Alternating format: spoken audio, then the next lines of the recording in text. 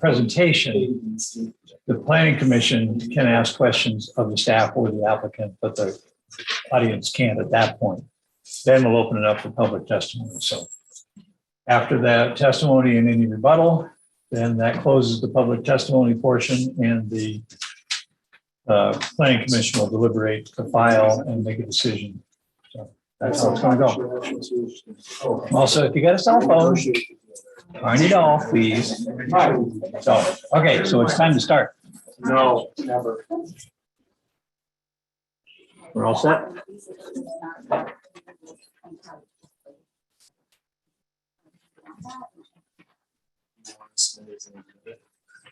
Okay. Call the January 6th, 2022 meeting of the Bonner County Planning and Zoning Commission to order tonight. First thing we're going to do is, if you'd all stand with me.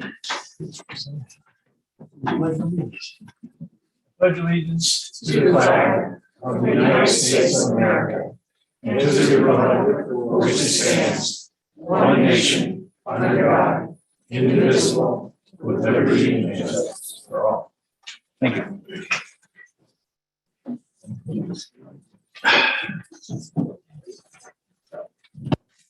So our next thing here is to have a roll call. So we do have commissioners out there in their homes, I hope.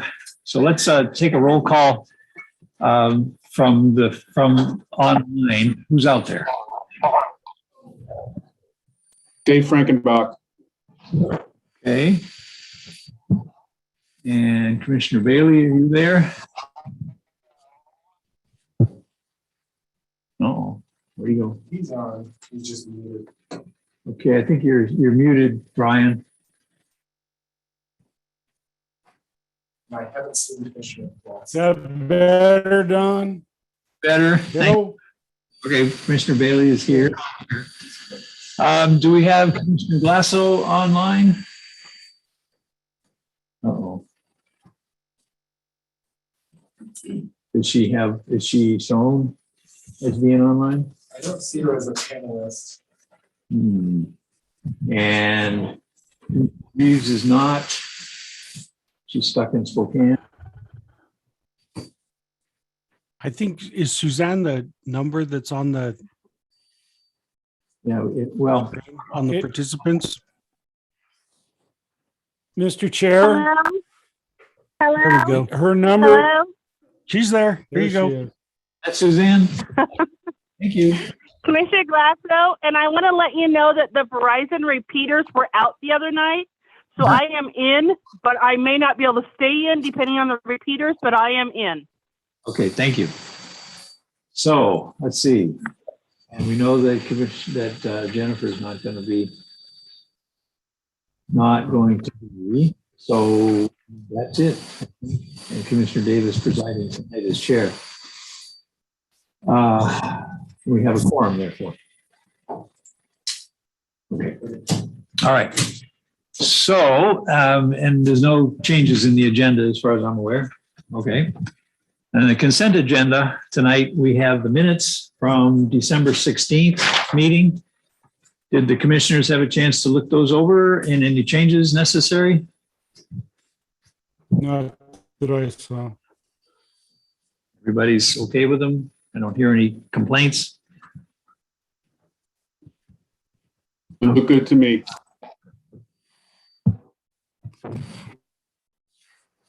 Good to go, Don. Hey, thank you.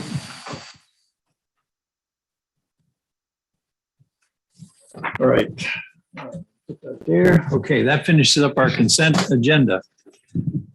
So, like I said before, the hearing, that's the process. So we'll start out with file S004-21, Monarch Vista Point subdivision, SDG Properties LLC is requesting to create a subdivision of 18 residential lots and 2 utility lots on approximately 14.75 acres of unplatted land.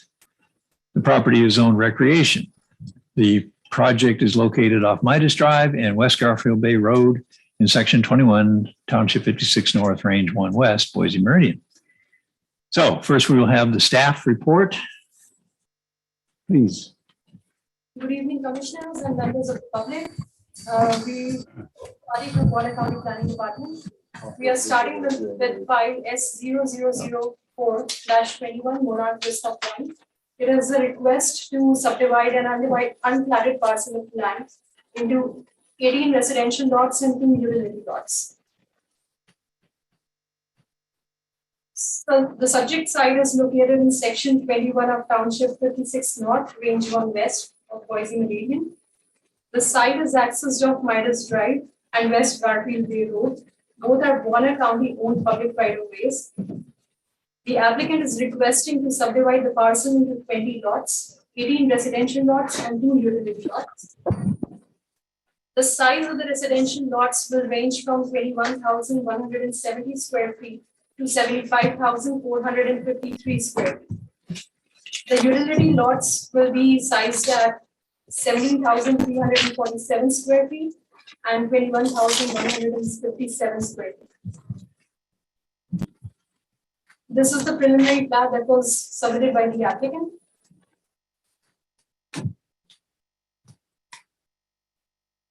The site is vacant and unplatted. It is approximately 14.75 acres in area. It has direct access to West Garfield Bay Road and Midas Drive, both are county owned. West Garfield Bay Road is county maintained as well. Midas Drive is privately maintained. The zoning of the property is recreation and the land use designation is resort community. Site contains slopes of over 30% grade. As you can see in this map, all the red area is where the slopes are steep and has slopes of over 30%. It does not contain any wetlands. It does not front or contain any water bodies. There are 3 types of soil, all of which are classified as not prime farmland soil. The parcels are located in flood hazard zone B. It would not require any further floodplain review. Idaho Department of Fish and Game identified Lake Pondere and its major tributaries as critical habitat for bull trout that may require special management and protection. The agency also identifies the lake and the surrounding areas as a habitat for other wildlife. The agency makes recommendations for certain conditions to be added in the project's CCNRs to mitigate any impacts to wildlife. A Wilson letter was provided from Garfield Bay Water and Sewer District with the intent to provide sewer to the proposed project for 18 residential lots from its readily available capacity. The 18 residential lots are proposed to be served by 2 shared wells as well. And a proof of water availability was submitted as part of the application. The report was prepared by a professional geologist. The site will be served by Northern Lights, Selkirk Fire District, Lake Pondere School District 84, Bonner County Ambulance District, and Pondere Hospital District. These are the standards against which the subdivision was reviewed for.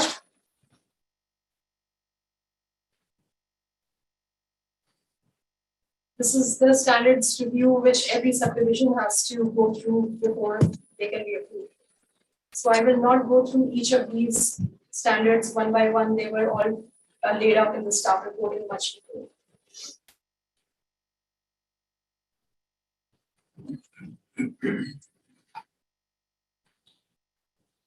These were the public agencies that were notified of the project on November 30, 2021.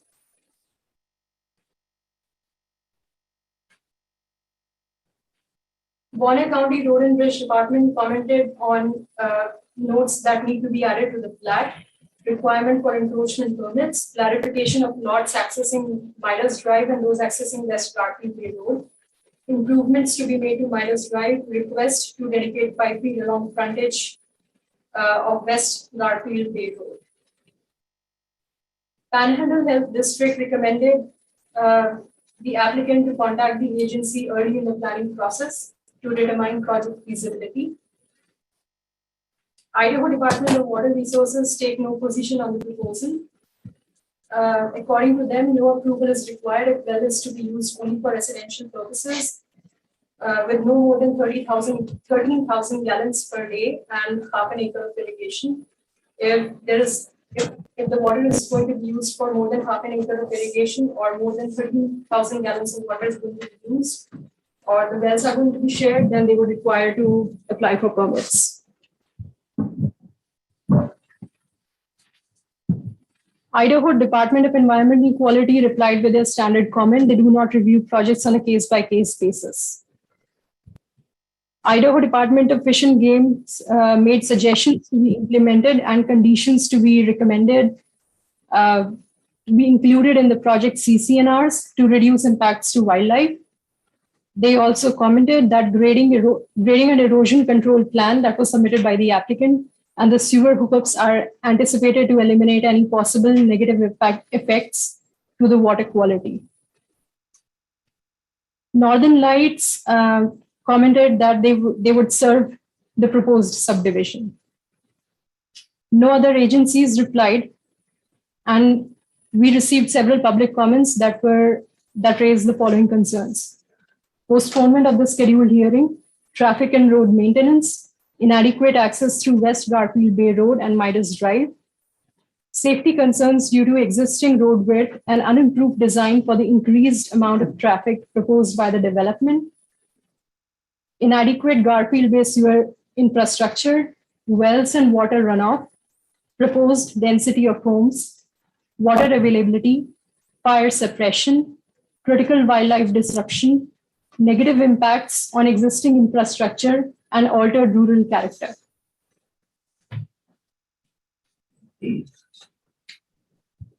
With all the standards review and the findings of facts, conditions of approval, and conclusions of law, staff concluded that the project is consistent with Bonner County Revised Code and therefore recommends approval subject to conditions. We will go over some findings of facts that may not have been covered in the previous few slides. The subject site exists as an unplatted parcel of land which contains approximately 14.75 acres of land. Recreation zoning permits creation of 12,000 square feet lots or larger than that area, provided both urban water and urban sewer services are provided.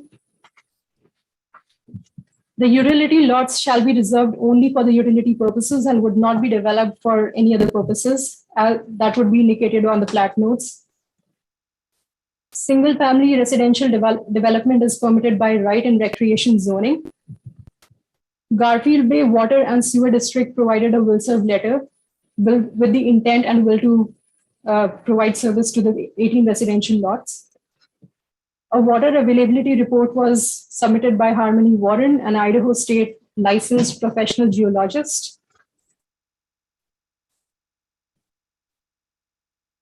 The site will also have access to several other services such as Northern Lights, Selkirk Fire District, Lake Pondere School District 84, Bonner County Ambulance District, and Pondere Hospital District. A grading erosion control plan prepared by a professional engineer was submitted to the county. It has been routed to the county engineer for their review, and we are awaiting their review of the file. The project proposes a development density of 1.22 dwelling units per acre of land. All proposed lots have a depth to width ratio of not more than 2.5:1. All proposed lots will have direct frontage and direct access to West Garfield Bay Road or Midas Drive. The proposed preliminary plat has been evaluated as per the applicable Bonner County Revised Code standards. And we will go over the conditions of approval in a minute. These are the conclusions of law based on which the staff made its recommendation. The proposed subdivision is in accord with the purposes of this title and the zoning district in which it is located. The site is physically suitable for the proposed development. The design of the proposed subdivision will not adversely impact Bonner County's natural resources. The public and private services, including but not limited to water, sewer, solid waste, fire protection, emergency services, and school facilities and transportation, which will serve the proposed division, are adequate for the needs of the future residents or users. The proposed subdivision will not cause circumstances to exist that will cause future residents or the public at large to be exposed to hazards to health and safety. The design of the proposed subdivision or related improvements will provide for coordinated access with the county system of roads and with adjacent properties, and will not impede the use of public easements for access to or through the proposed subdivision.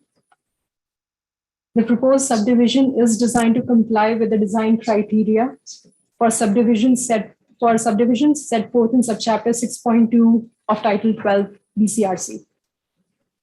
The proposed subdivision is in accord with the Bonner County Comprehensive Plan. We will now go over conditions of approval that are associated with the staff's recommendation of approval of this project. A final plat shall be recorded. A digital copy of the final shall be provided to the Bonner County Planning Department, satisfying conditions of BCRC 12649. The sanitary restriction will be denoted on the plat. The preliminary short plat will be valid for a period of 2 years. A fire suppression plan was submitted as part of this application. And additionally, the applicant is supposed to follow either one of these conditions that are listed on the screen over here.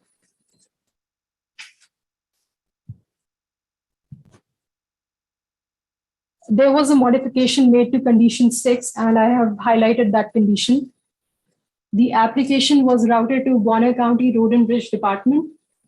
The agency has made several recommendations and conditions regarding Midas Drive and West Garfield Bay Road. The applicant shall be required to meet these conditions as stated in the agency's comments or as per any subsequent modifications made to these conditions by Bonner County Road and Bridge Department. And the modification is being requested to this condition because the applicant has been in contact with Bonner County Road and Bridge Department, and several things have come up that are based on the ground conditions, which the agency did not know about while making those recommendations. So the applicant is going to work with Bonner County Road and Bridge Department to get those conditions fixed. Condition 7 is generate with some data to be shown on the plat that was submitted. After the preliminary plat is approved, the applicant will be required to submit an improvement plan for the subdivision prepared by a registered civil engineer, where they will be required to show services that have been provided to the site. The site contains slopes of over 30% grade. There are at present the applicant is not proposing any land disturbing activities. However, if they were to make any propose any land disturbing activities going forward, they would be required to submit a geotechnical analysis prepared by an engineer.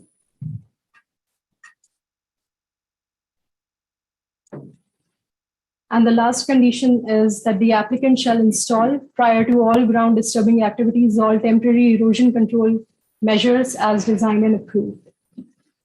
And with this, I conclude my presentation, and I can take any questions at this time. Okay, so the process now is the commissioners would ask any questions of staff, but before we do that, does anybody need any help hearing or seeing or getting up tonight? I have to ask that. If everybody's satisfied or no. Okay. And for the commissioners, any conflicts of interest on this file? Hearing none. No conflicts of interest with Commissioner Baylor. Okay. All right. So no conflicts of interest. Thank you. All right. Any questions from the commissioners to the staff at this point? This is Commissioner Frankenbach. I have one. Okay. Maybe this may have changed, it sounds like, based on the condition that changed from Bonner County Road and Bridge. But it wasn't clear. I think originally they were asking for Midas Drive to be widened. And my question was that for the entire length of Midas Drive or only part of it? I'm not sure that was clearly stated in their letter. I would let the applicant answer that question, the applicant's representative, because they have been in contact with Bonner County Road and Bridge Department. They would be able to speak better to this. Okay, good. Okay. Other questions for staff?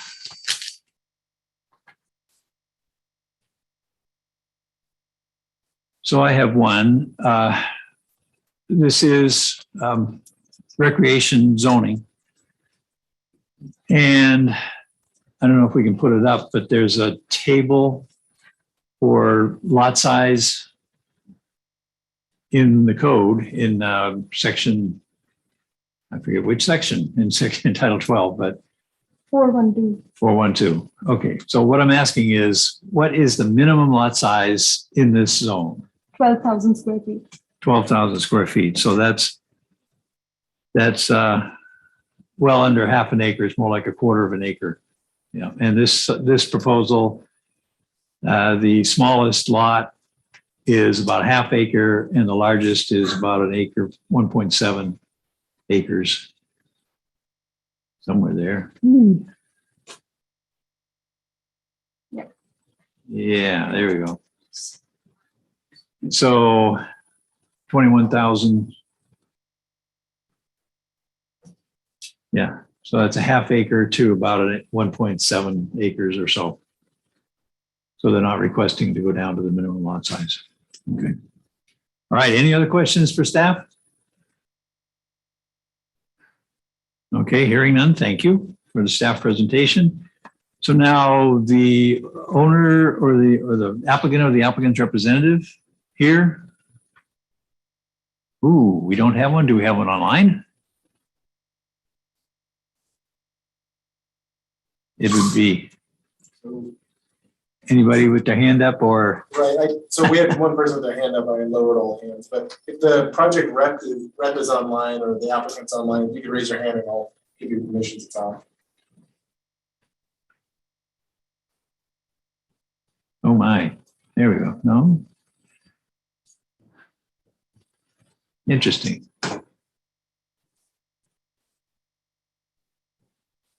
Here's what I have on And looking at the application or the staff report, it would be someone, oh shoot, that doesn't do it either. Here's Heather. No, I don't think so. Huh. Well, this is odd. Do you want me to unmute Heather and see if they're the applicant? I might as well try it, see. I don't know, that name doesn't look familiar, but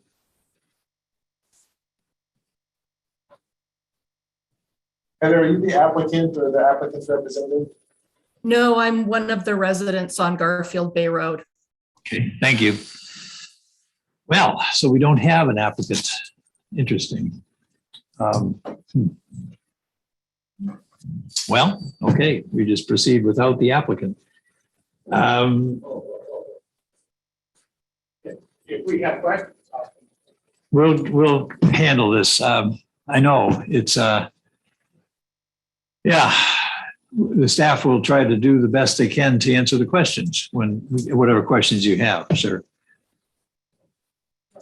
That would be a conflict of interest, I think, on the part of the staff, if they're answering for the applicant. Not, I think that either the applicant is here or the applicant isn't here. well, And if he isn't here, then I don't know how you can go further. we've had a few cases like this over the years where due to weather or whatever, the applicant can't show. And we proceeded with the cases. Now, as far as the staff having a conflict of interest, no, the staff is neutral. They've made a recommendation on this based on the county code. So, but they, as best as the information is that they have, such as the question I asked earlier about, and there's a number of things, obviously, but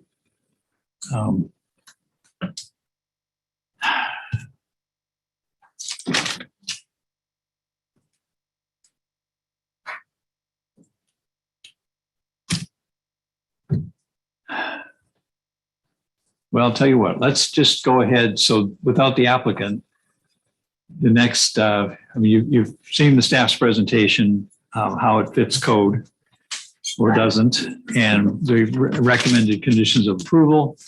So let's work into it with that. So any questions, certainly you can raise the same questions you had. As we're getting into testimony, there was a letter submitted by Lou Garner, 795 West Garfield Bay Road, Sagal, Idaho, submitted yesterday. Submitted or received yesterday by the department. It was actually dated December 24th, but for whatever reason, it didn't get here until yesterday, which is beyond the cutoff date for comments. And the fact that typically we would look at this, but without the other commissioners here, I don't have any means of getting it to them. So I asked about that.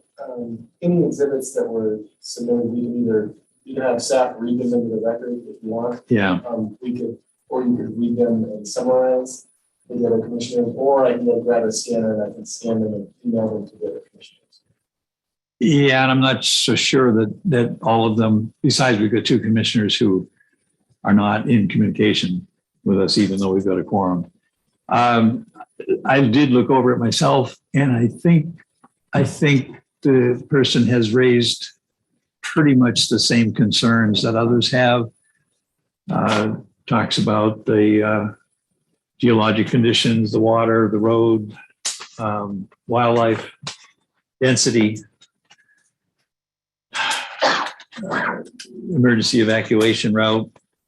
So it's very much the same things that others have raised. So I don't see there's anything new, nor do I see any reason to add that into the record.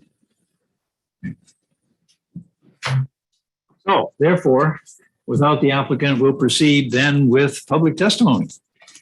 So when testimony, it's a little difficult in this room, but because these things sticking out of the ceiling are microphones, but they don't always pick up, and we have to record the proceedings tonight. So if you'll make your way up to the podium, you'll see that microphone there.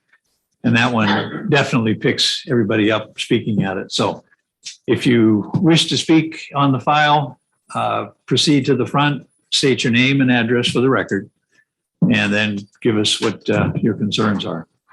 And also, 3 minutes with this many people, let's see if we can keep it to 3 minutes. We'll time when you start, we'll time it. If you run out of time and one of your neighbors wants to yield their 3 minutes to you, one time, that's fine. That can happen. Also, if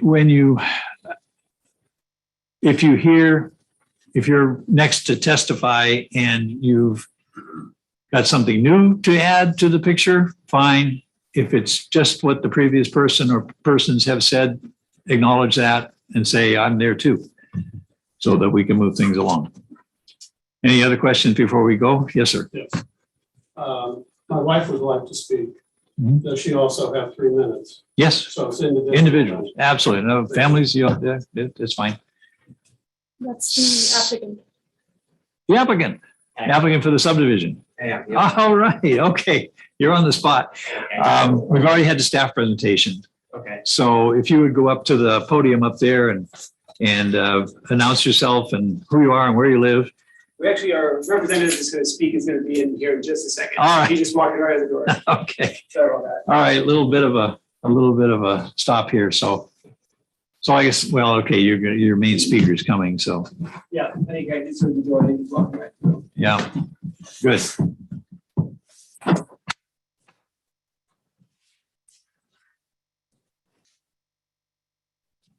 And of course, we're in a public setting, so if you can, keep your comments civil. We ask that of everybody.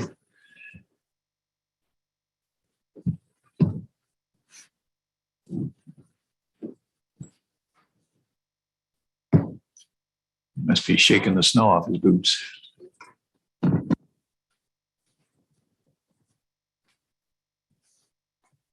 That's not the applicant. That's the public. No, I called the applicant, I called both numbers, and there was no response. Well, they're here. Oh, they're here? Oh, They're they here. just walked in? Yeah. Oh, there you have it. That's why they didn't. There we go. All right, now we're here. Oh, So I understand you are the applicant or the applicant's representative? I am, yes. Okay, all right. So it's your turn. We've had the staff presentation. Unfortunately, you didn't get to hear that, but you've probably seen everything about it anyway. So the process is you will now present your file to the planning commission. The audience is here to hear as well, obviously. And I'm the chair at this point, but we have planning commission members online. So there you can hear them, but we have to speak at that microphone so that they will be able to hear and be recorded. and that is important, is you can't hear very well without the microphone. Right. So folks, please don't talk out of turn. Let the Yep. commissioner run the meeting. Yep. Well, and we've already got that set up so they will traipse up to the microphone and speak to peace. All right. So go ahead. So name and address for the record, please. All right, sounds good. Well, good evening, everyone. My name is Brett. And with me is Colby and Taggart, and the three of us make up SDG Properties. I think first and foremost, well, thank you very much to the Planning Commission for being here and to the community members for being here as well. Appreciate your time this evening. First and foremost, what we really would like to get across is the three of us are locals. We are in this community. We live in this community. We're vested in what we feel the best for this community. And the brothers Colby and Taggart here are raising families. My family is already grown and out, but we do plan to spend the remainder of our time in retirement here in this community. We have ties to the Sandpoint community going back for many years. The interest of SDG Properties is really to develop this land in a responsible way, taking into consideration what is best for the community, what is best for the land and the lake, and just the resource that is out on Midas Drive. We do not represent outside development. We are not funded by outside development. Every aspect of this development is in the community here. We're doing our best. Actually, pretty much everybody that we have hired to, whether it's the geohydrologist, the engineering, the folks helping us with logging and fire suppression on the land, these are all local residents of the community.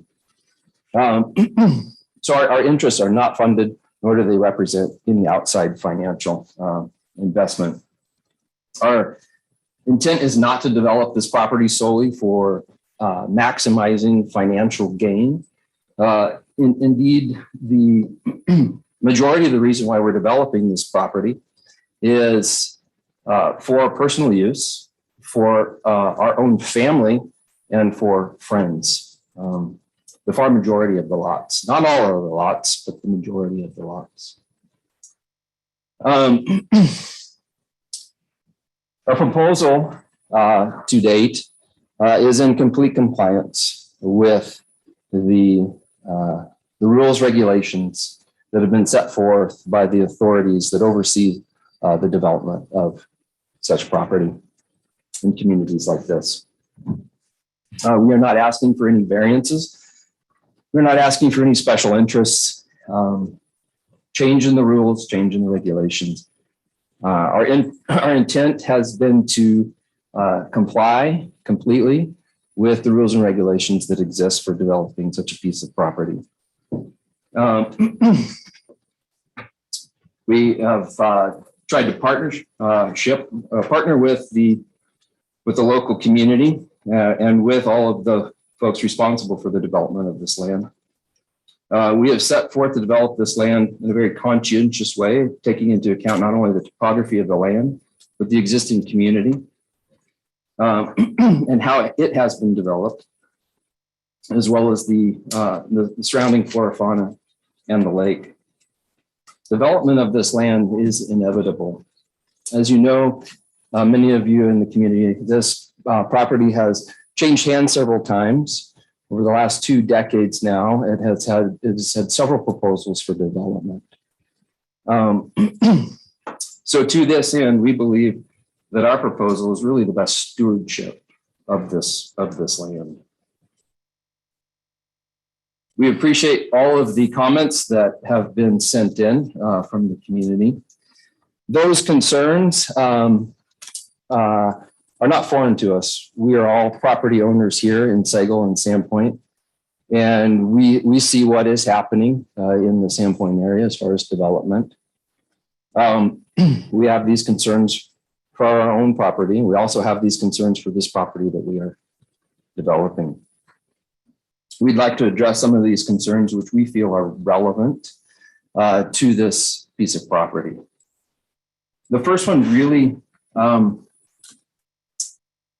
is kind of an umbrella that all of the concerns would come under, and that is density. This impacts really every decision that we have made. And this was our first and foremost consideration from the very beginning. We have scrutinized under the umbrella of density how to develop this land as far as personal use, commercial use, as well as the size of the lots and how they would be utilized. We are not, in reality, in sharp contrast to some of the comments made, we are not here to maximize the development of this property based on profit and to ignore the existing communities and how they have been developed. We understand the impact of this development on land, water, as well as the road system. And we have had several experts evaluate and give their recommendations on our preliminary proposal. Again, we feel that this is very prudent. Our proposed development is very prudent. As you know, this property is zoned for recreational use. We could divide this into 1/4 acre lots. That would be 53 total lots. We could put in campground, RV parks, and the such. So our proposed development is really coming into less than 30% of the total land usage that is afforded to us under the current zoning rules and regulations. Having said that, what we really did was we looked at what the existing density was, and we have either matched that or come in under the local density if you take into account buildable land. So our proposal really, we feel, and obviously this is up to a matter of opinion, but we feel is the best use of the existing land in trying to match what is already present. Next on the list would be water. This project is not viable without water. We know that, we understand that. We have hired geohydrologists to oversee this matter. We have excellent information and returns so far on her evaluation and work. And we are continuing to move forward based on her expertise. She has confirmed that there is adequate water in the area to adequately source for our development without having a negative impact on the greater community. Once we have preliminary approval, we will move forward with the digging wells and moving forward with expanding the water infrastructure. Also, some of the homes that are planned for these lots will have the latest in rain catchment for use of these individual homes. Roads, we are working closely with the Roads and Bridges Department. We have complied with their recommendations and will continue to do so. Yes, there will be an increase in traffic. We have generated a road trip report to show that it will increase the traffic, and that is obvious. However, it will be much less than if we were to develop this to maximum capacity. The increase in trips will also be shared between two roads. This will not overly impact one road versus the other. If anything, there will be a slight increase on Midas Drive based on the proposed platting over West Garfield Bay. There will definitely be a fair amount of this traffic, which will be seasonal as well. The majority of these folks will be seasonal residents and not full-time residents in the beginning years. Fire suppression is an obvious area that we have to be compliant with, and it is something that we have looked into. Some of the homes that are planned will take this into account. They will be built with fireproof materials. Some of them will be modular, and they will have the latest in fire suppression technology. We have already permitted and started working with the Department of Forestry to clean up the understory, the underbrush, remove the fuels, and clear the land appropriately with intention of fire suppression. Lastly, sewer. We have chosen to work with Garfield Bay Sewer District in this matter, extend their existing sewer line and help develop their current infrastructure. The expansion of the sewer line and the sewer district is a significant financial layout of capital. This is all capital that we are personally funding, and it is significant. It is considerably more than the cost of the bare land. Garfield Bay has given us, we have the engineering in place. We have the agreement in place with Garfield Bay. They have assured us they have the capability for the hookups and the capability for the increased work. Furthermore, the revenue generated from the hookups will be well over $100,000, close to $180,000. And this will also go for the increase for the expansion and the increase in the infrastructure for the Garfield Bay sewer capability. We understand well that there is quite an emotional response to change and development, wherever that may be. This specifically here in the North Idaho and Lake Pend Oreille area. We also appreciate the differing views on how to develop and manage land. I know that ranges from everywhere to just leave it be and don't touch it, to maximize what you can do with the land. We feel that we have come in compliant and prudent with what is really our decision and our ability to develop this land.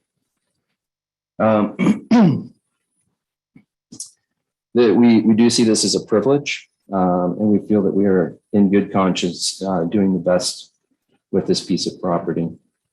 We assure you that we are in compliance with the local regulation. We have taken into account our ideals and our rights as landowners and have proposed a prudent and reasonable development. We also feel that we are taking in appropriately the consideration and the interests of the surrounding community. Again, we thank you all for your time this evening, and I'll turn it back over to you. Okay, thank you for the presentation. Commissioners, any questions for the applicant? Yes. What plans do you have for Midas Drive? No, I'm sorry. Are you a commissioner? I asked for the commissioners if we have any. Yeah. Well, if you want to be, it's open. So. Anyway, commissioners, any questions for the applicant? Yeah, this is Commissioner Frankenbach. I would ask the applicant if you could describe a little bit the current state of your discussions with Bonner County Road and Bridge. I read their letter that they submitted prior to the meeting, but from the staff report, it seems like maybe there's been some changes to that, and I'd like to understand what those are. There we go.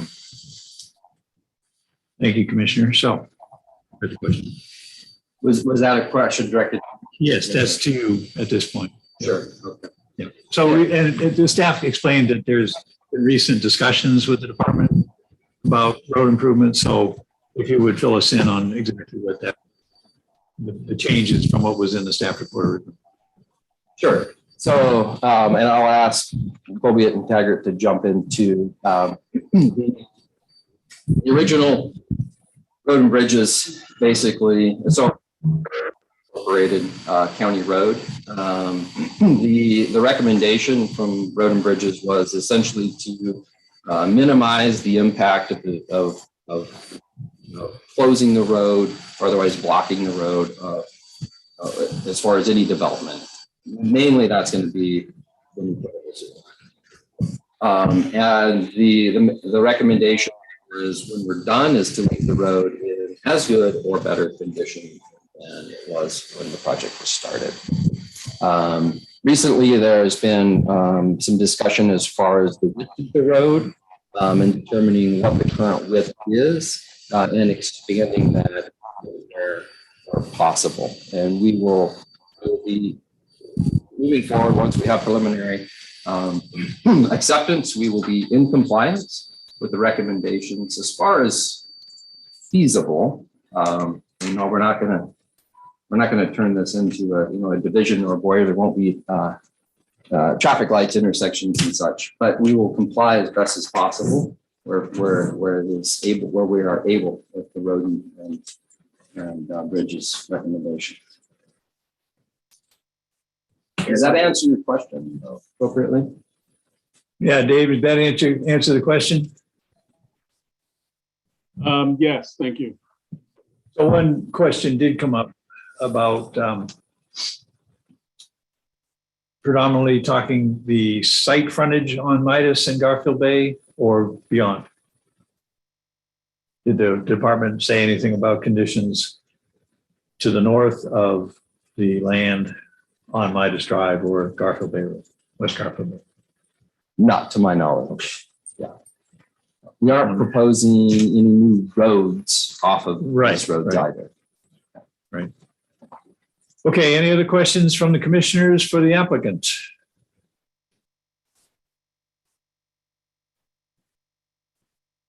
Okay.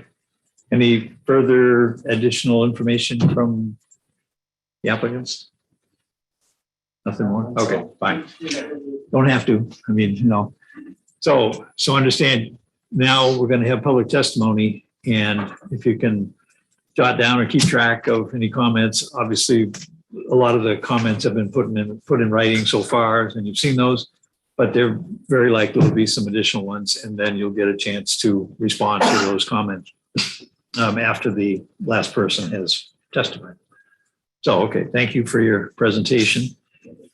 So at this time, yes, let's start the public testimony. I know, wait a minute.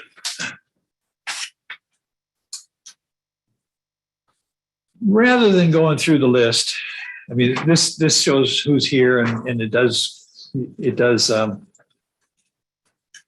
list out either opposed and everyone who signed it is opposed. So taking that in mind, go ahead and we'll start at, let's see. Let's start in the back and go forward. So anybody in the back row? Okay, now nobody in the back row. So we'll start over here. Do you wish to speak, or anybody here wants to speak? Okay, we'll go to the other side. Sir, you talked about, yep. Do you want to?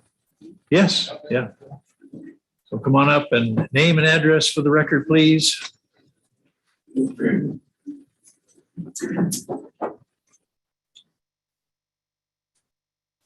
My name is Jay Shellady. I'm at 1188 Midas Drive. I checked the opposed simply because I could go, depending on answers, I could go to neutral. I mean, I'm not opposed to development as such. So, but you talk about the road. This planner here said that Garfield Bay Road was a treated gravel road. It's public. It hasn't been treated in probably since the county orphaned it 15 years ago. See, it's in rough condition. It's not even gravel. It's pretty much rock. The traffic on that road will double if you have every home west of that road occupied and they use it. It would double the possible amount of traffic, although seasonal. It would double it. So our real question is that road is a mess now. It's not going to get any better. And we have a homeowners association, which pretty much has to pay the freight to fix that road when we fix it. And so either A, how are we going to get together in terms of a joint sharing the financial responsibility? And B, if not, I mean, we're not going to be responsible for having to go knock down doors to say, pay it. But there's going to be traffic and it's going to be a problem. And while it doesn't have to be county standards, it's certainly got to be better than it is now if you're going to double the traffic. Well, even if you're not doubling the traffic. Finally, water is an issue.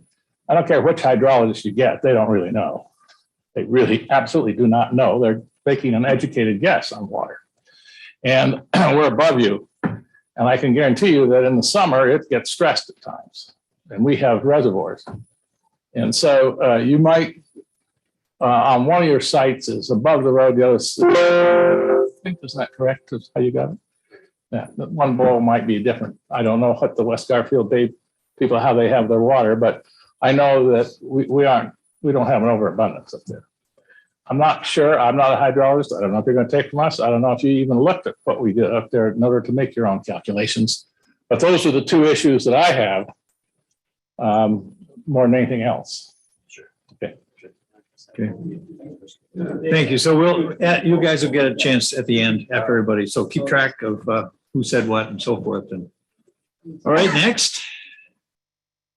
Anybody else in that row? No? Okay. We'll just come up to the next row. Now, so yeah, whether you want to do it as the district or as an individual, it's up to you. Matter of fact, if you go up there, do both. Why don't you do both? Okay. Good evening, everyone. My name is Alicia Miller. I'm a resident on Midas Drive, as well as the president of Midas Water Corporation. So I'll try to get representation for both parties within the 3 minutes. Thank you for allowing me to address you and explain my concerns about the proposed subdivision with you all. I live at 246 Midas Drive, and this is the area we call Lower Midas Drive. It is an underdeveloped public right-of-way. It averages about 15 feet in width, and it has a posted speed limit of 10 miles an hour, not 25. West Garfield Bay is 15, not 25. So basically, our front doors on Lower Midas Drive are on the road, and traffic is a big problem. Recently, you've added to the traffic with your logging, heavy machinery, turning around in my driveway already, and there is no approval. So we're already having issues and noise and traffic and road blockages, and we don't even have. Ma'am, if you would please address the commission and not the public, I'd appreciate it. Let's see. The residents of Garfield Bay and Midas Drive know that this is an amazing place to live. However, if the development of our community is not done responsibly and forward thinking, nobody will be able to enjoy it except for vacation. And on behalf of Midas Water Corporation, I'd like to make a couple of corrections. First, it lists on the back of the plat, the preliminary plat, that it's really small, that water service is to be provided by Midas Water Corporation. That's not correct. So I'd like to have that corrected. And then also, we have a concern about this development because we have a lot, a utility lot that we own that exists in the middle of the proposed subdivision. We purchased this lot as a secondary site for water for our members, And we are very concerned about the availability of water. Not only that, if the subdivision is built out, how will it affect us in the future to use our lot?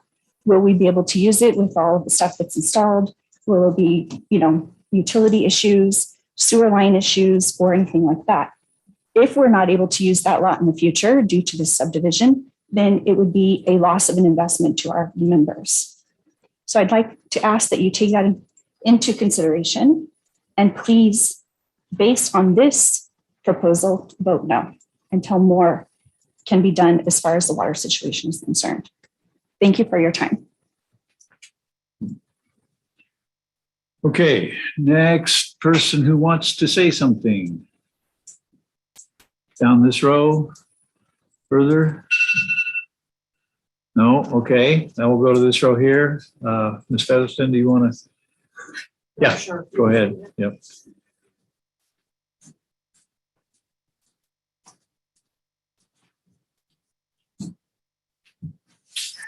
Good evening. My name is Andrea Featherston. I live at 145 Audrey Lane. And what I would like to, I'm a 23-year resident of Sagal. And my primary concern is the character of the community. And while I understand that there is development and it is going to happen, and I appreciate the fact that you're trying to do it in a stewardship manner, having 18 homes within 14.75 acres is still extraordinarily large. And if you look at the area as a whole, that's going to have a really large impact. And the other thing I've noticed quite a lot, because we're beyond Camp Bay, is that the amount of traffic coming down Sagal Road, those large trucks, and I know this isn't you right now. And you're addressing the commission, not. Yes, I'm addressing the owners. commission. Well, we don't have trucks coming down. No, all right, but there are trucks coming down Just state Sagal that Road. then. Just Okay. make the statements. Trucks coming down Sagal Road, increasing danger with wildlife, deer coming across the road. And it will inordinately change Garfield Bay, which is a gem. I urge a no, and I would say that just because you can doesn't mean that you should. Okay, yes, sir.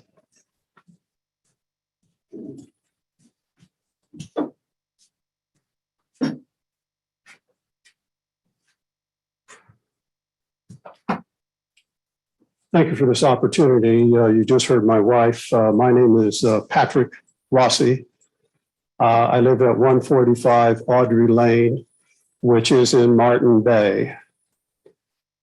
I purchased the property 30 years ago. I've been a full-time resident for 16 years.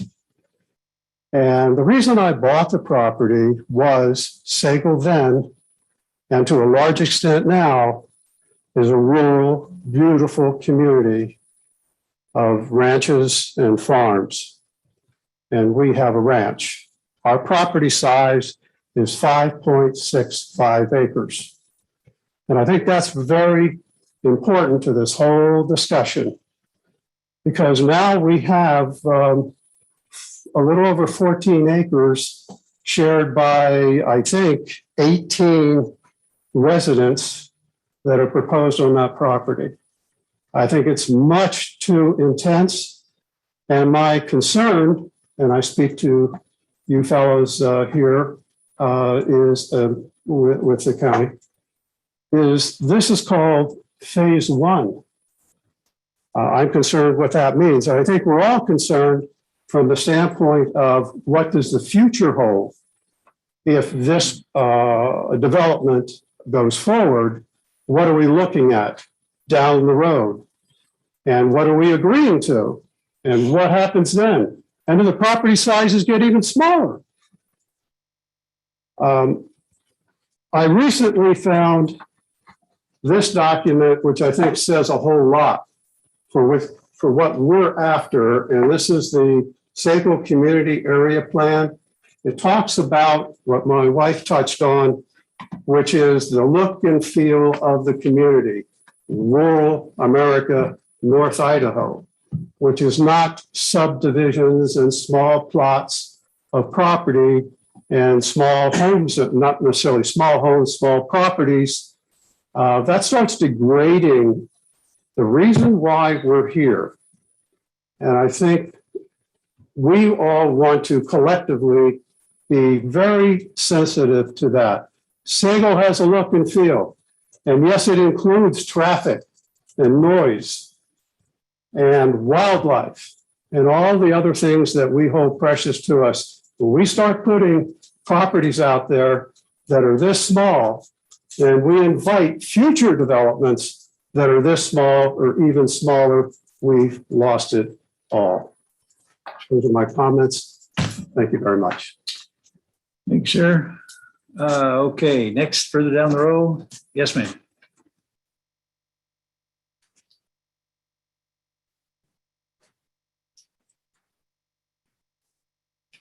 Good evening. My name is Deborah Richards, and I'm speaking for myself and my husband, Dave Richards. Our home is located at 322 West Garfield Bay Road.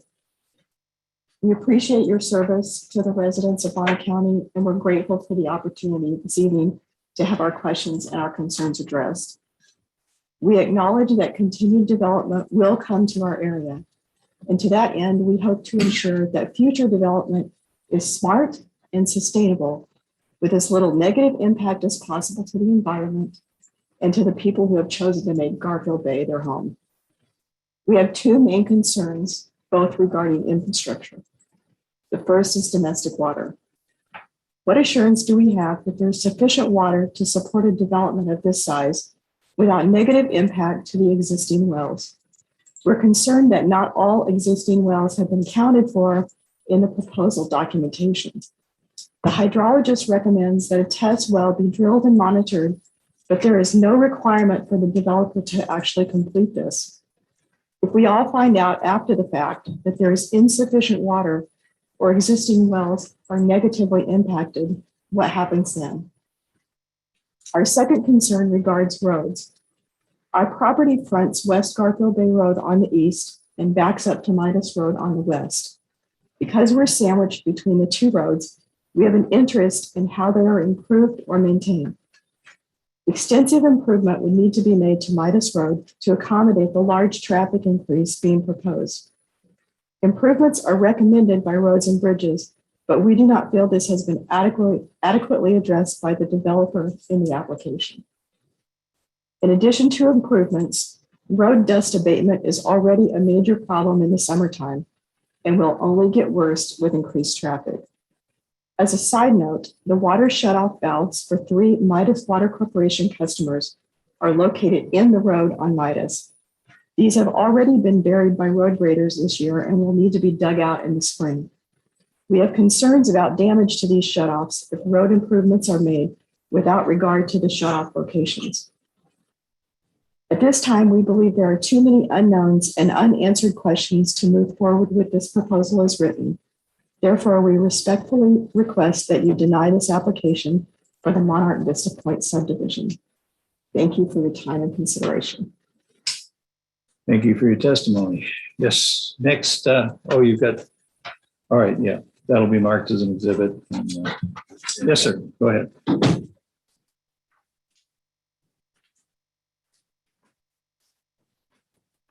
My name is Zach Richards. I live at 352 West Garfield Bay. To the committee, I have several concerns. First of all, around Midas Drive. Midas in and of itself is a logging road. It is not maintained. And if you attempt to widen it, you have 2 directions you can take it. One into the mountain and the other one is into my backyard. So if this development goes forward, I know your trip planner had 142 trips on the road. I lived there a full year. This is not a vacation for me. And you have no guarantee that the people who are going to be buying these homes are going to be vacationers. So with that 142 trips up down Midas, the dust that comes off of Midas and drifts down the drifts down the mountain is substantial. If you increase that traffic, I'm going to get choked out. With regard to water sufficiency, in your professional hydrologist report, my well isn't on there. My neighbor's well isn't on there. So it appears due diligence was not done. So you have no guarantee that I'm going to have the water that I have now. I think a lot of these concerns need to be taken into account with the size of this community, and that it needs to be drastically fewer people. And who's going to maintain these roads and infrastructure. And I don't think it's been thoroughly thought through. That is all I have. Thank you, Mr. Richards. Okay, anybody else? Yes, sir, go ahead. And we do have people online, so we're going to be asking them in a minute too. Good evening, Commission. My name is Scott Gage, and I live at 905 Midas Drive. I share the same concerns about traffic and water that Bales does, but I spent the last 30 years in emergency management, a lot of that dealing with wildfires and specifically evacuating people during a wildfire. And you can do as much brush mitigation and have fire retardant material on houses as you want. But when a wildfire comes, and there will be a wildfire, you still have to evacuate people. And it was said that Midas Drive is a logging road. Maybe. Right now, coming down here right now, it is a one-lane road right now. That is, if we needed to evacuate the residents off of Midas Drive while first responders are coming to put out fire, it's a catastrophe waiting to happen. I actually had sat in on a presentation regarding the Paradise Fire in California, and we have a mini paradise here. It's one way in, one way out, and that road cannot handle it. Thank you. Okay, anyone else here in the room? All right, so we'll go to those online. So first, and we have 1, 2, 3, 4, 5, 6 people with their hand raised. First one would be Heather. Yes, I just unmuted the button. Very good, thank you. Would you like me to go ahead? Yes, would you give us your address, please? My name is Heather Strigley. My husband, Cam, myself, and our 3 school-aged children are full-time residents at 747 West Garfield Bay Road. Okay, so go ahead. I'm going to speak on something quite different than water or road infrastructure, and just a lot of data we've collected over the last couple of years as a family with young children, and that's the school infrastructure and the lack of labor in the school district, which is already a problem.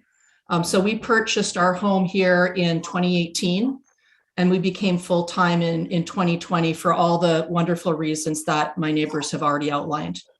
We want to thank you for the public hearing too. Although I have to be honest, I don't feel that we're really being heard. It feels like very much a done deal already. And one of the things I want to bring up in the approval of the plan, that's at least how it was stated to us, is nothing was discussed as far as Lake Pend Oreille District 84.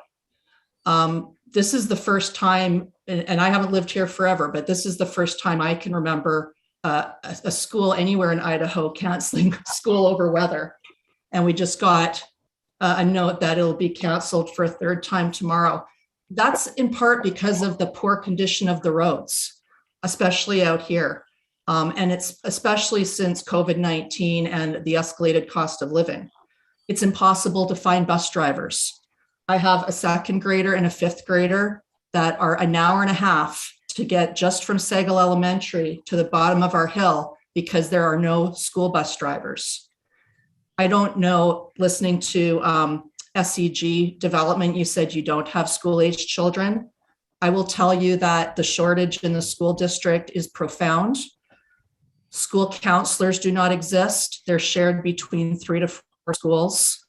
We have the worst mental health crisis in K through 12 children ever in the state, as well as across the country.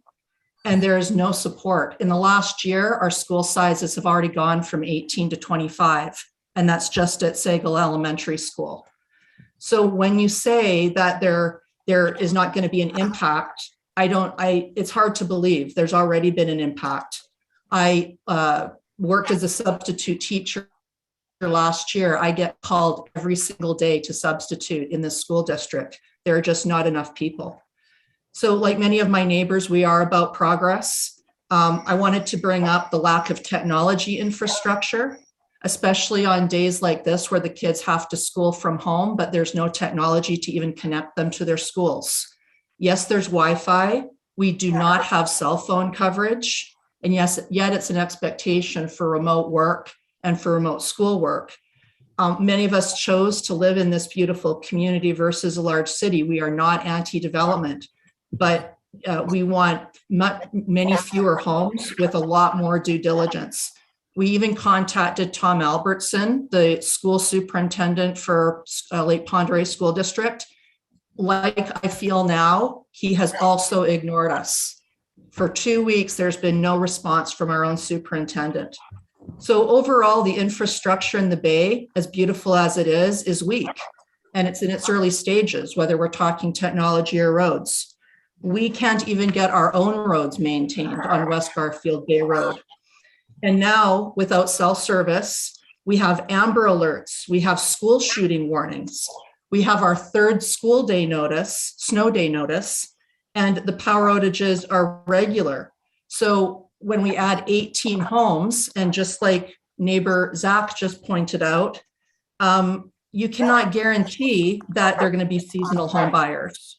In fact, you said earlier that they're your family and friends. Does that mean you're going to turn down a full-time family? You're addressing the commission, not the owners.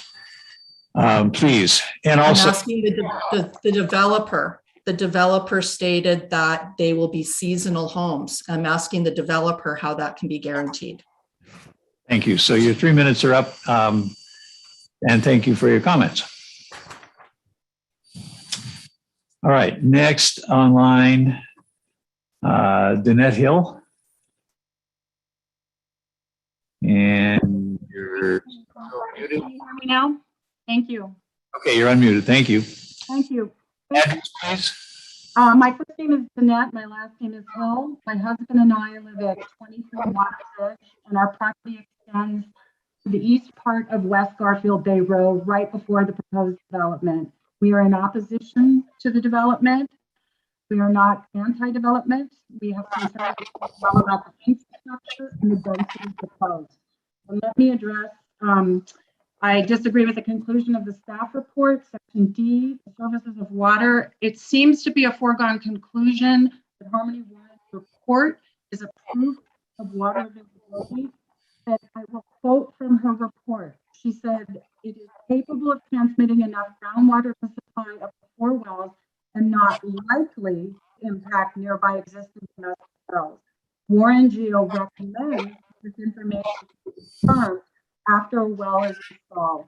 Additionally, the sampling done for her scientific report was done with 17 sampled wells, cherry picked, I imagine, but the data is skewed. There are 3 users that had 10 times the use of the other 14 wells, thus radically skewing the average usage. Excuse me, ma'am.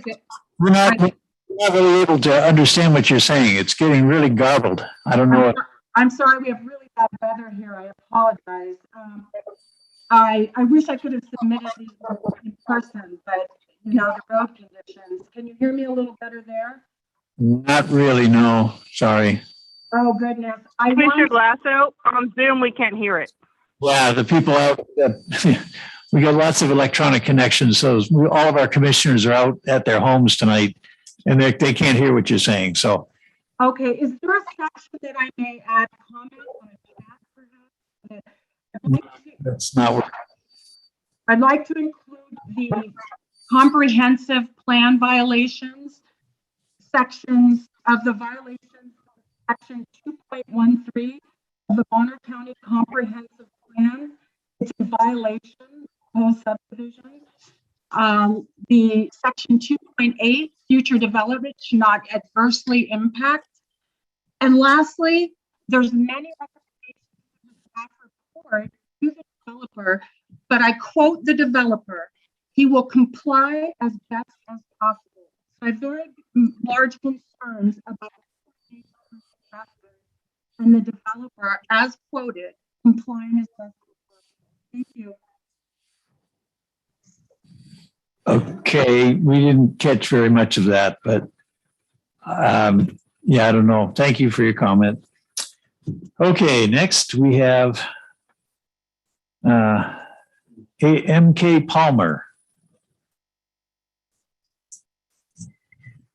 Yes, this is Lori Palmer. I live at 824 West Garfield Bay Road, adjacent on the south end to this parcel of the proposed development. And much of what I wanted to say has been covered. But I do want to follow up to what Danette said that you weren't able to hear.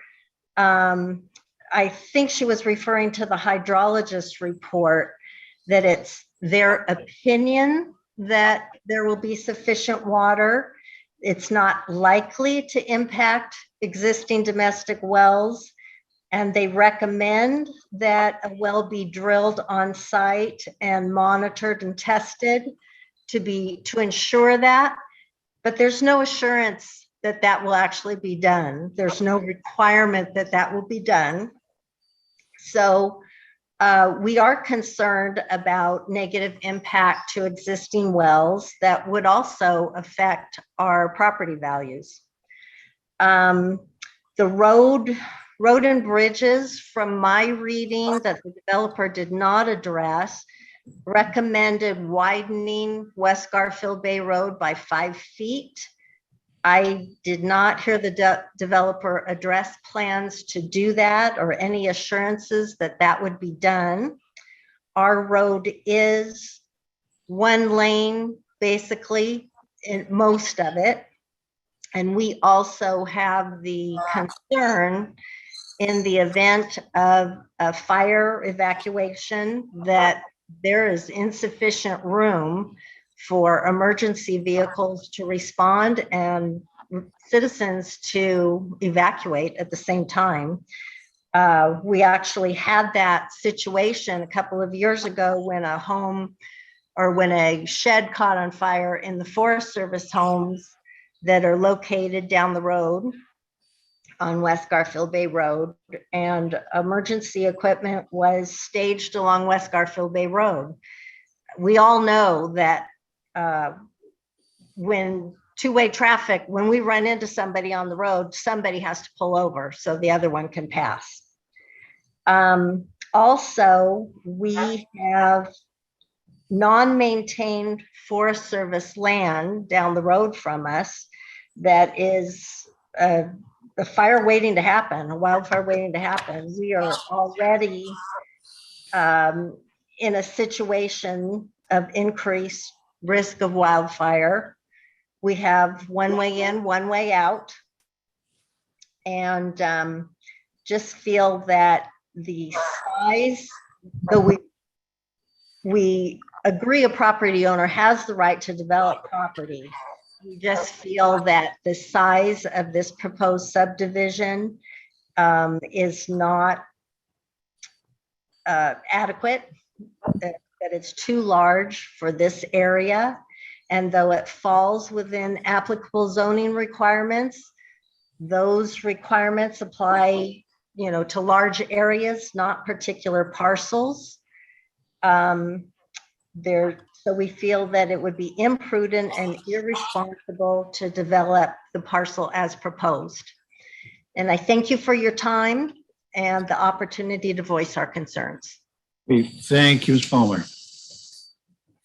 Okay, next we have Fred.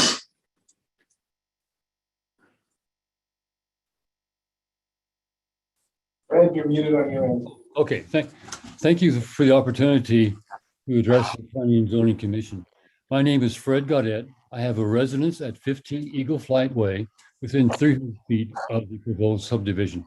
Our letter of December 23rd raises three concerns, but tonight I just wanted to focus on the availability of water for the subdivision and the potential negative impact on existing wells.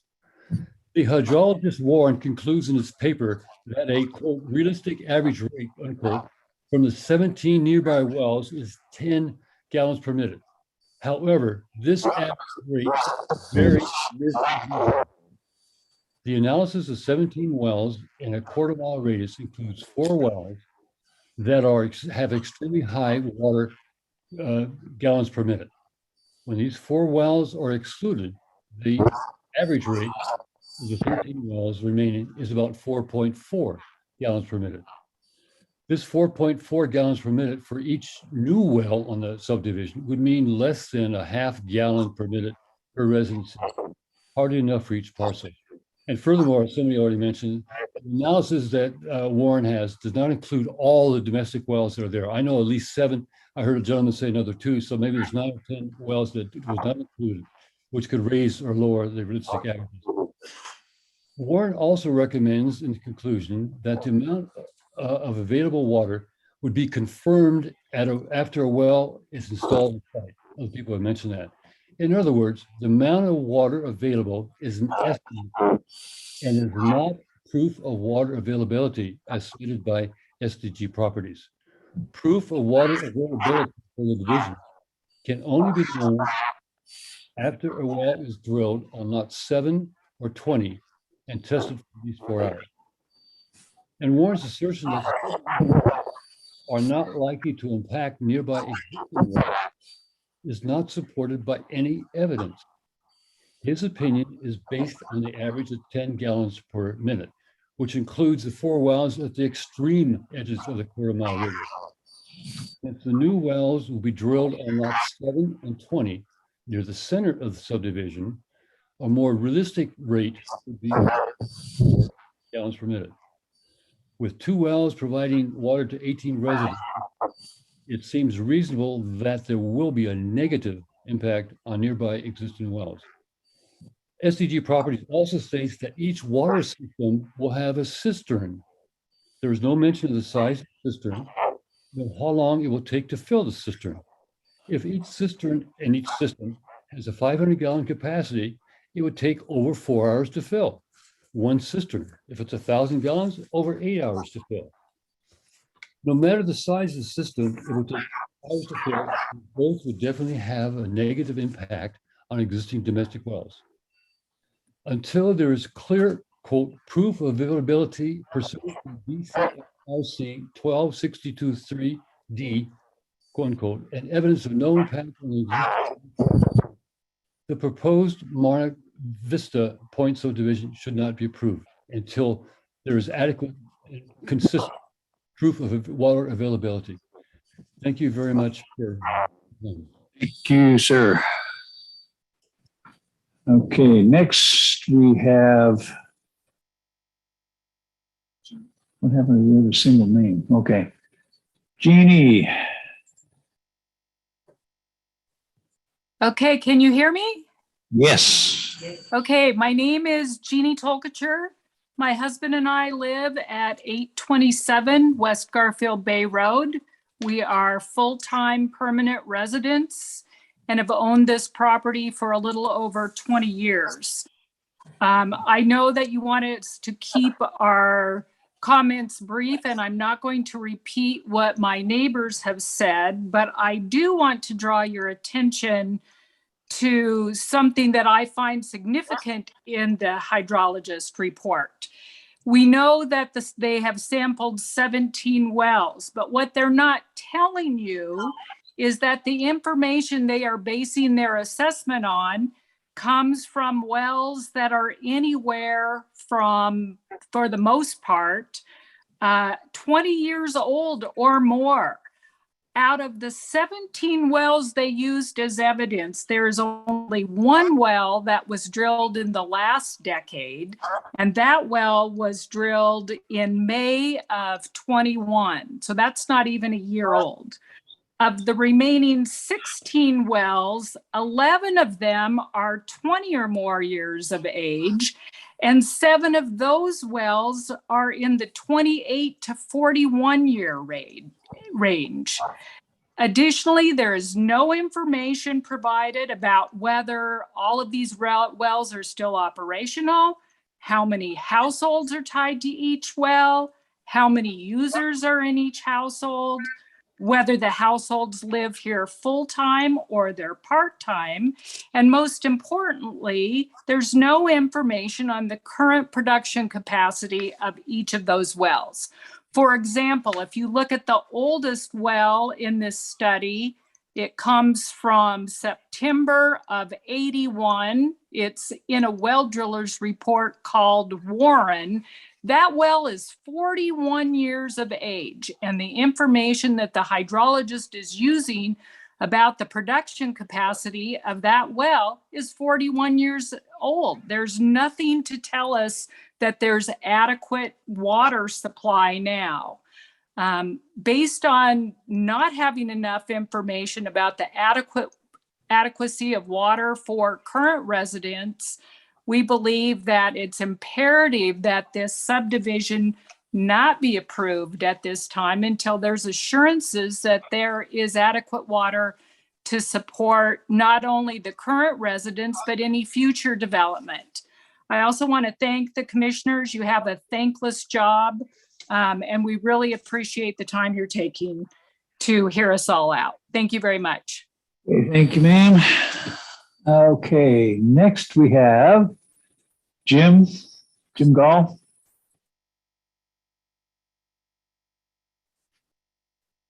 You're muted on your end, Jim. How about now? There you go. That's it. All right, thank you. My name is Jim Gall. I'm at 998 Midas Road, Midas Drive in the GVHOA. Also want to thank the commissioners for listening to what we had to say and keeping it under consideration. I'm curious, in 2009, another developer came through and was asking for 18 to 20 lots, and that was reduced, if I understand correctly, by staff down to 9.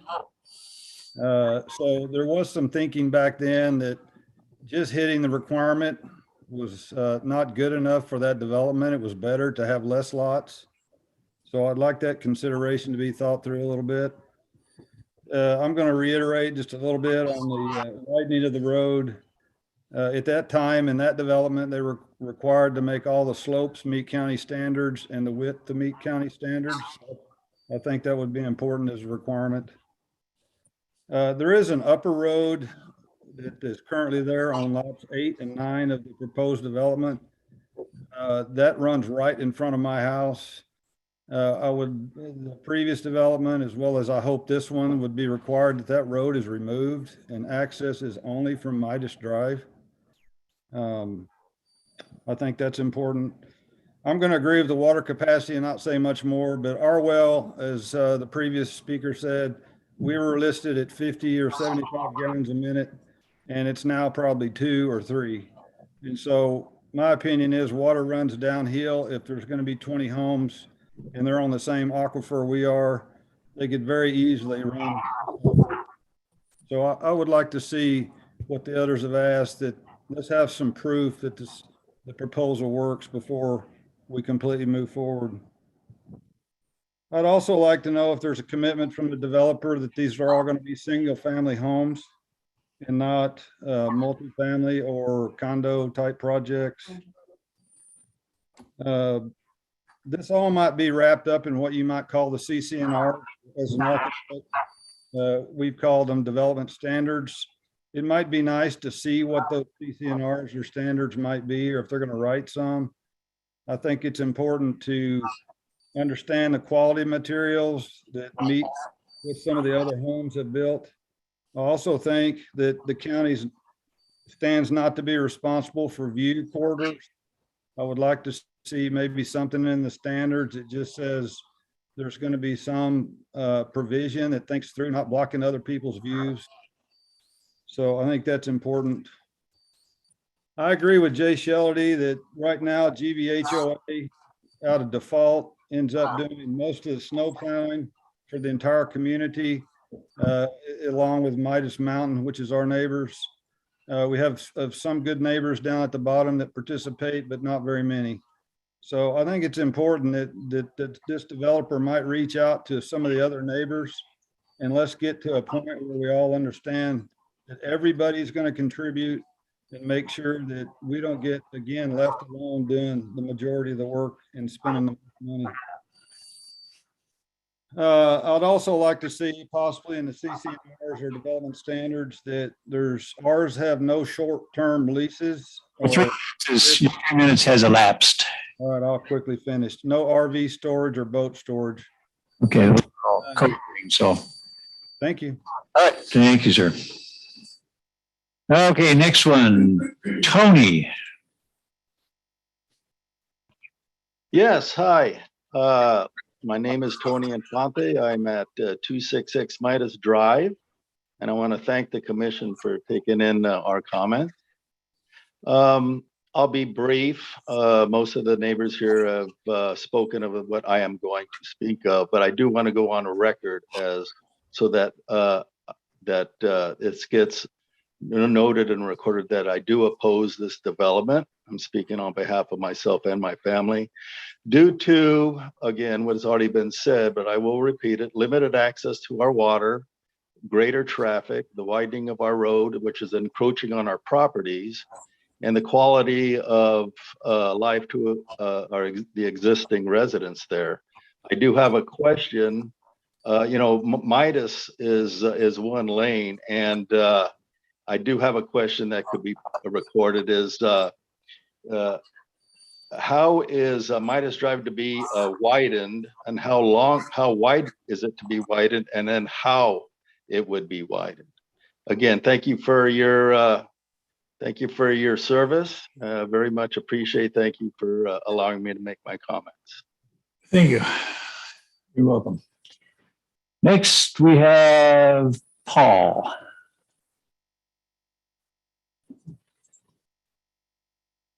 You're muted on your end. Thank you.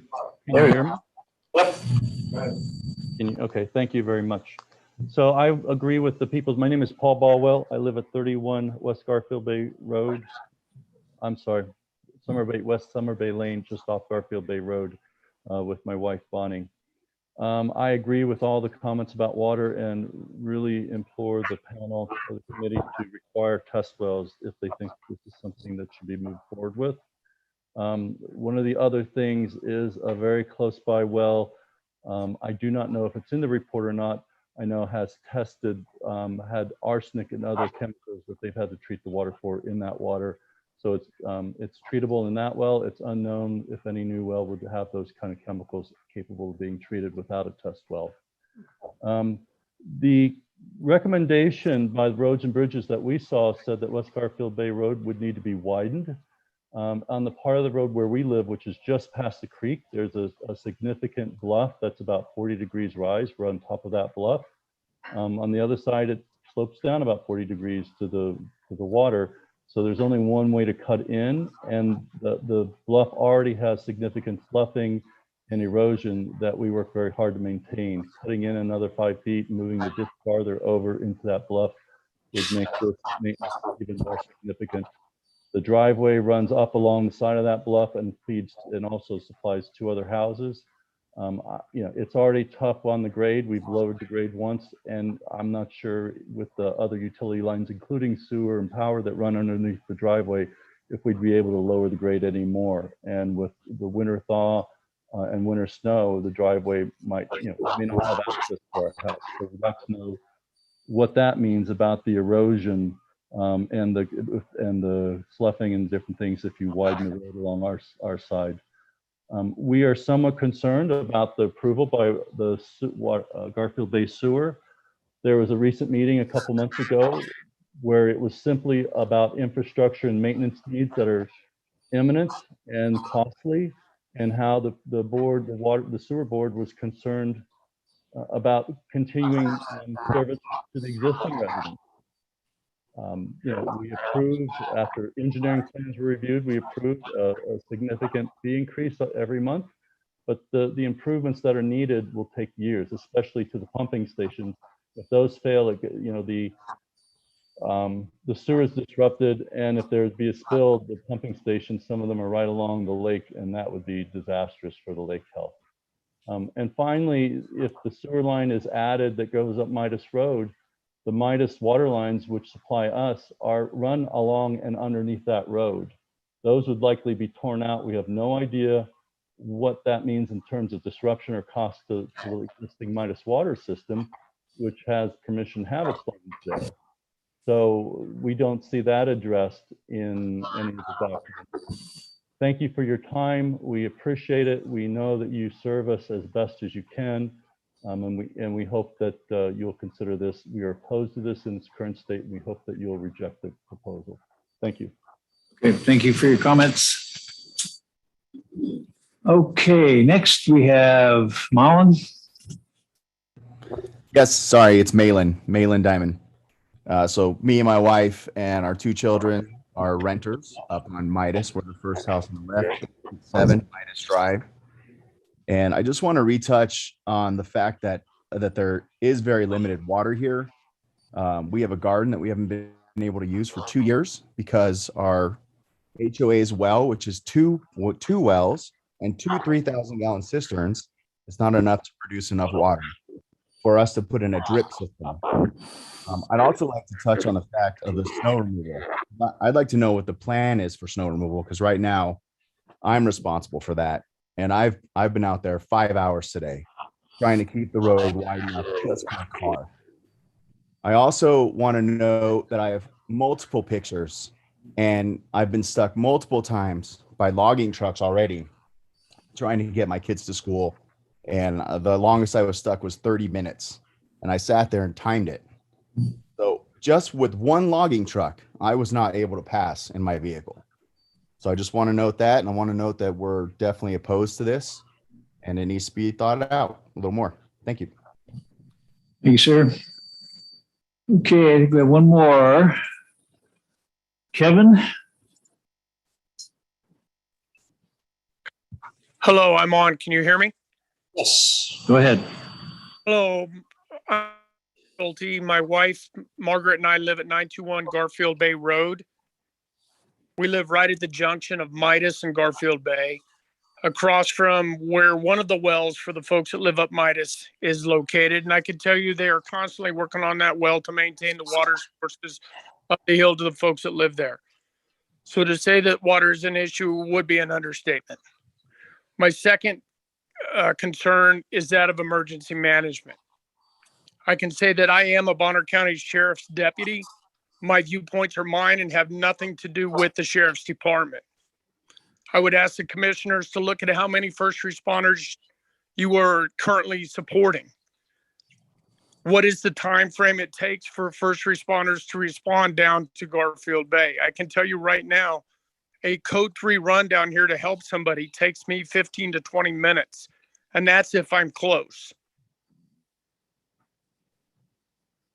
The ability to help and maintain the safety and security of the folks who live in Bonner County and specifically Garfield Bay, because that's what we're talking about, will be extremely impacted by the addition of more homes here in Garfield Bay on top of what you've already approved in Camp Bay. The amount of first response calls have increased, and it's not only a safety concern for the first responders, but for those that live in these areas. I understand the growth and property owners being able to do what they can to support and expand on their properties. But at the same time, the commissioners are responsible for the safety, security, and well-being of the citizens of this county. And if you continue with this unchecked growth that is currently happening throughout the county, it is the citizens that are going to end up being impacted, and ultimately in a not good manner. So I would ask you all to look at the growth plans, look at the size of this development, look at all the supporting infrastructure that is available for these plans, here in Garfield Bay and elsewhere throughout the county to ensure that they are properly and adequately supported throughout the paradigm of first response, as well as water, power, and everything else. The sewer district down here, I'm not hooked into it, although I pay for it. I can tell you right now that the infrastructure, I do not believe, is there to support 18 more homes, because they've stated they needed to upgrade their pumps to support what they already have. I know the planners said they were going to work with the Garfield Bay Sewer District to upgrade infrastructure and do different things. However, I just don't see it.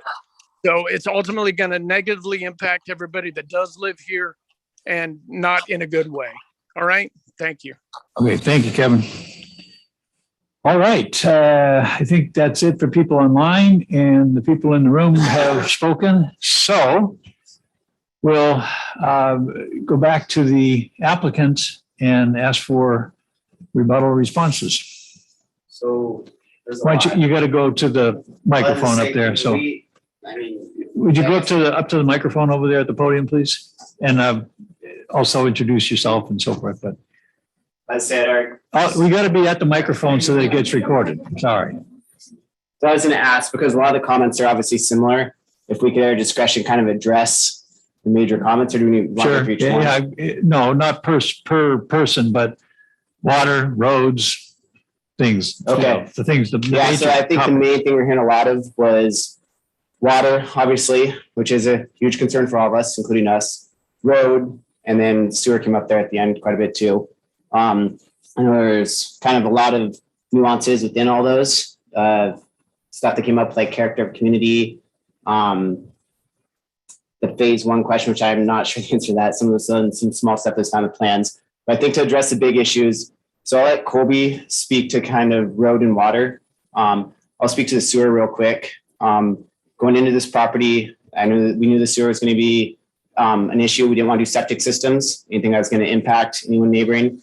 We sat down with Garfield Bay. We know they need capacity upgrades. They know exactly what we're after. They're planning on probably using the large amount of capital we'll be investing in their plant to do the upgrades that are needed. And they've assured us the capacity is there. And they're expecting us to spend, or we have to purchase all the hookups prior to being able to get their final approval to put this development through. So there'll be lots spent towards the sewer. And then I guess regards to sewer going in the road, a question came up about that. We do know we've had engineers and surveyors out there. We're working with an engineering company. We understand that the water line's in the road too. And so there's obviously DEQ setbacks with that to protect that water line. We know where the water line's at. We'll have to do potholing to make sure that the information we have is correct. And then we'll have to work around the 3 valves that are down there at the base of Midas Drive. We understand this. We'll put together shutdown plans. We'll work with their engineer. They're putting plans together, professionally stamped plans to address all those things. So we do know those are in the road. They need to be addressed. So that's all part of the preliminary or the engineering plans we've put together at this time that have been reviewed by the Garfield Bay and Sewer District. Next will be reviewed by DEQ, where we'll get comments from that agency and, need to address those too. But yeah, that's kind of I guess where that stands. So Uncle, you want to get into the water a little bit? I'll chat with Bob real quick. Okay.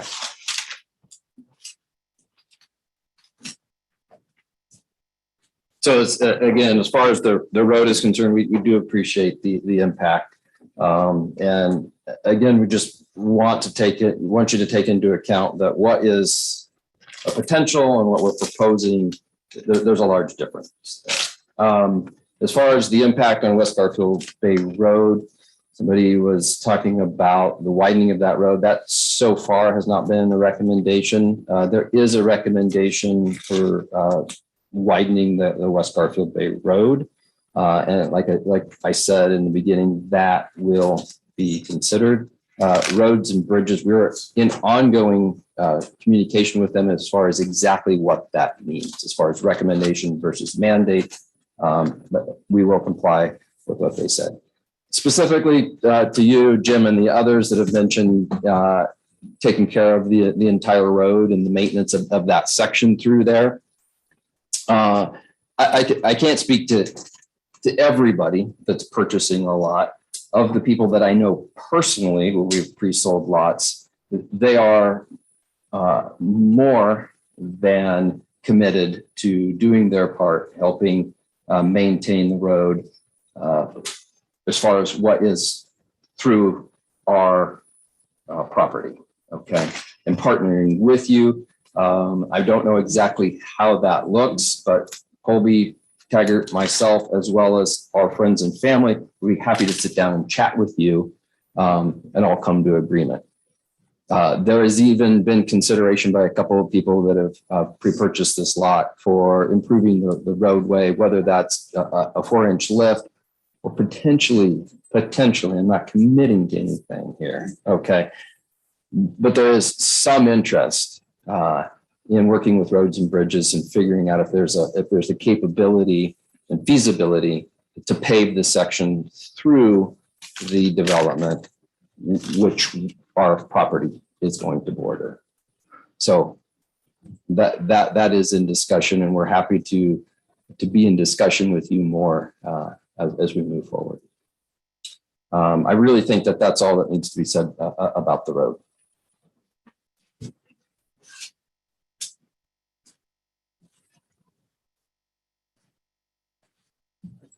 Hi, my name is Colby, another partner in this project. A couple things I just want to quickly point out that we mentioned already. But the first thing we brought up is that we have ownership stake in this that's long-term and ongoing. So even with the road concern, we have vested interest to partner with the villas up top to do a road maintenance agreement and things like that, because we want to see our property values maintained, because we will continue to see long into the future as we're retaining some of these properties and then seeing family and friends. And we think that that's a very valuable point to all you guys. Our plan is to be vested in Garfield Bay. Our plan is not to just blast something out there and get out as fast as we can. Once again, our plan is not maximizing profits. And so what comes down to on all these things is our goal is to work with you guys to make sure that we can be good neighbors. The villas being the big one, being up the road from us. And then as we get into other things, that's very important to us. And then the other word that I want to reiterate is compliance with this whole thing. And that's our goal. What we're talking about right here is a preliminary plat. And so in order for this to go to final plot, we have to comply with the requirements of the planning department and the commissioners, a part of the preliminary plot that we're talking about right here. And our goal is to comply with them. So we don't know exactly on the road yet. We're going to work with Road and Bridges. And Road and Bridges' job is to protect you guys as citizens. We pay the taxes so that we can have roads that access our property. And we're going to work alongside them to make sure that we have adequate roads. And once again, our position is to comply to make sure that this can happen. And the plot can't finalize without our compliance. So, and that brings me into water. Once again, we need water on our property as much as you guys need water on your property. It's of zero value to us if there's no water out there. So we hired who we believe is the best hydro engineer to look at this. Because at the end of the day, we're talking about, a significant amount of money for bringing in infrastructure for sewer. We're paying for water hookups. And we start doing these other things. If there's not water for us, that's a huge, huge negative. So we went out of our way to make sure we found a professional that's analyzing it. We didn't do any analyzation of the wells. We're relying solely on Warren Engineering for that. And then once again, coming back to that word compliance, we have to design a system that provides adequate water to the members or to the each parcel within Monarch Vista Point. And so it is necessary for us, part of that will be whatever the wells pump will dictate what a cistern is. On the front end, we can't dictate what a cistern is because we don't know how much water is going to be coming in. But the beautiful part of a cistern is it doesn't matter how fast it fills, because once it's filled, there's adequate water there and it continues to replenish in the background. We've worked with 7B Engineering to start with working on what our water system is going to look like. And that's going to come about once again, once we get through this preliminary plot, which is what we have here today. We can't invest money digging wells and doing all this if we're not even sure this development is going to get approved. The next stage is actually going down the road and doing these items that need to be complied with. Part of the DE2 and Panhandle Health is that. And so our tax money is already paying individual that is following to make sure we're doing everything within compliance so that you guys are all protected. We are protected. That's part of being a part of that community and part of our development actually going through. And our hope here is, once again, with us being in the development with you guys, we want to be in here with you guys. We're not coming as outsiders. We're not going to come in and leave and be gone. So we would love conversations. Call us. Our numbers are going to be available, those things. Like, we will work with making sure that this isn't just a huge sore in the community. But that's kind of, I believe that address almost every question that's out there. There's other questions out there as far as school board and first responders. That doesn't seem applicable to us. We don't run the school district. It's within the zoning and within growth. And as more tax money comes in, there's more money for education, which means that teachers can be hired and counselors and all that stuff. So not necessarily a bad thing. And then addressing density. As you guys look around, we're matching what all of your guys' parcels are. The villas, we're matching what your buildable land is. On the other side, that's unbuildable land. We're matching the same size as everybody around us for the most, or within like really close reason. A lot of them are significantly smaller. And we think that that's important as you guys are looking at this. And then if you look at this property, if you pull up a map and look at it, Midas Drive cuts in the middle and you have a couple 100 feet on both sides. We're not talking about ranch property. We're not talking about cattle. We're not talking about the ability to have an estate there. There's a road that splits right down the middle of it. It's designed and it looks very appropriately to be set up to have these parcels. So our hope is that yes, density, growth, all these things, nobody likes it. But at the end of the day, if there's a parcel for it, this is the parcel. If you look at the map, and it's going to bring infrastructure improvements to the sewer district, infrastructure improvements to the road. Just to correct real quick, Brett said, so on West Garfield Bay, we're doing a 5-foot dedication. There's not work that Road and Bridges, to my understanding, is requiring on West Garfield Road. It's just a dedication of 5 feet. So that's not a concern. And then on Midas Road, we're going to be working with Road and Bridges on what that looks like to make sure that it is adequate access and compliant with what Road and Bridges wants to see done within our county. And that's all I have. Okay, any other responses from the proponents?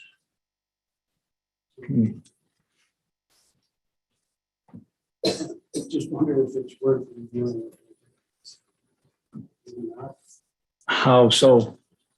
Just the code and Well, yeah. So, okay, that's the end of public testimony and input from the developer applicant. So, and we're about to go into deliberations with the commission. So, commissioners, hang on a minute. As the planning director is pointing out, this is an interesting case because, as has been pointed out, this is not a request for any variances or changes or whatever. I know some of you in your comments that you put online were asking about the zoning.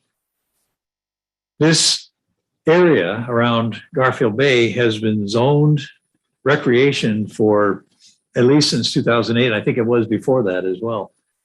And most of the lots, many of the lots down there have been developed with that in mind, which could be quarter-acre lots. And there's quite a few down there that are just that, and half-acre, and there's some larger ones. But the quarter-acre lots are there. The roads are there. The roads have been there since that road down below, West Garfield Bay Road, like many in the area, that started out as a Forest Service road because it does supply access to those Forest Service parcels at the south end. And in Idaho, there's a provision that you can have public right-of-way and private maintenance. And that's what Midas Drive is. West Garfield Bay Road is county maintained. That's something that the condition of that you take up with the commissioners and the road department.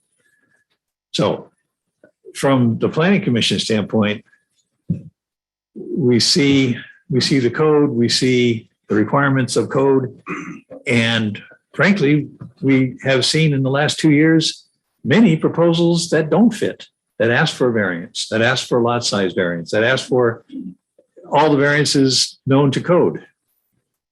And we don't have that here. So you want to go through? Right. Well, and just to reiterate, planning staff is not, we're not trained professionals on a lot of these specialties. So we rely on the professionals and the agencies to give us direction. And so this is probably one of the best subdivision applications that we've seen.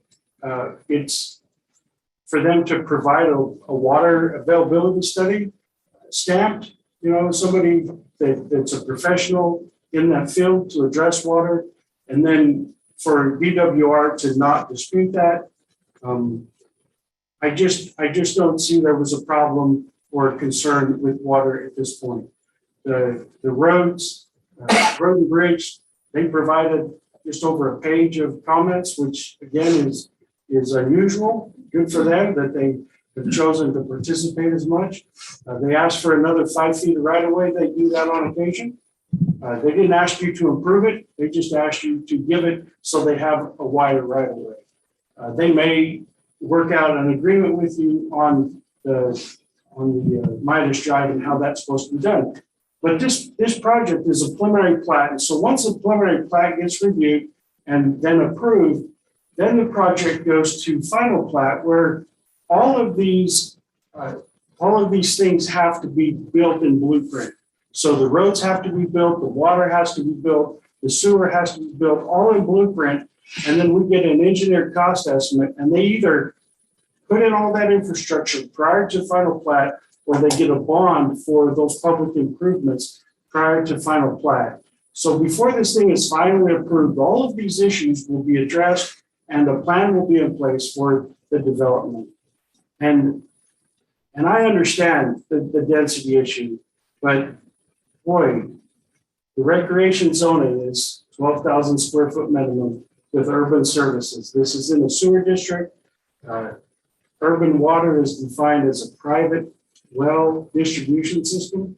So a shared well agreement between private property owners allows urban water and then maintained road. So public right of way. So it meets the standards of zoning commissioners. And this is why staff recommended approval of this project. And of course, this is still so the beginning. There's still so many more studies to be done and engineering to be done and finalized. Right. So with that, and our commissioners have heard that online. So let's go into, with the commissioners, let's go into the deliberation on this one.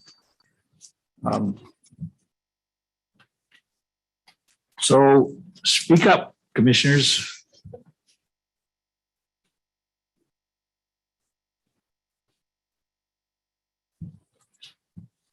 Mr. Grasso, I'm going to point out that although that the water was addressed by Milton, I do want to point out that it was not included in regards to the conditions of approval. Conclusions from Warren Geo, go to conclusions, which is the last page and the last 2 sentences. I think that should be taken into consideration. Of her report? Correct. So would you enlighten us as to what that says? Warren Geo recommends that the information to be confirmed after a well is installed on site with a proper pumping test of at least 4 hours while recording flow rate and drawdown.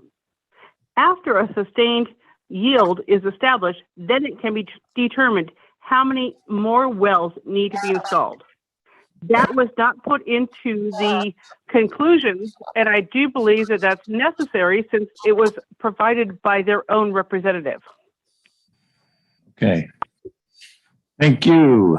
So at this point, I'm scanning through the recommended conditions of approval. I'm not seeing, or if it's there, please point it out to me, where that needs. That's a. Well, I'm just talking about the recommended condition of approval. If that, that is a condition of approval, there be a test well, as noted, recommended by the expert in the field. And I'm not finding it, but so that's something to keep in mind as we get to a recommendation either way, that may be a condition of approval if that's the way the commission wants to go. So keep that in mind. Is it there? Which? No, it's not a condition of approval, it's a draft. It's a what? It's not a condition of approval in the staff report. Right. But we can include it. Yeah, right. That's where I was going. And just a reminder, staff did recommend some changes to those conditions.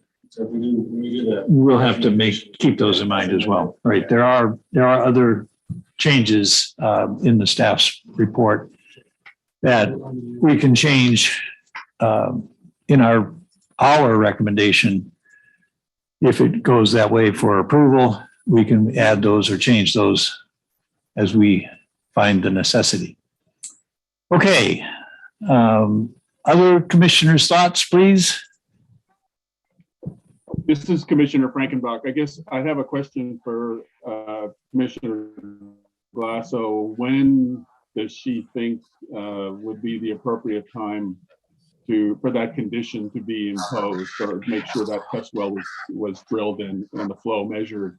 Or maybe Milton or somebody has an opinion about, would that be before the final plat, or what should the timing be if we're going to impose that kind of condition? I think that's a reasonable idea, since the applicant's representative did suggest that that's something that should be done.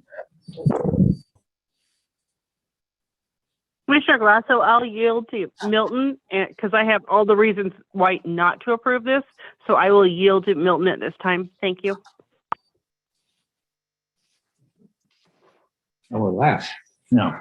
So the question is, if that was to be a condition of approval, well, as was stated before. It is a condition of approval because it's a condition of final plat, right? They have to be able to prove Correct. water availability. Correct. In order to get the final plat. So the question is at what point do they start expending money with no guarantee of return? Right. Right. Yep. And so that's why we have the bonding part in place, right, and allow for the plat to move forward. Yep. They will be required to submit an improvements plan once the. Yeah. It's part of their.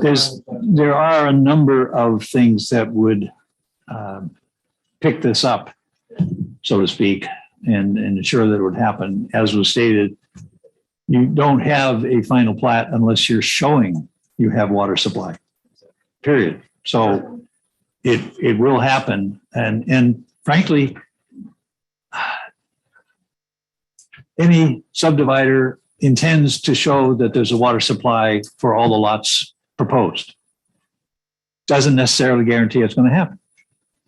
If you came back and said, boy, the best we can do out here is a gallon a minute, period, that's going to affect the plat. So, and I'm not saying that's what's going to happen at all. Okay, so any other comments from the commissioners at this point, or thoughts, or?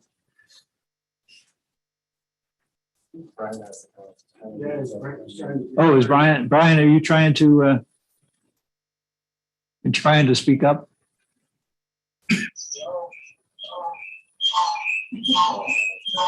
Oh boy, that didn't work very well.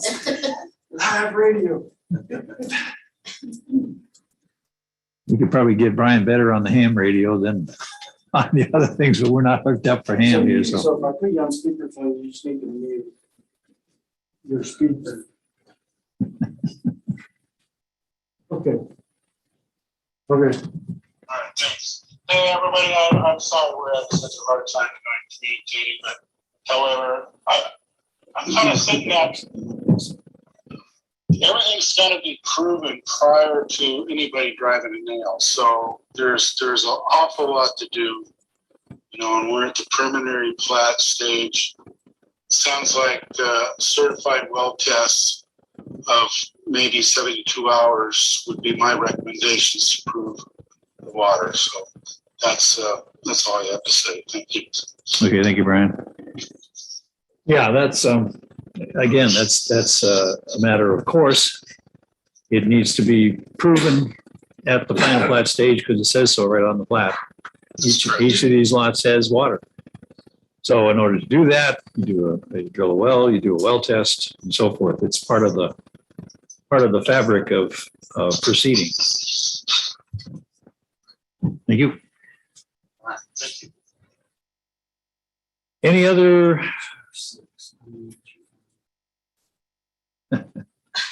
Any other comments from commissioners at this point? Commissioner Glasso, I've got a few I want to point out in regards to conclusion of law. Okay. Conclusion number 4, it talks about the services of the water, and it was pointed out by somebody who actually represents the Midas Water District that it has not been confirmed by them that it is available. And so I don't think it's appropriate to say that these services are available if in fact it has not been actually affirmed. And in addition, I want to point out that we talk about the services of emergency services.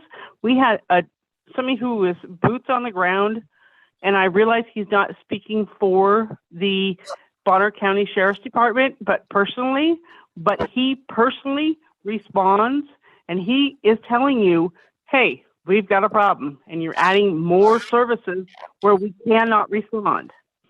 So I think it's appropriate to get a feedback from EMS when you have services like this, where you're asking for a subdivision. Can EMS actually provide these services? Go to the Sheriff's Department. Can you provide services? Is it adequate in that area? Then I'm going to go to conclusion number 5, when you're talking about exposures to hazards of health and safety. I just addressed that. Number 6, we're talking about the road and county systems. So we talked about the roads that they are actually on. And I realize that is all that's required. But I want the commissioners to kind of think about it. If you've ever driven in that area. Now, I'm in the north end, but I've driven in that area.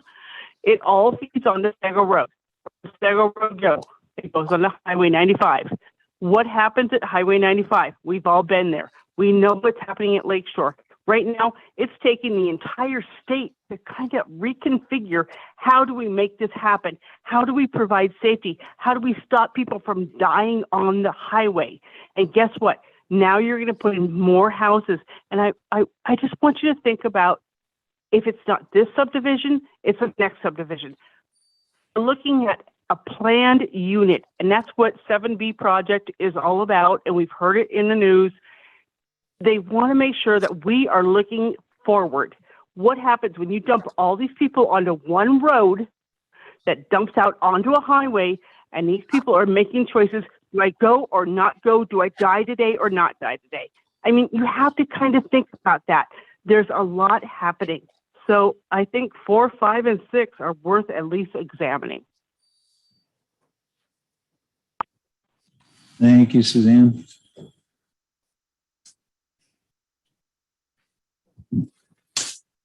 Okay, other thoughts?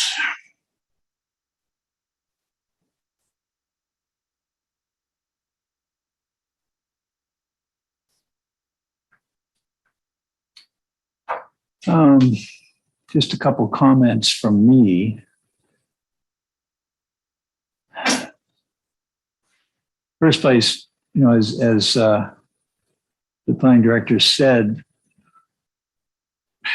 here, the Planning Commission, we at present 6 volunteers. We have various levels of knowledge and expertise and things, but we're not across the board all the things that need to be considered. We're not. So we turn to the staff, and maybe there's some understanding or further expertise there, but generally we have to go out to subject matter experts, agencies with expertise, and if you look in the application or in the staff report, it says in there which agencies were sent a request for review for this subdivision proposal. It's up to them if they respond. And this is a constant issue we have, both the commission and the staff and the Board of Commissioners as well. They have to tell us the adequacy of their operation, whether it's there or not. And we, for instance, we heard from Midas Sewer and Water tonight saying that they can serve. It's a will serve letter for sewer. And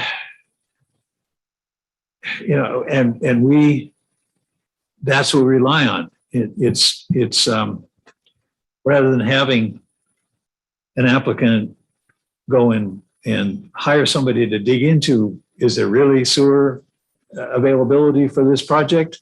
No, we turn to the district. We do the same. And here they hired a professional to look at water. And that professional's recommendation was, let's prove it. Let's prove it. Let's dig a well, let's monitor it. And like I said before, if it comes out a gallon a minute, wow, then they got some further thinking to do. Maybe all the way across the board. And between now and the time that that final plat is there, they need to perform. There's some modification available to the proposal, but sometimes that final plat doesn't look exactly like the preliminary plat. Things change. And due to economy mostly, there's a whole bunch of plats that were approved in 2004, 5, 6 that aren't on the ground today because the economy just bit them and forget it. And this property may have been one of those. I don't know. I can't recall. So anyway, this is, as has been stated, this is at this point, this is a preliminary plat application, not a final plat, and there's many things that can go on. So where do we stand, commissioners, as far as a recommendation?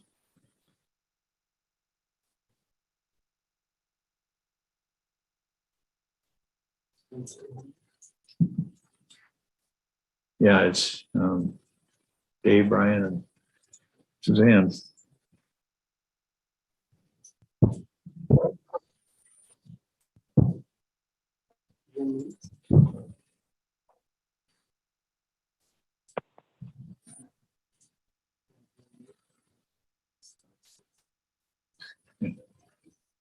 So while we're waiting, we for certain types of applications, and this being one, the plat application, the Planning and Zoning Commission reviews it, takes testimony, and then we make a recommendation to the Board of County Commissioners on it. They will then hold a de novo hearing, a new hearing on it themselves, and consider testimony, consider our recommendation, certainly. But then they make a decision, and it's based on what the code says. And granted, you know, there's a lot of language both in the comprehensive plan and in the zoning code that talk about adequacy of services and adequacy of that across the board. And that's what we all strive for. We know the detriments of getting out ahead of service provision. It's not good. But again, if those service providers don't tell us there's a problem, then what do we do? What do we do? We hear it a lot. Someone brought up the Sagal area subcommittee report that was presented to us. We put that committee in place to help us determine what's going on in the Sagal community. We also had said communities in Sully Valley, Southwest County, Priest River Old Town area, and the Priest Lake area. Most of those reports other than Priest Lake have come in. We haven't dealt with those yet because we need to do the whole county together and consider those reports. But even in there, the single common thread through all of it is maintain our rural quality of life. No surprise. We look at our existing comprehensive plan. One of the key tenets is maintain our existing rural quality of life. Don't chew it up. Don't allow it to be chewed up. So then, okay, that's great to state. Figure out how to do that. Figure out how to put enough restrictions or conditions or requirements in that don't let it be destroyed.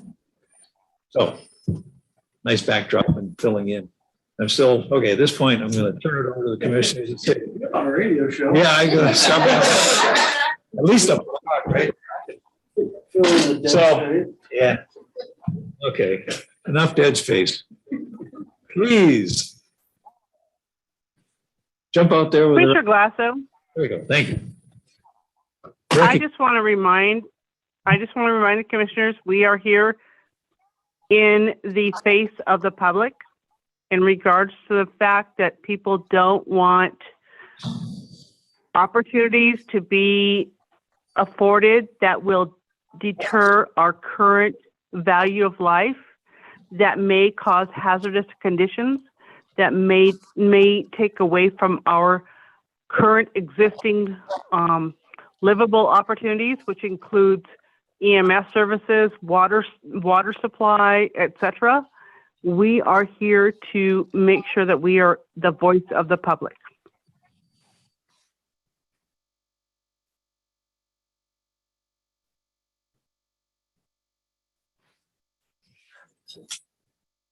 Okay. Commissioner Frankenbach, I'm sitting here mulling over Commissioner Glasso's earlier comments about conclusion 4, 5, and 6, conclusion of law 4, 5, and 6.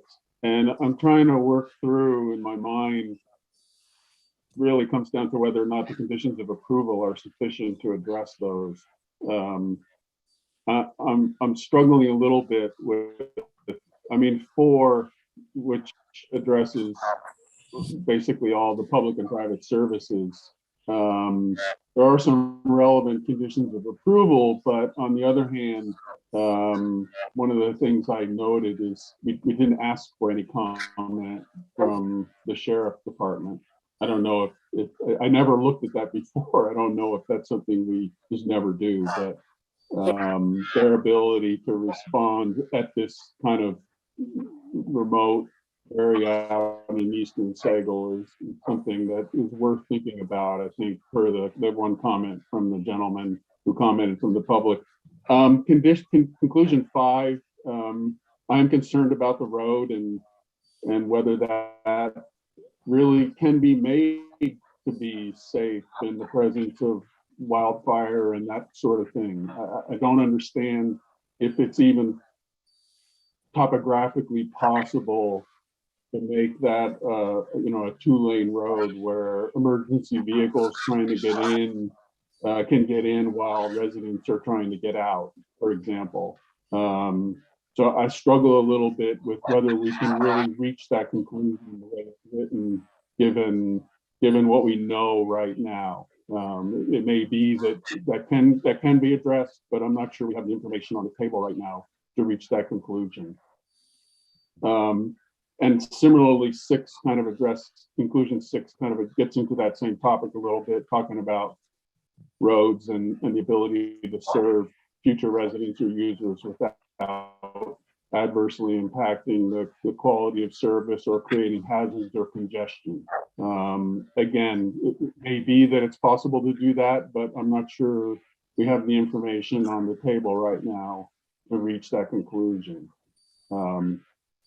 So that's kind of what I'm thinking about here. I don't know if any of the other commissioners can help me work through that in my mind, but those are the concerns I have really about those 3 conclusions of law. I think Commissioner Glasso made some good points there. Okay. Let's get into that a little bit with the planning director about those conditions, at least those 3 conclusions of law. So Commissioner Frankenbach, interesting that you brought that up in that manner. Earlier this week, I approached the sheriff's office and asked them if they had ever commented on any of the files that we have come before us. And they said that they never had. And so I went back and looked through some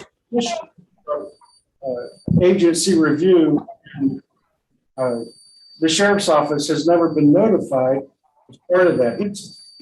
The sheriff's office is not specifically in our code, like the fire department is specifically in the county code. And the water and the sewer is specifically in the code, the school district. So we made a commitment earlier this week to start including the sheriff's office and some of that agency review for these files. Nevertheless, that's where that is. Again, stuff. I think it's important to remember that the comments that you're receiving on the roads have to do with the road in its current condition, not the condition that that is required by code. And so while yes, if we were to add 18 homes with the road in its current condition, you're absolutely right, there would be a problem. But that's why the code says that if you're going to develop, it has to be brought up to these certain standards. And that's why they have to provide road plan designs, and it has to be signed off by the county engineer, and it has to be signed off by the road and bridge. And then it has to be bonded for and built that way, because as we increase the density, we're going to increase the road standard. So it will be a different road in the future. So it's a fair comment that in its existing state, it couldn't handle it. That's fair, but it's not realistic because we're talking about the future. So hope that helps. So it does, but here's my hesitation is in listening to the testimony from the applicant. I kind of heard some waffling. I heard, we're going to do what we can, and I'm paraphrasing because I don't remember the exact words that were used, but we're going to do what we can if possible or within reason, or some words to that effect. So I'm not sure that enough, it doesn't feel like enough analysis has been done on the current roads that are there and what it would take to bring them up to, if it's even possible, given the topography in that area, what it would take to bring them up to the relevant standards that would apply. I understand if they could be brought up to that standard, then these, at least with respect to the transportation system, these health and safety issues would be addressed. But it's not obvious that they even can be. I'm somewhat familiar with that area. I don't live too far away, and I spent a fair amount of time in the Garfield Bay area, and I know that those roads are pretty narrow and pretty rough. So Dave, to that comment, I sense the hesitation too. And in my mind, that hesitation was, oh, they haven't met with Road and Bridge to fully understand how this has to be developed and built up. Again, this is the normal process of a development. They're not going to go and spend all of the money that you have to spend in order to create a road design. If you're going to spend thousands of dollars to create a road design, why would you do that if the development has not been approved? What they're trying to do is get a preliminary approval, so then they can go and spend the money and design the road the way the Road and Bridge wants, and the way that the county code says to. So this is a process, and that's why this is a recommendation to the board approves it or whatever. Then they go back to the drawing board, start to put all these plans together. Then it goes through another review with staff, and then the board finally approves. So this takes months. I mean, Idaho Club didn't happen overnight.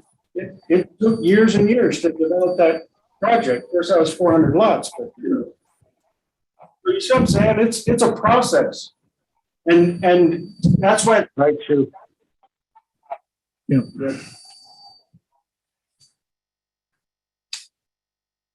I'm here.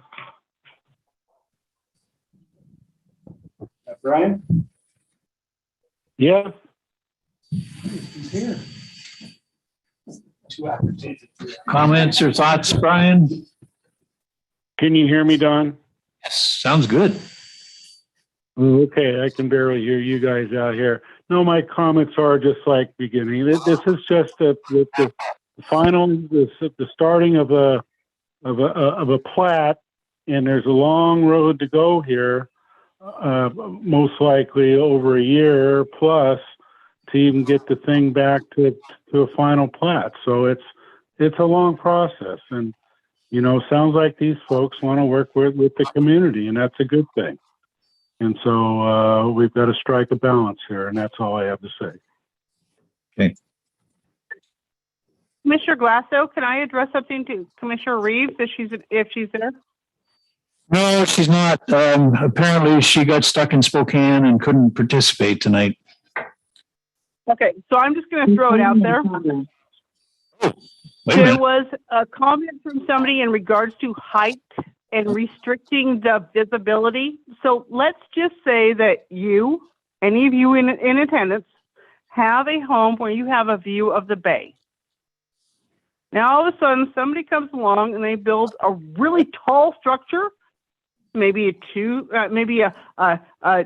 two family or 4 family residence, because that was not addressed here.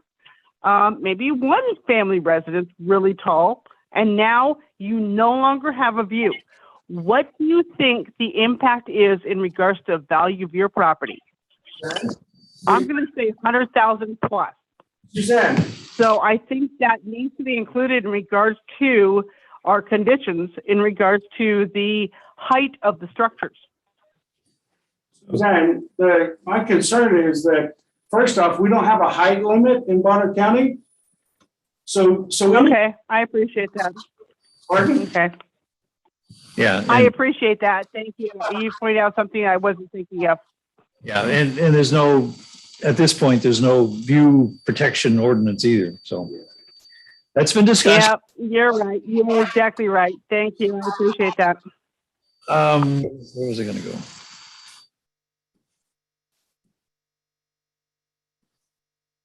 Okay. So our recommendation, and this is what the staff recommendation embodies, is we have to build a set of conditions of approval, if that's going to be the recommendation, that adequately cover things. So that's the challenge. Or point out code backed up why this does not, why it shouldn't be a recommendation for approval. Now, did I hear Cheryl? Is Cheryl online? Not hearing anything and not seeing. Yeah, it sounded like Cheryl's voice, that's all. Yeah, but Cheryl, you're not there. Yeah. Yes, yeah, very. Okay. All right, so who's going to make a motion for a recommendation?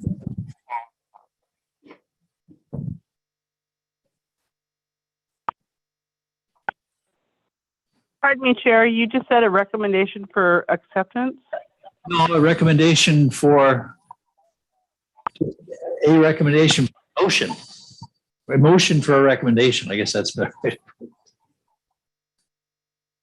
you. Recording in progress. Good. Okay. So it's now, not to put pressure on, but it's going to be 8 o'clock here in a couple minutes. Yeah, we got 5 more to go. Mr. Circle is sitting in the back waiting.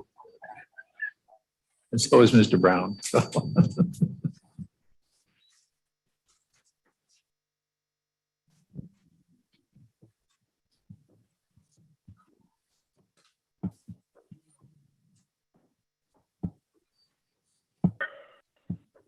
Could we chat a little? What are the changes, or what do we need to do to address the changes in the condition?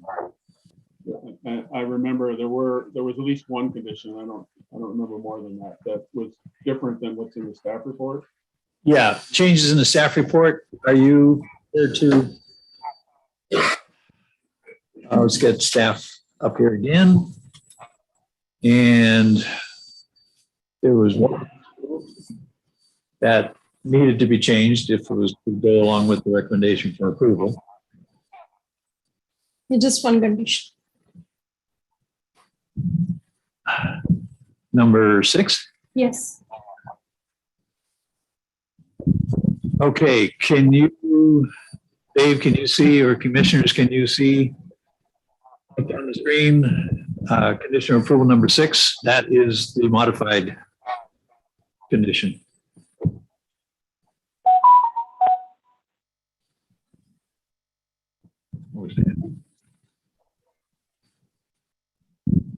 me ask the question a little differently. Is it sufficient just to reference that? I guess I can. Yeah. Yes.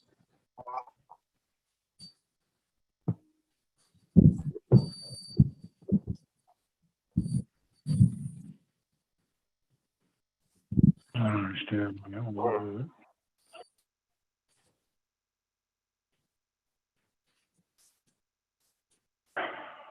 Okay, so I'm ready to make a motion and,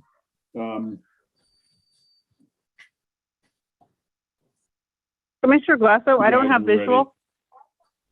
Oh. Okay. Yeah, so here's what the condition of approval, the modified condition of approval states. This is number 6, condition of approval. The application is routed to Bonner County Road and Bridge Department. The agency has made several recommendations, conditions regarding Midas Drive and West Garfield Bay Road. The applicant shall be required to meet these conditions as stated in the agency's comment or as per any subsequent modifications made to these conditions by Bonner County Road and Bridge Department. That's the way the condition reads. Okay, and in addition to that, there was also an exhibit that was entered today from the public. There was, but I decided not to include it now because. There's an exhibit. Okay. Oh, there was one during the meeting, but it was read into the record. Okay. Right, but this, okay, is that what you're referring to? Yes, I believe, I just heard that one was submitted. I wanted to make sure that it was in fact made audible as well. Thank you. It was.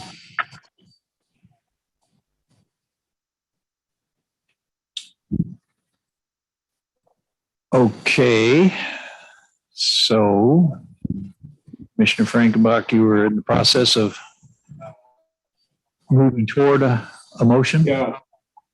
Yep.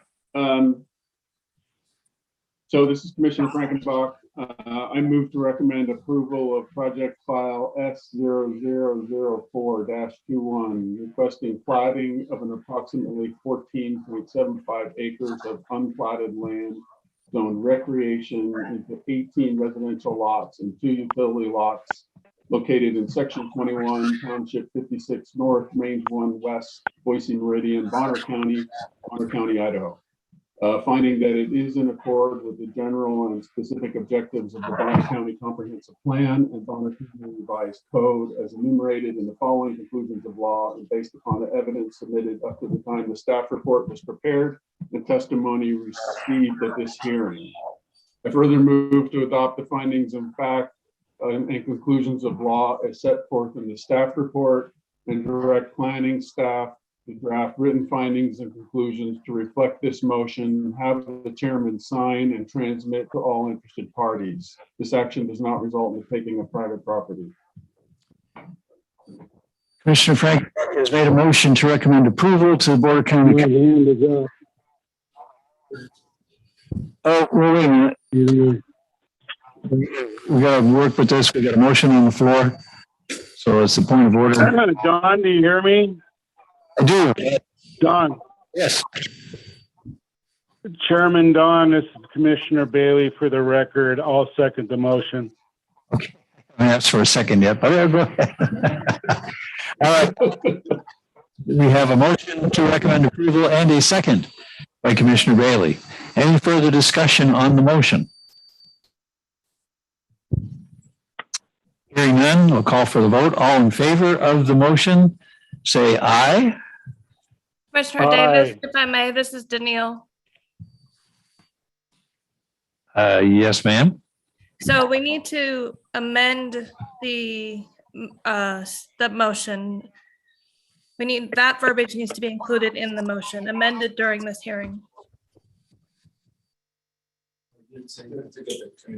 Okay, so the motion, let's backtrack a bit. So the statement made by Commissioner Frankenbach said, as enumerated, I'll get to that point.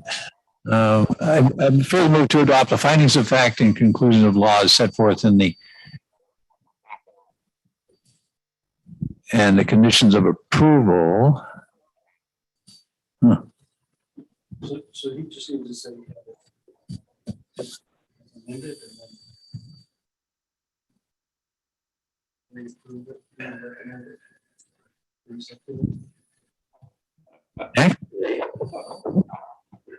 No.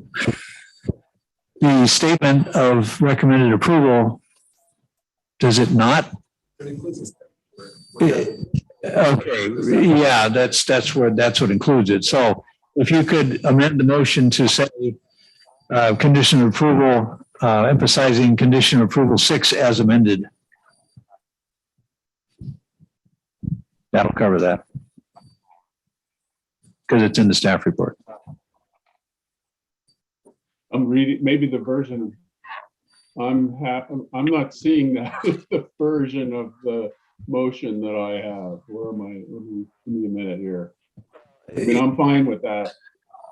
Okay, if you would. Amendment is, I'm just not seeing where that is in the version of the motion that I have.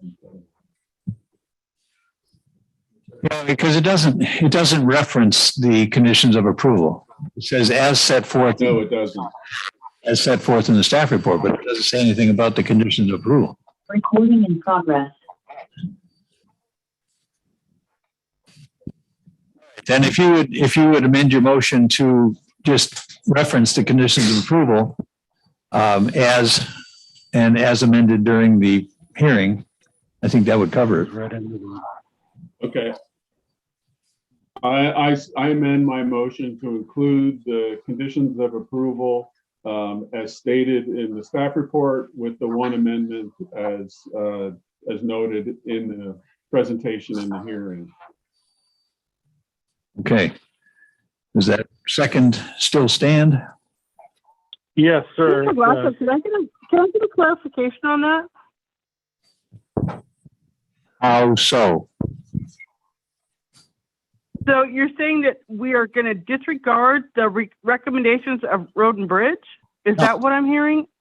The recommendation that I read is the modified condition of approval.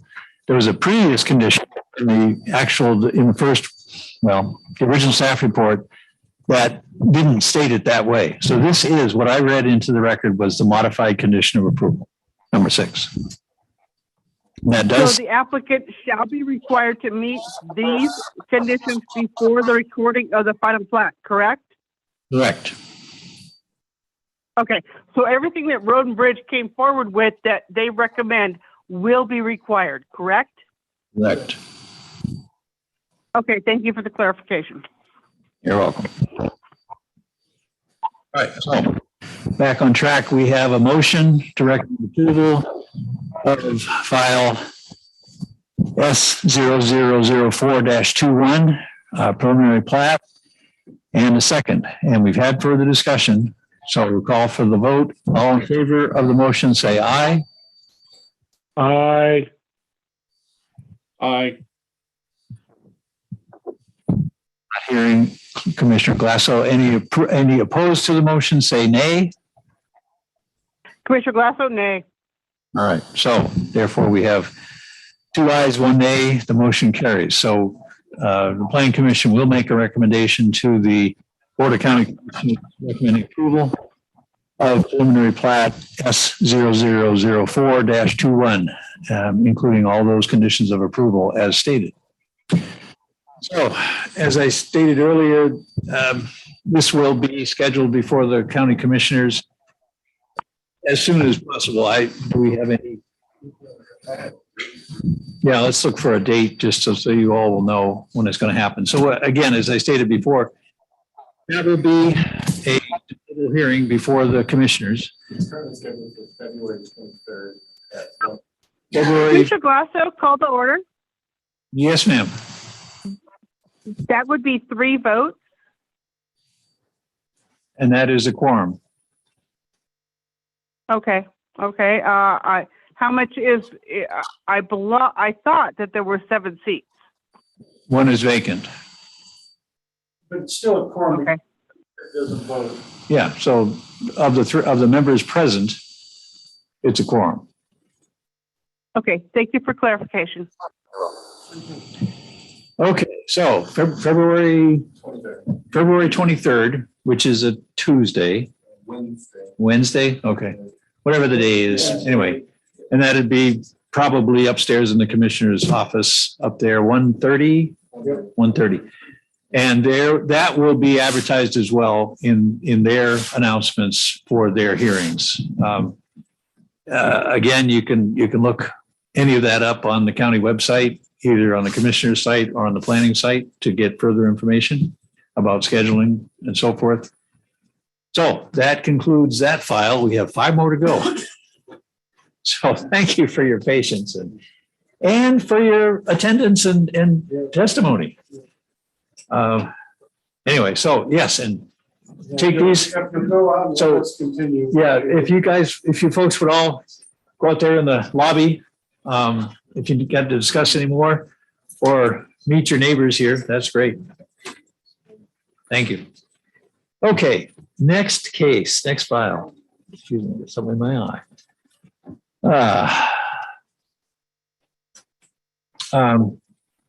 What is the next? My order is all mixed up. What's the next file? What's the next file? V22. V22. V22. Okay, so here we have same procedures. You're all very familiar with them. Nothing's changed. We have a variance file V0022-21. Let me read the preamble here. V2221. Okay.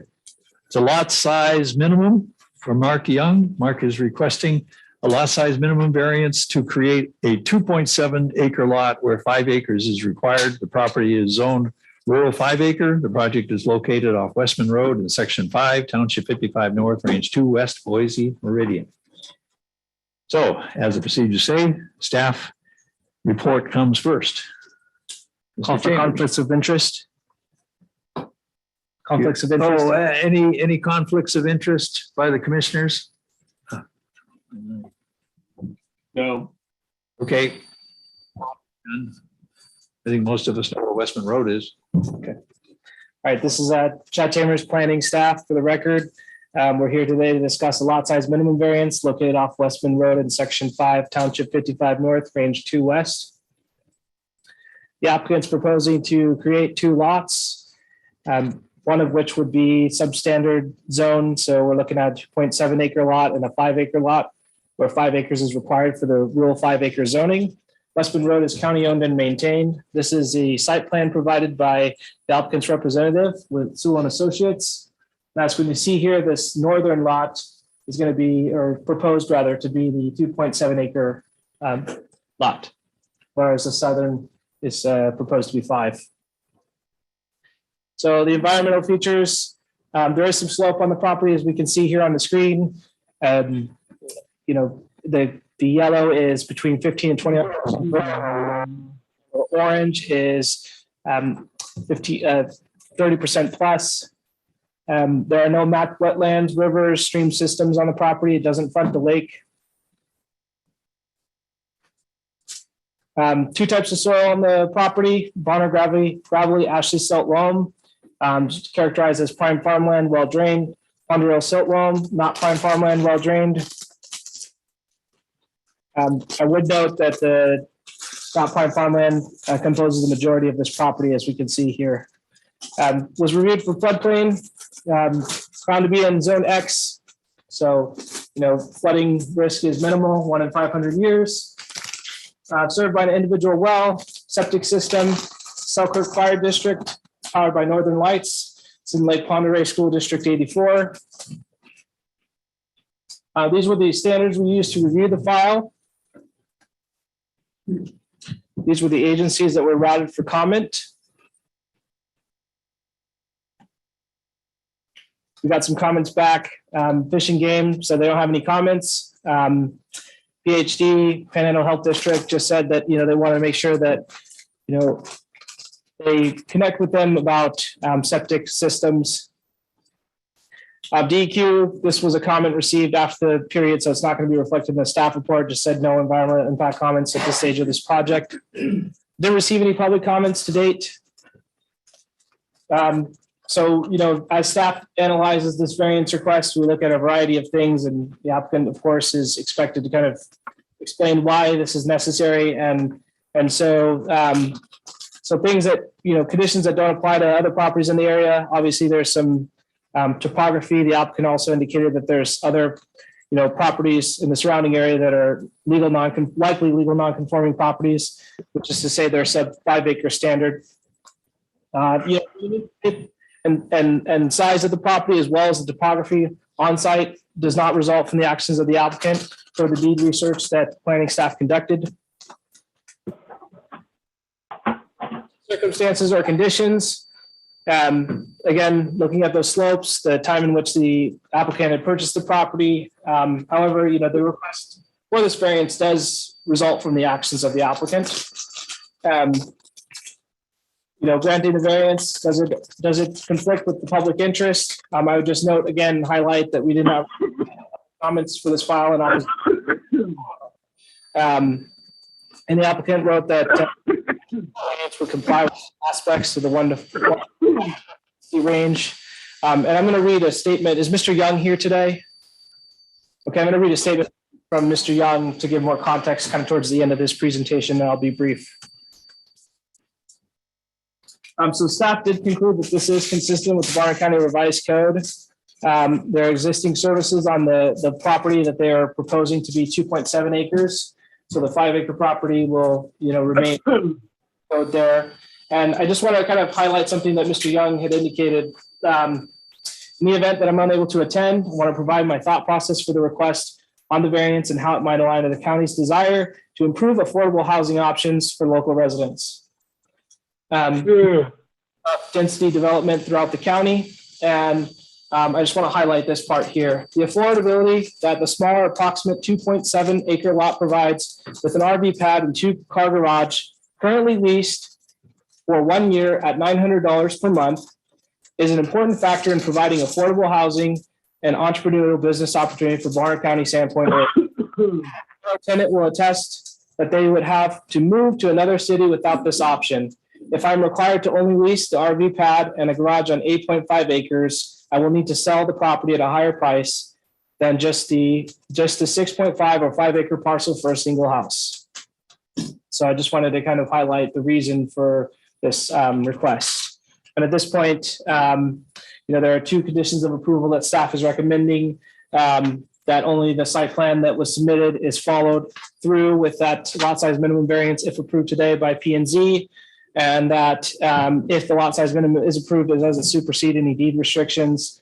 I want to make one other correction on my staff report. In conclusion 3, I had will or will not be detrimental to the public interest, I believe.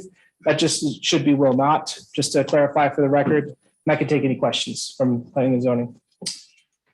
Okay, commissioners, any questions for staff on this file?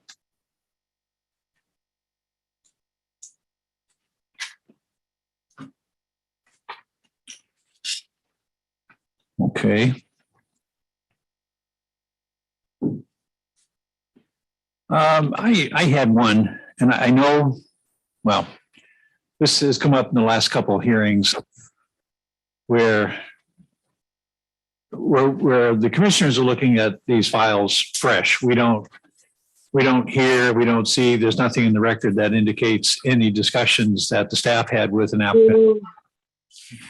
But we got heavy at one of the recent hearings about, well, could it have been this? Could it have gone this way instead? And I've got that question. Here where the applicant is requesting one lot that meets the zoning and the one that's almost half of the zoning requirement. Was it discussed or could it be discussed or should it be discussed? Should it have been discussed? Why not just 2 equal size lots? They both be substandard, but that there's a lot size variance. Yeah, that's a great question. I think I would probably let the applicant speak to that a little more. The only thing I would say is that with the original site plan, as I recall, they were actually asking, I think, for 2.1 acres, and then the other one would be like 5.6. And I really actually pushed them to make it a bit larger, and they were willing to do that. And so that was a discussion staff did have. But in terms of changing that site plan, that's something I think the applicant to other representative who's here today. And right, and we deal with what we've got in front of us, not what could have been or might have been or should be or whatever. This is what's requested. That's what we review and make a recommendation on. Okay. Any other questions for staff at this point on this file V22-21? Okay, hearing none, then if the applicant's representative would come forward, as we realize that Mr. Young is not. Yes, up there, and name and address, of course, for the record.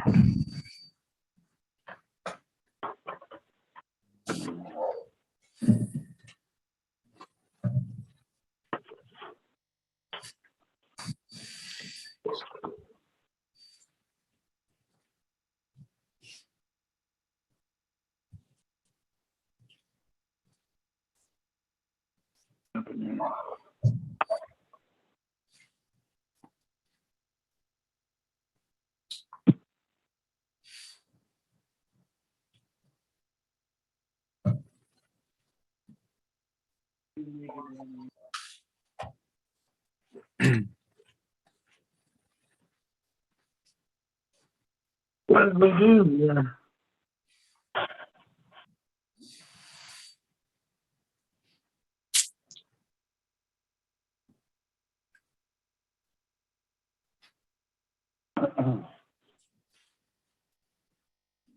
We're waiting for the presentation to come up on the screen.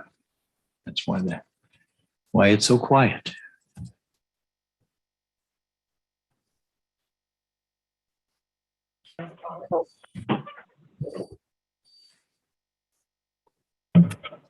I should have brought my mandolin.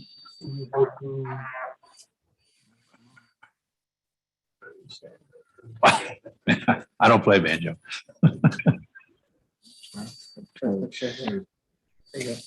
Also, if I have a question of the difference between 7.7 acres and 8.2 acres. Okay, I think we heard your question, Suzanne. It was kind of broken up. You're asking. The application is 7.7. Right. Four. Yeah, right. So we've got 5 acres, no, a 2.7 acre lot and a residual of 5 point, I noticed that too. 5.5. Yeah, roughly 5.5 and one of 2.7. So kind of weird. yeah, we'll ask the applicant's representative to discuss that. And we have the representative up now with a PowerPoint. So the applicant's rep would introduce herself and. This is Jennifer with Sewell and Associates. I'm the representative for the client, Mark Young. So I'll just hit right off the bat with that question about the 8 point. I think it's 244. Yep. So I actually did notice that myself and spoke with our engineer. This preliminary plat was drawn up based on the deed that was found for this particular parcel. And there is topography issues that could be taken into account. So we would get a more defined, accurate acreage once we're able to actually go out and survey the whole parcel. The 2.7 will hopefully come up in size, which would make it more into compliance. And then we would still have the 5 acre parcel that would be conforming. Did that answer the question? I think that answers it. Okay. So as previously mentioned by staff, we are asking for a 1 5 acre parcel, which would be conforming with the Bonner County Code, and then the 1 remaining parcel, which would hopefully be larger, but currently is on the plat at 2.7 acres. The plat, I'm going to enter this in now, this exhibit. It is the exact same thing that was previously entered, except this one shows the easement. the last one that was, last one that staff showed did not show the easement. And that was a question that we did receive. So we did want to make sure that that was noted on the site plan, that was noted. Again, just like the 2.7 acre lot that would, lot A, we'll call it, the northern lot here, currently has its own well and its own septic system with drain field. The lot B would also have the same. They would still continue to both be serviced by Sagal and Selkirk Fire, Northern Lights, and Bonner County, or Bonner School District number 84. As Chad previously mentioned in his presentation, there was discussion previously based on the topography of the land to try and have them to have the 5 acre one over the 5 acres, but they were able to go and look at it and reevaluate the parcel so that one is completely conforming with the residual being on the smaller acre where the current structures currently are. The topography, as mentioned previously, it's pretty varied throughout, which does limit the building sites available. So that is another reason that we are asking for the split, is so that this parcel can be maximized for use, and that the building space, the envelopes are available for both parcels to have single family homes with appropriate outbuildings.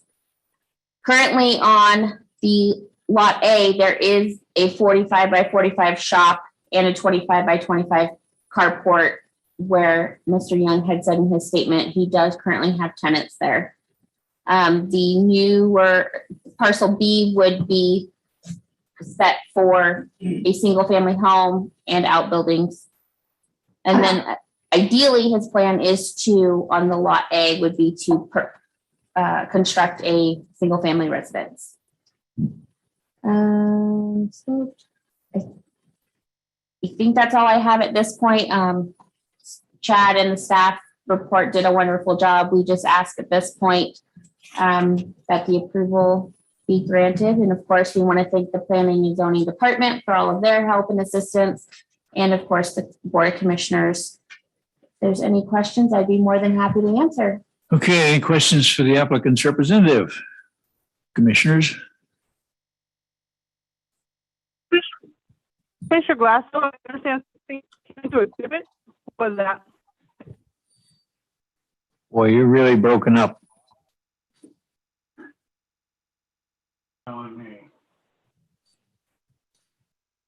Anybody else hear her question?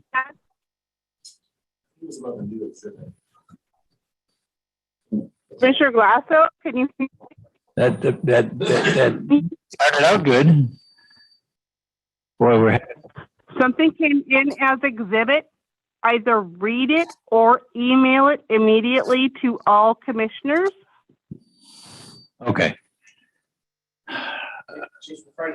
Yeah, the new one, right. So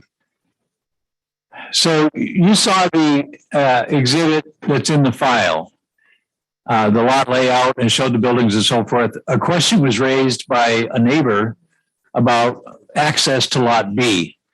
What the new exhibit is the easement that's granted across lot A to lot B. It exists toward the westerly line of lot A, and it kind of meanders across the lot and ends up further east of the midpoint of the lot line between A and B. How's that for a description? Okay. All right.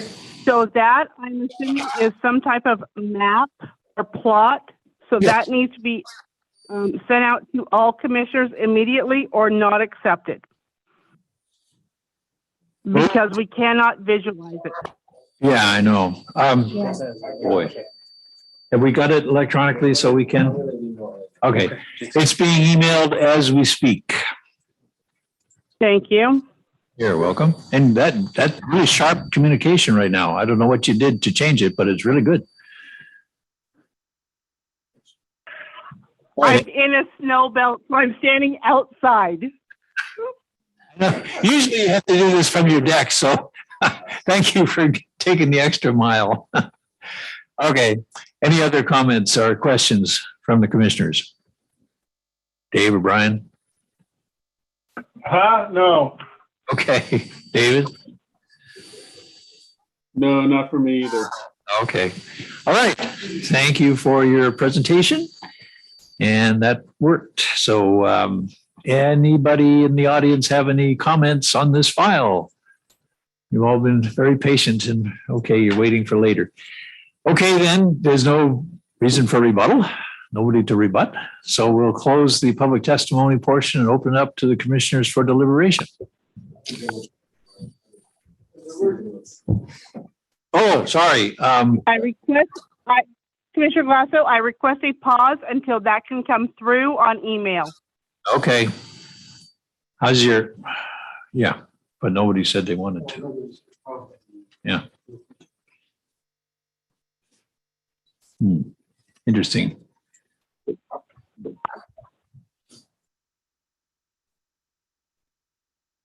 Huh. No, I think looking at these names, I believe with the other file, because they already testified. Okay, so we're waiting till those emails go through. Okay, it's been sent.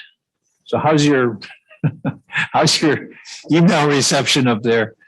Cell phone is sketchy, but it's a power. Commissioner Glasso, I'm accepting emails, but it has not come through. okay. Yeah, we'll hang on here. So it's a PowerPoint presentation and it's Ooh. number 3. So Commissioner Glasso, what I would suggest is that any consideration, if it can't come through on email, not consider that item of exhibit. All it's doing is adding an easement to the back property line. Yeah. This is a lot size minimum. Yeah, right. We're not. And that's fine. I just want to make sure that it's in record that that item couldn't be received or considered. Okay, all right. It doesn't, I don't think it changes anything because again, this is to weigh out whether that 2.7 acre lot is to be approved or not. The subdivision of the property will take care of the access to lot B. Commissioner Glasso, I've just received an email. Thank you. All right, now. So that is therefore an exhibit. Good, wow, that was fast. Okay, any further questions from the commissioners or comments, or of course we're in deliberation now, so what do you think?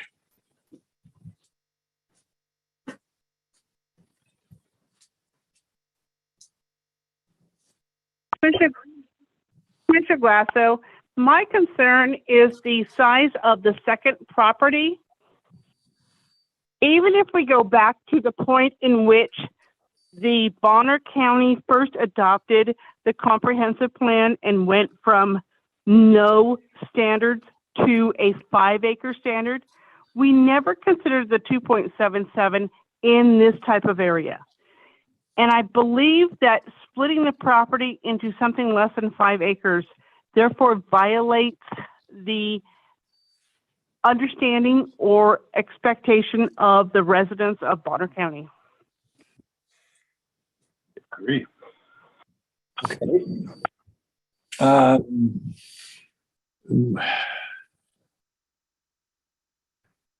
Can we get, this is still the presentation. Can you go back to the sheet that showed the number of the surrounding area, please? Yep. Can you see that? Do you still have visual, Suzanne and David, Brian? Yeah, I can see it. Commissioner Glasso, in my area, I cannot get visual. I am strictly audio. Okay, all right, that's what I thought. Well, this exhibit that's on the screen, not exhibit, this is part of the presentation of the applicant's representative, showing the lots that front along Westman Road. And granted, as you stated, since zoning went in, either previous, maybe all the way back to the 1978 comprehensive plan, basically this area has been 5 acres. I'm looking at the portion of the PowerPoint, which shows some 1, 2, 3, 4, 5, 6, 7, 8, 9, 10, 11, 12, 13, 14, 15, 16, 17, some 21 fronting lots on this portion of Westman Road. And of those 21,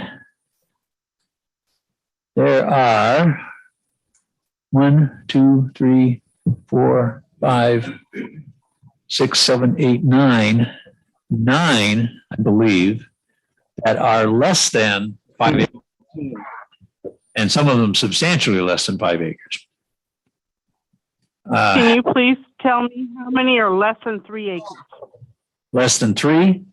1, 2, 3. Right, because this is where you're proposing 2.77. 5 are less than 5 acres. 7? Whoops, I can't find them. I would say, I think 7. There are 4 lots that are less than an acre. Right. There's one lot directly across the street that's 1.09. Go down the street a little bit further, there's a 2.98 and a 2. And then another lot and a 2.908. Did I count wrong? Yeah, that's what I saw too. So Suzanne, the PowerPoint, as large as it is, it's on its way to you. It may get there, it may not. It may get there tomorrow, because it's usually a large file. Thank you. So this diagram that we're talking about is in the same file that had the map of the easement. It's in that same PowerPoint file, if you have that PowerPoint file. Right. Right. And that's part of the argument here, is that the neighboring parcels very likely created prior to 1978. Unless there were some variances granted for those lot sizes. The lots in there are just a mishmash of lot lines and shapes and so forth. So it's been pretty well worked over the years.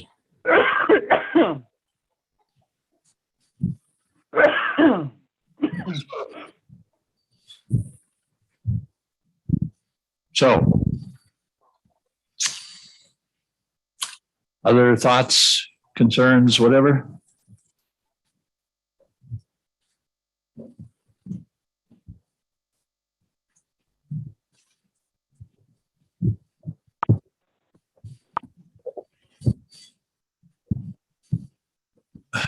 Whose number is that?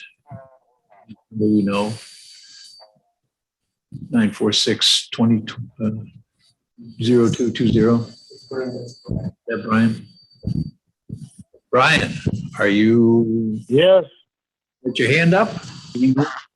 Well, I put my hand up. I wanted you to know I'm still here. Oh, good. I have no visual, just audio only. Oh, okay. You got no. All right, good to hear you're still here. Yeah, no, everything's good there. I'm in support of the project, and that's where we are now. All right, then, we have stage to make a motion.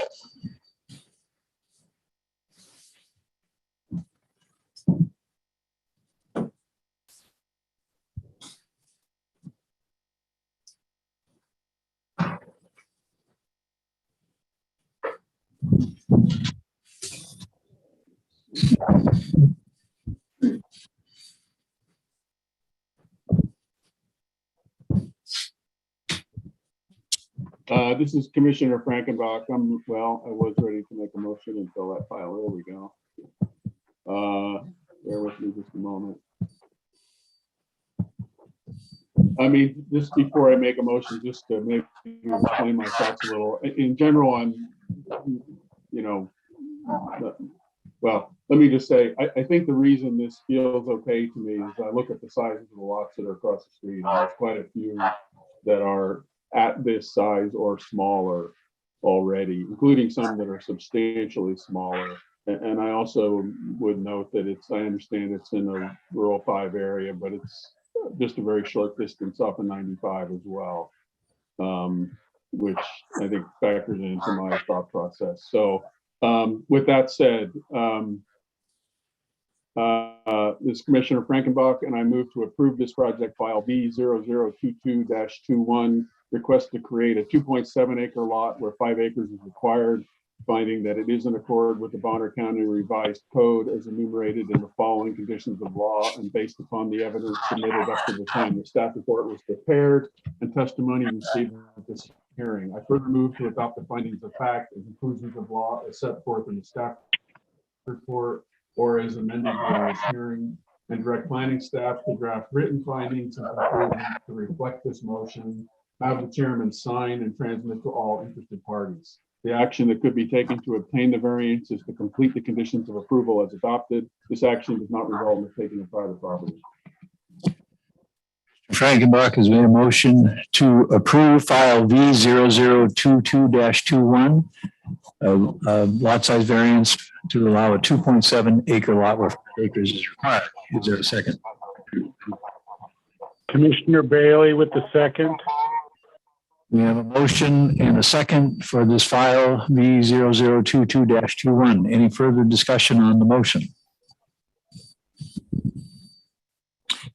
Hearing none, I'll call for the vote. All in favor of the motion, say aye. Aye. Commissioner Frankenbach, aye. All opposed? Commissioner Bailey, aye. Yes, Commissioner Bailey and Commissioner Frankenbach have voted aye. Commissioner Glasso? Commissioner Glasso, nay. Nay. So the motion carries on a 2-to-1 vote. That variance file is approved. Okay, thank you, folks. Okay, next file, moving right along. We have we all set? Okay. We have a conditional use permit, 0022-21, conditional use permit for New Song Bible Church. They're requesting a modification of a previously issued conditional use permit, C995-16, to allow a daycare along with the existing use as a church. And this is located on Highway 95 in Section 10, Township 56 North, Range 2 West. So as we've seen on the procedures, we have staff report first. Good evening, Swati from. Excuse me, call to order. Yes, ma'am. Oh. Conflict of interest? Conflicts of interest, yes, sorry. Any conflicts of interest? We're all Christians. No, none for me. I would like to put on the record that I have had past affiliation and even action before this commission on behalf of New Song Bible Church, but I'm not involved with this particular action tonight. So thank you. Using myself, or we'd be in a real state. Okay, please proceed with the staff recommendation. This is Swati from Bonner County Planning Department again. We are now talking about file CUP 0022-21. The applicant is requesting a previously issued conditional use permit C995-16, which was issued for a church previously. And now the applicant is requesting addition of a daycare to the property. The site plan was submitted by the applicant. They are not proposing any new structures on the property, and the daycare operations would be conducted within the existing church building on site. As discussed previously, it's a request for a modification of a previously issued conditional use permit. The site is 4.35 acres in size, and it is an unplatted parcel of land in Rural 5 district. The property is accessed off United States Highway 95 in Segal. It is generally located in Section 10, Township 56 North, Range 2 West, Boise Meridian. Site is currently developed with a church building and a storage building. It is on unplatted parcel of land, approximately 4.35 acres in size, zoned as Rural 5 and has a land use designation of rural residential. It is accessed off United States Highway 95 in Segal, a public right-of-way owned by Idaho Transportation Department. The speed limit at the location of the site is 55 miles per hour. Majority of the site does not contain slopes of over 15% grade. Approximately 0.28 acres of the site contains wetlands. It contains both non-prime farmland and prime farmland soil. It does not contain a river or any other water bodies. It is located within flood hazard zone X and would not require any further floodplain review. It does not seem to contain any wildlife areas as identified by local, state, or federal agencies. Site is currently served by an individual well. It is currently served by an individual septic tank and a leach field. It receives services from Selkirk Fire District, Avista Utilities, Lake Pondere School District 84, Bonner County Ambulance District, Pondere Hospital District. These are the standards against which the file was reviewed.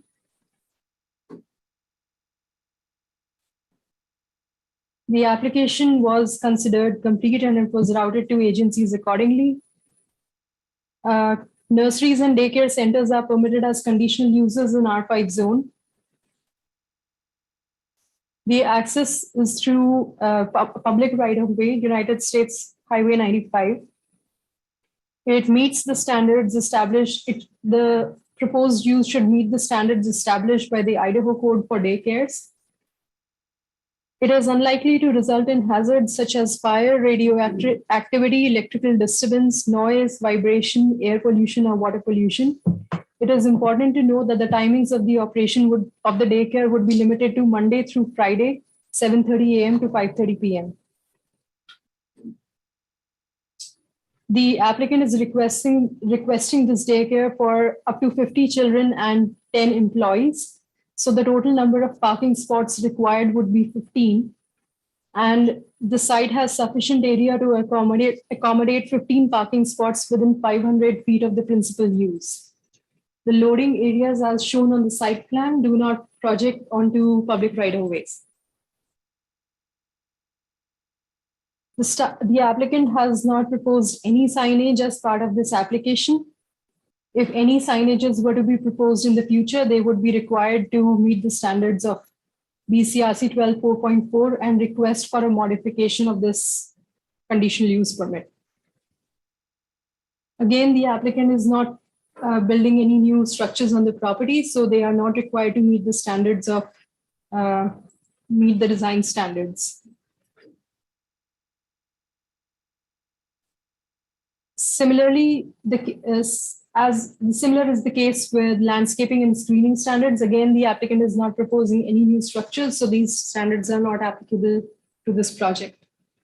The applicant does not front on any water bodies or shoreline, and so again, the shoreline standards are not applicable.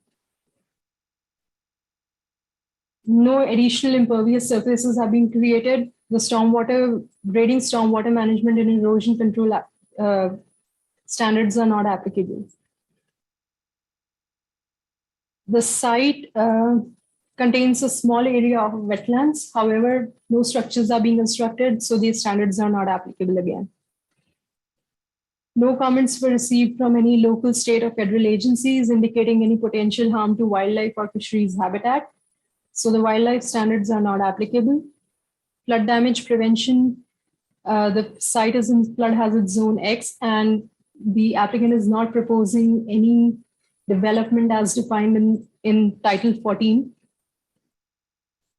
So the conditional use permit would not require any further floodplain review.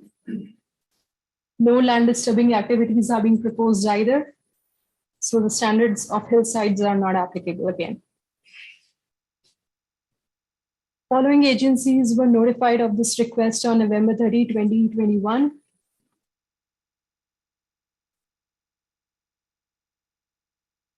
Idaho Transportation Department inquired about one of their previous permits and the progress on that. The work has been completed.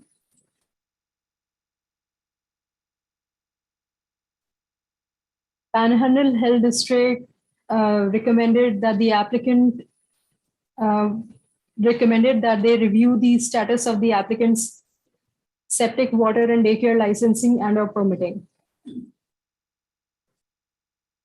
Department of Environmental Quality, they do not review projects on a case-by-case basis. Idaho Department of Fish and Game replied with no comments. No other agencies replied, and no public comments were received either. Staff concludes that the project is consistent with Bonner County Revised Code and recommends approval subject to conditions. Some findings of facts that may not have been included in the previous slides. Daycare is being requested for up to 50 children and 10 employees. The applicant is not proposing construction of any new structures. No machinery will be located on the site. The daycare staff will consist of 10 members on site Monday through Friday, and the operational hours would be 7:30 a.m. to 5:30 p.m. The applicant is anticipating having 20 vehicles per day. They are not requesting any associative functions with daycare. Parking and loading areas for the daycare will be provided on site. They are not proposing any advertising signs or outdoor lighting. The proposed conditional use permit is in accordance with Bonner County Comprehensive Plan. It was reviewed for compliance with criteria and standards of Bonner County Revised Code, Chapter 4, Title 12, Subchapter 2.2, Environmental Standards of Chapter 7, Title 12, and Stormwater Management Criteria and Standards set forth in Chapter 7, Title 12.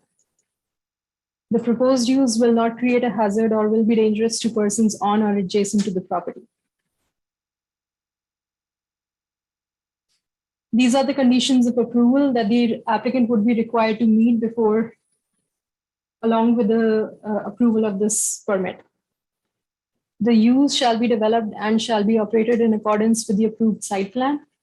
The conditional use permit shall not supersede deed restrictions. Setbacks shall be met. And the conditional use permit, if not issued within 2 years of the date of the approval, it will expire, or the use has not commenced within 2 years after the issuance. If any ground disturbing activities are to be initiated, they would be done only after the grading or erosion control measures have been designed and approved and put into place. Any future additions of signage in conjunction with this conditional use permit would require the applicant to request for a modification of this conditional use permit. And that concludes my presentation. I can take any questions at this time. Any questions for the staff on this file?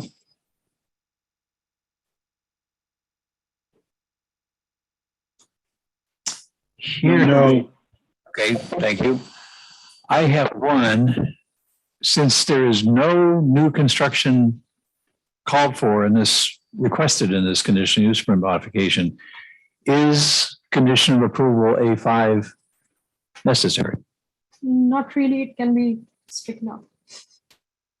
Okay, so it's really of no effect. Yes. If it doesn't say if, but yeah, it implies that there is ground disturbing activity right as part of the application. So right, it's the commission it can be taken off. Account and make a motion.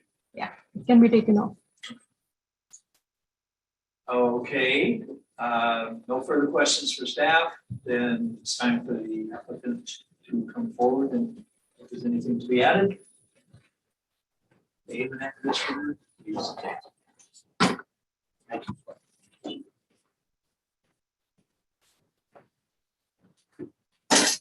Good evening. My name is Coleman Frank, representative from New Song Bible Church, and I'm a resident of Sagal, and the church is in Sagal as well. We were approached last year for a community need of a daycare with the lack of daycare facilities and 2 large daycares closing in Sandpoint as well that were already full. So we would like to use our resources as a church to help its community to provide a daycare, an affordable daycare that is for the community of Sagal and Sandpoint. The church has prepared resources for this, and we are ready to help our community in using the existing building, like the staff pointed out. We have no plans of making any changes to our building at this time or anything like that. So we just want to use our existing resources as a church for our community as a daycare. Really, that is the need that we'd like to solve tonight. So I'd appreciate any feedback or the approval, and thank you for the time of the Planning and Zoning Committee. Okay.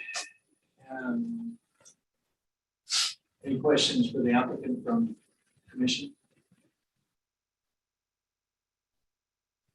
Hearing none. Anyone in the audience wish to make a comment on this file? I don't see any. So no reason for rebuttal. Okay, so we're going into deliberation on file CUP 0022-21, modification of condition 995-16 for the addition of daycare to facility.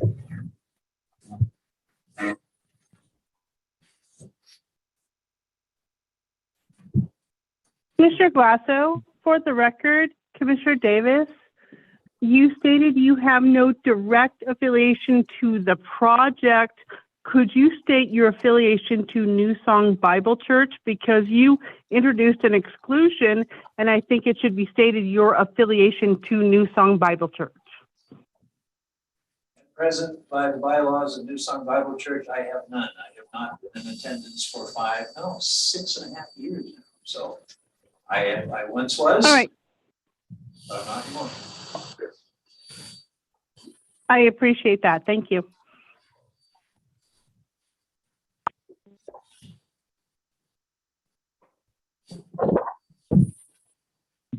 Don, Commissioner Bailey, for the record, I commend the church to come forward and get a CUP. They could have done this without one, and we would have never known it. So I commend them for that.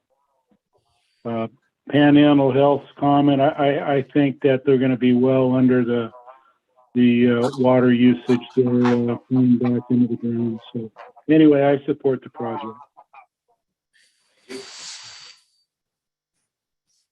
Mr. Glasso, I do as well. I just wanted to make sure that for record, we didn't have any conflicts, but I as well support it.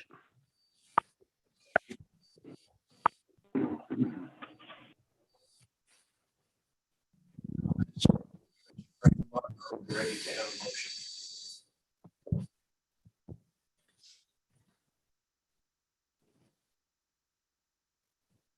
Don, that motion's going to have to come from Frank. We're still in the dark out here.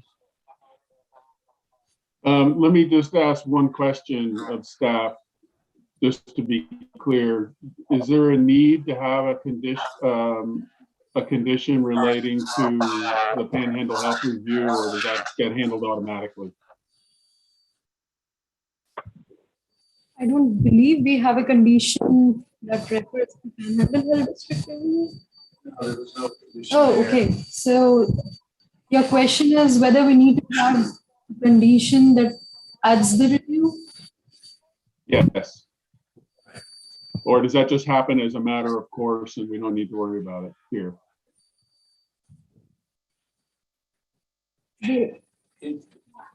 I'm, this is for a little bit.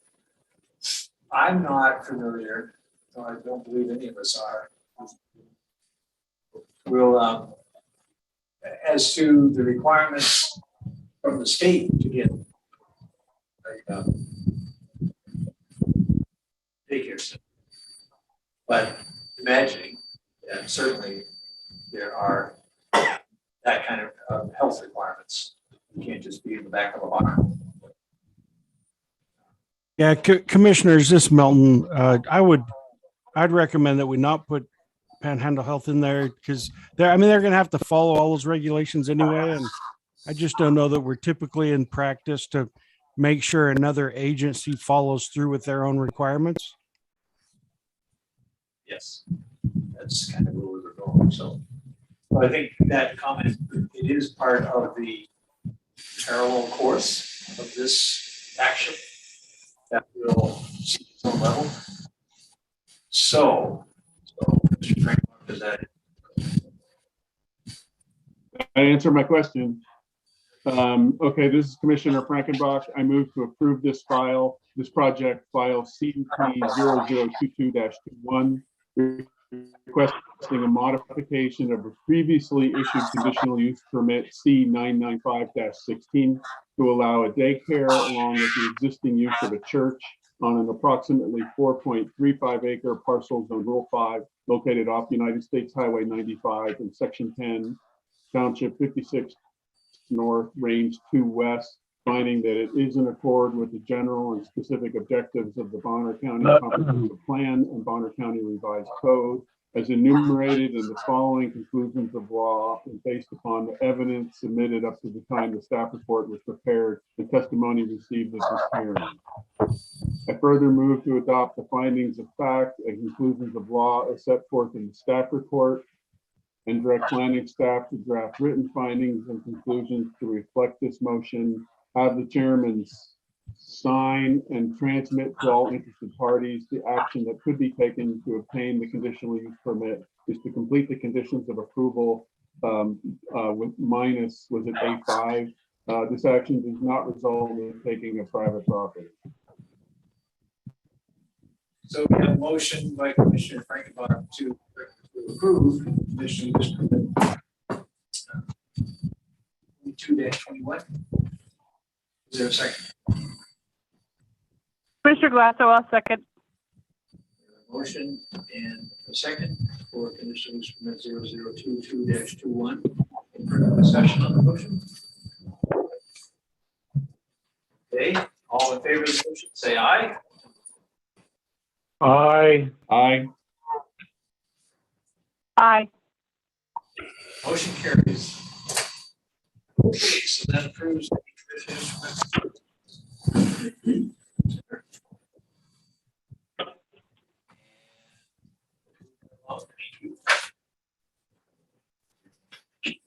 Next case on the docket is ZC 021 zone change. Brian Murray Trust is requesting a zone change from residential to rural 5. Parcels 40 acres. The project located on Hunter Road, section 16, Range 5 West Coast Meridian. Any conflicts of interest in this project? No. No. Good, thank you. Since we can get to that, we all know where Blanchard is and where Hunter Road is. Right, so staff report next, please. Daniel Britt, planning staff for the record. We're here to discuss zone change from R10 to R5. These are the evaluations of the amendment. So Bonner County Revised Code 12-111 tells us that the zoning ordinance is already in line with the comprehensive plan, which allows us to move forward with these files. Bonner County Revised Code 12-16 allows us to review, make sure there's adequate evidence for the proposal and that it is in accord with the general specifics and objectives of the comprehensive plan. Bonner County Revised Code 12-320.1 make sure that the application is complete and follows the sections within the zoning code, which we will discuss here in a few minutes. So a little project summary. The applicant is proposing a zone change from Rural 10 to Rural 5 for the purposes of dividing the property into 5-acre parcels for the creation of single-family lots. The proposed zone change will remain with the current comprehensive plan designation of rural residential 5 to 10 acres. The rural residential district has two designations, the R10 and the R5, which this request was reviewed against. For background information, it is a vacant 40-acre parcel that is rural 10 currently and has a land designation of the rural residential. It is accessed from Highway 41, a state-owned paved travelway, and Hunter Road, a Bonner County-owned road. Environmental factors, this is pretty unimpressive. It's just flat. It doesn't contain any map slopes. There's no wetlands. There's no streams or waterfront. It is in flood zone X. The services that could be provided to the property is an individual well, individual septic. Fire protection is provided by Spear Lake Fire District, power from Inland Power, and is served by Bonner School District number 83. So we find two types of soils on the property. That small sliver in the orange there is prime farmland if it's irrigated. And the larger section in the green is all prime farmland. These are the following agencies that were sent for reply. Spear Lake Fire District replied with Hunter Road needs to be paved, widened, and have 2 points of access, egress for the current density, and be functional for future growth. This letter goes on further. It's attached inside the file for the commissioners. Panhandle District recommends or suggested landowner contact PhD to assess the steps necessary to determine the feasibility of this project prior to proceeding. One public, as of December 30th, 2021, one comment was received with concerns that increase in density will affect traffic and the maintenance of Hunter Road. These are on the left, you'll see the comprehensive plan designation for the 40 acres. And then the current zoning on the right-hand side. So the standards for review for the rural district on the left, we see the R10. And as we review this, we look to see if the property is characterized by slopes that are steeper than 30%. It is not. The agency did not respond on critical wildlife habitat, so we go with there is no critical wildlife habitat. It does have prime ag soils, served by public and private county roads that do not meet roadway standards from Title 12 or Appendix A. It does not. It is accessed by roads that meet those standards. It's not within the floodway, and it does not contain limited public services, as mentioned earlier. So the standards for review for Rule 5 is the property developed at or near one dwelling unit per 5 acre density and does not meet the criteria of R10. It does not, as we saw in the zoning map. Findings of facts remain the same as found in the staff report. The conclusions of law remain the same as found in the staff report. So staff finds the proposal is consistent with Bonner Revised Code. The only change or recommendation I point the commissioners to is the parcel just north went through a zone change to R5 back in September, and it just doesn't show on the current mapping system. So that would be the only change to this slide. And that concludes my presentation. I'll take any questions. Questions for staff from the commissioners? No questions at this time. Okay. Not really a question, and I'm not really sure it changes the outcome, but just a point of note, I would suggest that this parcel, in fact, does meet the requirements for R10 because it's prime ag soil. So that's not what was stated in the presentation, but if it's prime ag soils, R10 is any of the following kind of requirement, with prime ag soils being one of the criteria.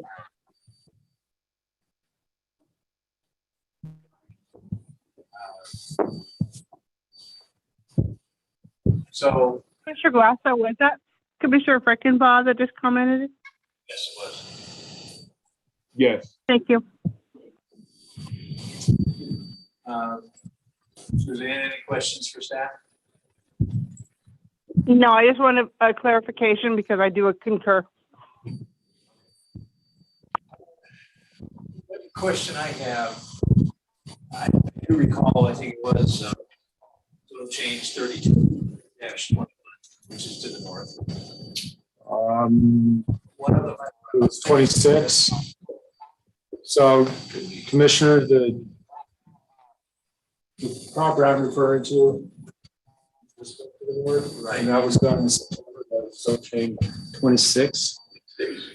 Correct. Because the one you're referring to that was touch up, we don't see in the slide. Yeah. So Right, on last that month. one, that portion of Hunter is privately maintained out there. But here, this portion of Hunter is publicly maintained, is that correct? No, I believe it's all privately maintained, but it is county owned.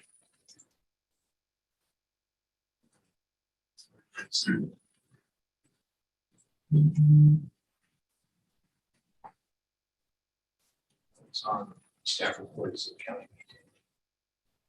Okay. Clarify that. Maybe one other question I have, maybe you can answer. Does Hunter Road connect to that Stone Road cutoff? Is that actually Stone Road cutoff actually a road? That's at the north end. I don't recall myself, Commissioner Davis, I don't recall. Does it have potential to? I'm asking because of the fire chief's comment about 2 points of egress and ingress, and it looks to me like it already has that. Assuming Stone Road cutoff is actually a road. And I don't know that we've got, well, we should be able to bring up the county map. And I'm sure on the internal map, that would probably indicate the status of the right of way. But physically connecting, I don't think it does at this point. Potentially, probably, possible. And that's a guess. Get further into that. Any other questions for staff? Okay.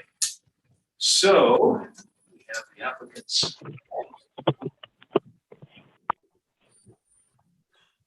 Some of the questions. My darndest. Good evening, Mr. Chairman, and with the commission that aren't present but are here via satellite. My name's Steve Circle for the record. I'm Tri-State Consulting Engineers. I'm here representing Boyer for this zone change. We have, my client and I, we reviewed staff report, all the comments from the public agencies. And we feel that surrounding zoning map here, and they also would have you back in September, and just due north of us and west of us.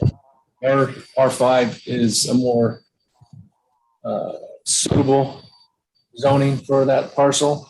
One thing to keep in mind as well is to do south of that parcel, it's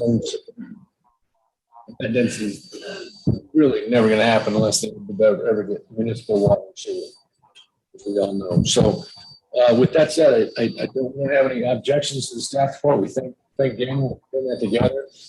I think all the staff are doing their job, and we're here to answer any questions you may have. Okay. Commissioner, any questions for the applicant representative? No. I don't believe I called for this one, so now's a good time.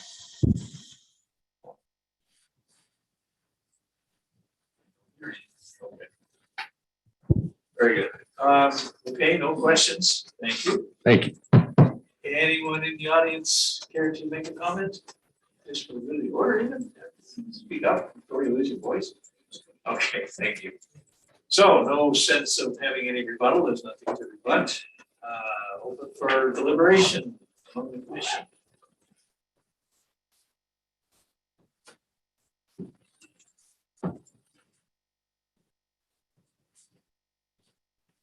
Don, is this the area where the Southwest Bonner County wants to grow?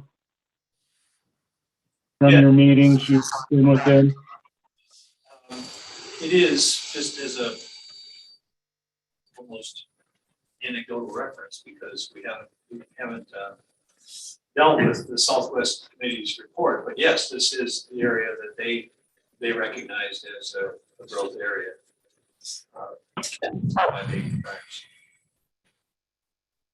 I caught most of that. It's pretty tough conditions here. Commissioner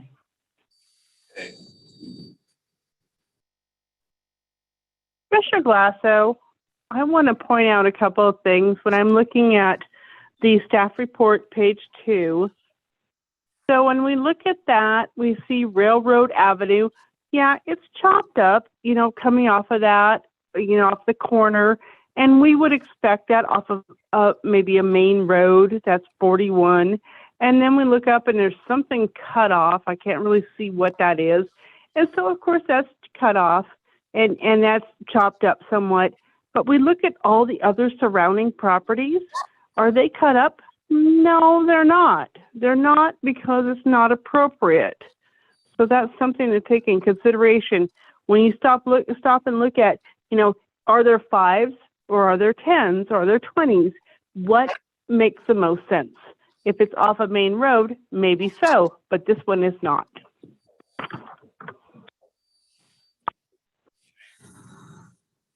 Just for some added information, it shows up if you look at the property. I believe at this point, that property at 40 acres has forestry exemption on the property number, as well as the other properties in the area. In the past, and that large parcel, if you're looking here on page 2, large property north of that diagonal cutoff road, that I believe is one of the state parcels, but it has been extensively mostly of the lodgepole pine that goes out in that area. Area in transition for sure to the southeast, a few subdivided parcels. But I think the owners, and it may be the Florida family, I haven't checked to see if they own the other parcels in the other 40s, but which are real 10. So they're all 40 or 80s. If I'm hearing some of that to be correct, then if there have been changes, that would be on the part of the county to show that to be corrected on this demonstration of their staff report. Thank you. That's right, but it's not. Not because the mapping isn't up to date, as was pointed out in the staff report. Mainly the one parcel, the 40 to the north, was recently zone changed. But 5 acre zone, and even to the north, there was another 5 acre. I believe it was 5 acre. Further up under, was that 10 to 5 or was that?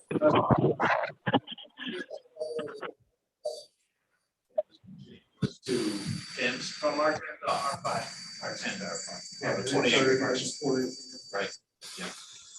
So it's happening in the area. Under road at this point, none of the roads that come off of Highway 41 are quote major. Railroad Avenue and the other road down there in Blanchard proper, they're old roads. Railroad Avenue got its name because sitting between Railroad Avenue and the highway was railroad. No longer exists. The right of way is still there, which is interesting. But so this potentially, and maybe even Lion Way and some of the others are going to become higher standard roads. That's something else that we've got to get into as a planning commission. Unfortunately, with the Verizon problems, I'm hearing every other word. But I just want to point out that if there is going to be a condition to say it's like and similar, let's make sure the county is presenting like and similar. Okay. That was in the staff. You, Jason? I really can't hear you. I can't hear you, and I hope I can hear the last two cases because I can't hear anything now, and the snow is getting heavier. Well, for what it's worth, we can hear you loud and clear. Very, very good. So that's the best all night.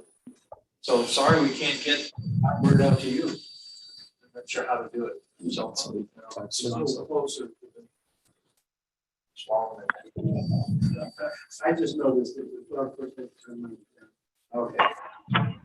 All right, then, are we headed toward a motion?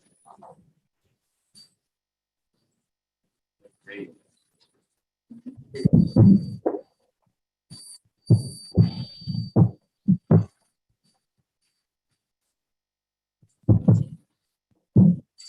Hello? Yes. Hear me better now, Suzanne? I'm sorry, it's a snow. I don't think I'm gonna stay in.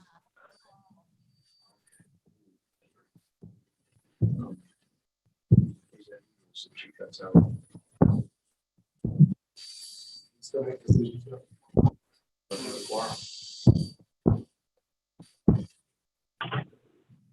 There's the door. Successful inside. I'm still in here, Don. I know, without Suzanne, we don't have a forum. Yeah, I know. I'm still here. I'm still here. I can vote. I just don't know how much longer tonight. Okay, let's move quickly. Let's go. If we have a recommendation. Just train rolling. Besides, it's getting late. That's nice. Thanks for it.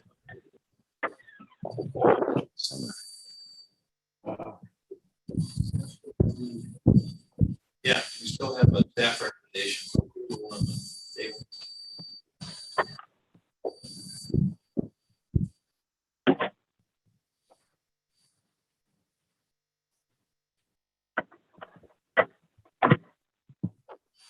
Lost it. Am I unmuted? Yeah, you're unmuted, Brian. Go ahead. Okay, can bear with me a bit here. I lost my staff report, so I lost the motion to read. So I'm getting back in there.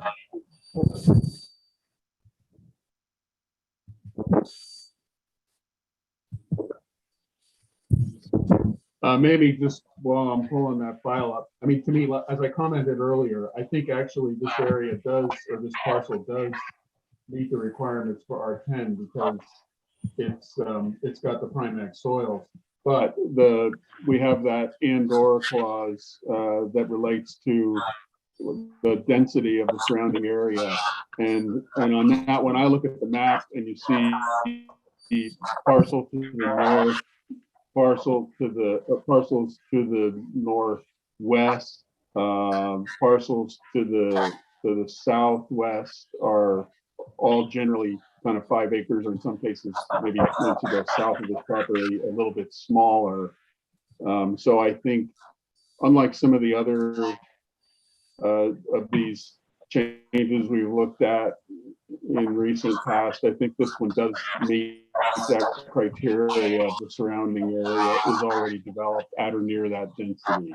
So Commissioner Frankenbach, I'm going to move to recommend approval to the Board of County Commissioners on this project, file ZC 0037-21, requesting a zone change from rural 10 to rural 5, finding that it is in accord with the general and specific objectives of the Bonner County Comprehensive Plan and Bonner County Revised Code as enumerated in the following conclusions of law, and based upon the evidence submitted up to the time the staff report was prepared and testimony received at this hearing. I further move to adopt the findings of fact and conclusions of law as set forth in the staff report and direct planning staff to draft written findings and conclusions like this motion. Have the chairman sign and transmit to all interested parties. This action does not result in the taking of private property. Commissioner Frankenbach has made a motion to recommend approval to the Board of County Commissioners of this project file ZC 0037-21. Do we have a second? Commissioner Bailey with the second. We have a motion with a second for this zone change file. Any further discussion on the motion? Hearing none, I'll call for the vote. All in favor of the motion, say aye. Aye. Aye. Motion carries 3-0. So we will be recommending approval to the Board of County Commissioners on this one. Thank you. And Suzanne, hang in there as long as you can, please.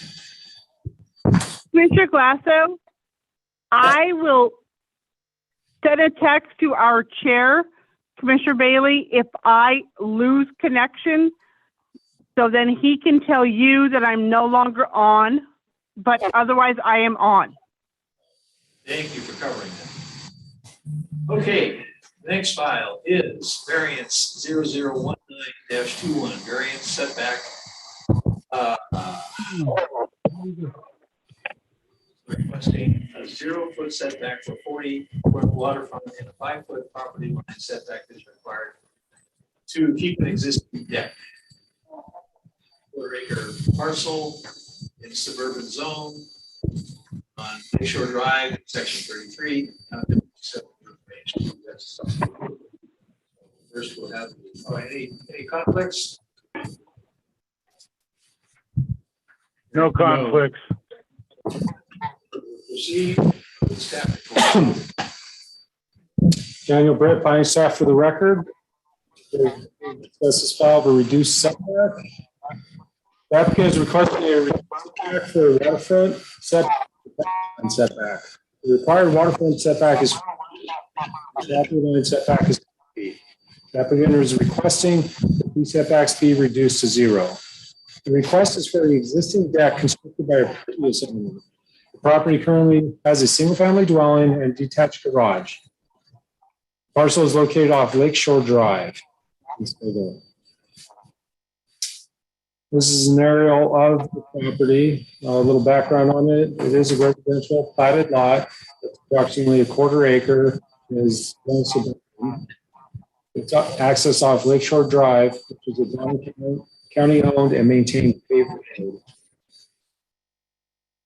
So some environmental features associated with this parcel. It does contain map slopes. It does not contain a map wetland, but it does front the Pend Oreille River. Services provided to the property are Southside Water and Sewer for both water and sewage disposal. Fire protection is provided by Sagal Fire District. Power is provided by Avista Utilities, and it's within Bonner School District number 84. So these are the standards for variance for Bonner County Revised Code 12.34.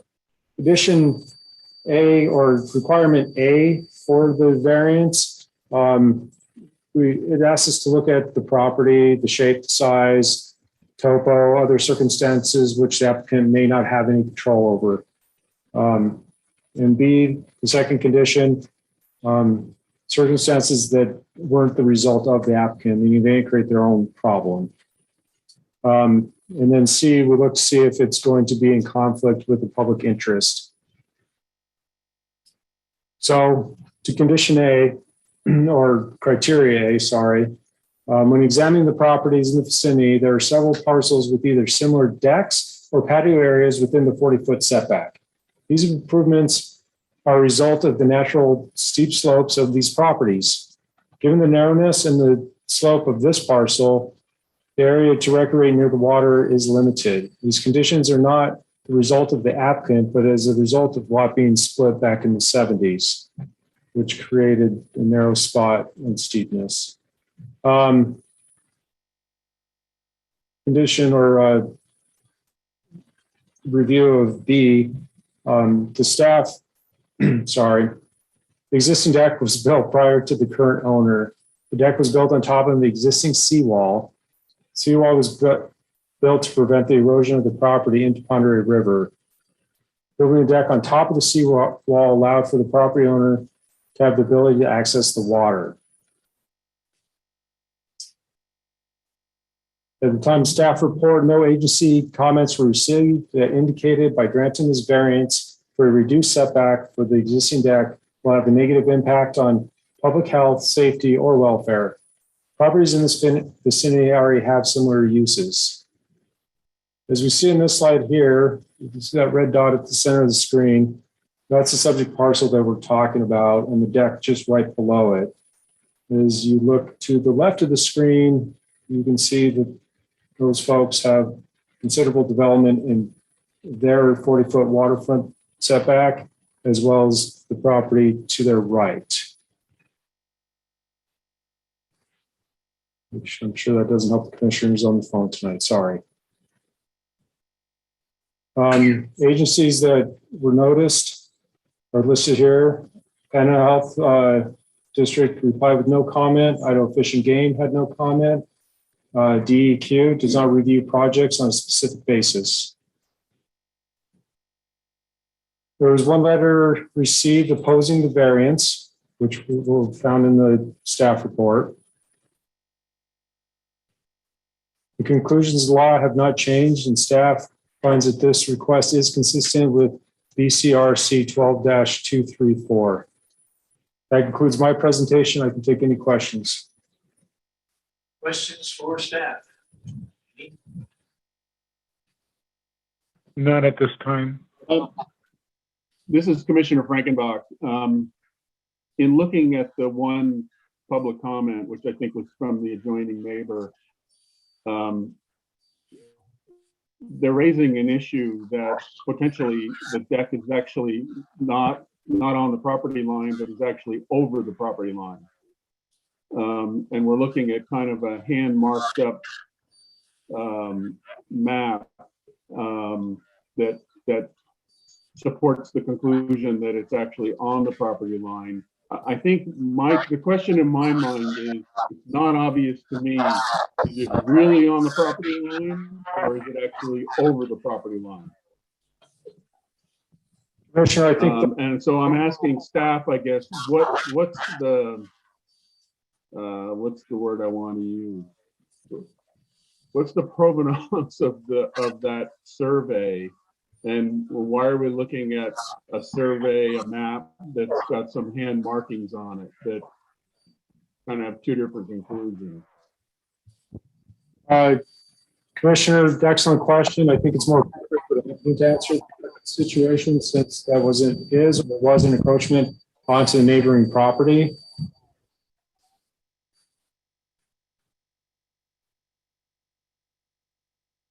Okay, I'll wait until they speak.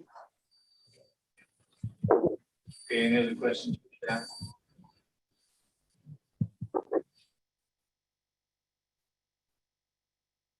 Thank you. All right, thank you for the staff report. Applicants. Okay, there we go. We do have an applicant on this one. Please come forward. Name and address for the record, please, and then fill us in.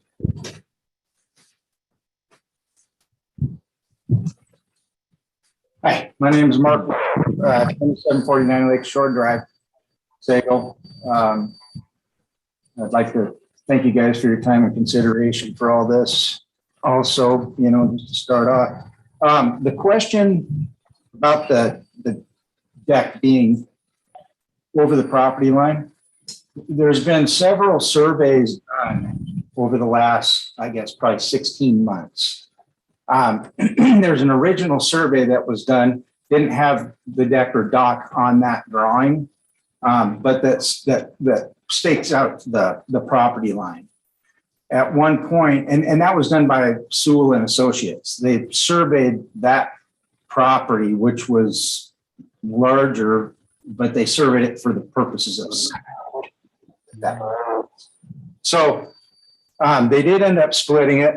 The property line is determined. There was a point in time where the adjoining neighbors had the Sewell and Associates come out and I guess redo the property line, but it was inaccurate. When they came out, they had us cutting off like 1.5 feet of that deck, I think it was at that time. I talked to them and got them to come back out at our expense. And I proposed for them to come out, also. But when they came out, I kind of explained why that couldn't be possible. And there was a drawing on here that I think showed the overhang of, I think that I saw. If it's not, I have the drawing that Sewell and Associates gave me that actually did show that our deck was over the property line. I think it was 1.2 inches or something. I've got a copy of it here.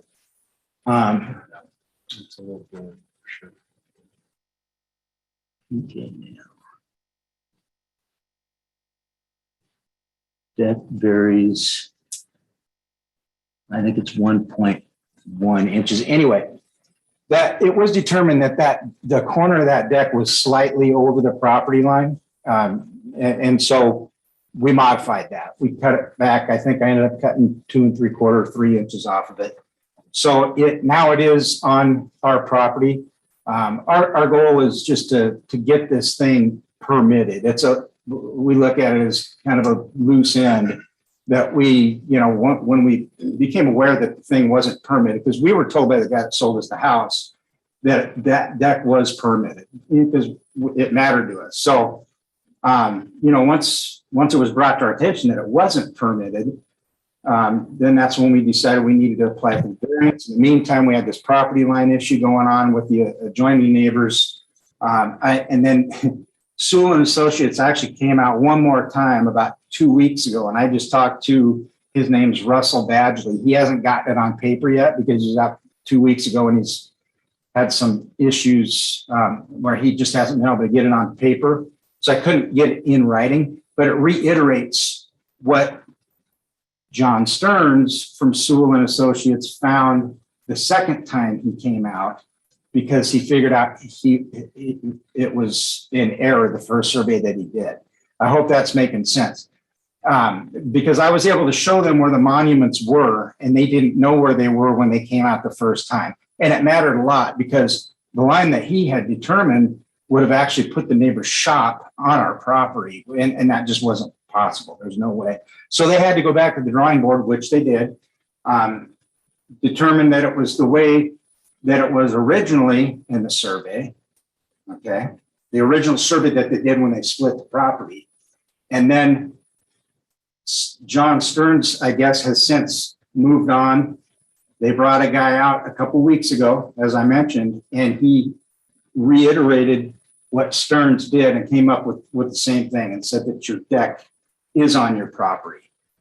Again, I've got a drawing here that shows what Stearns came up with the second time he came out, and that's the one that's accurate. And it jives with what Russell Badgley found a couple of weeks ago. So, and then I wanted to explain that. I know that was wordy and probably not super clear. I'm kind of nervous up here, but I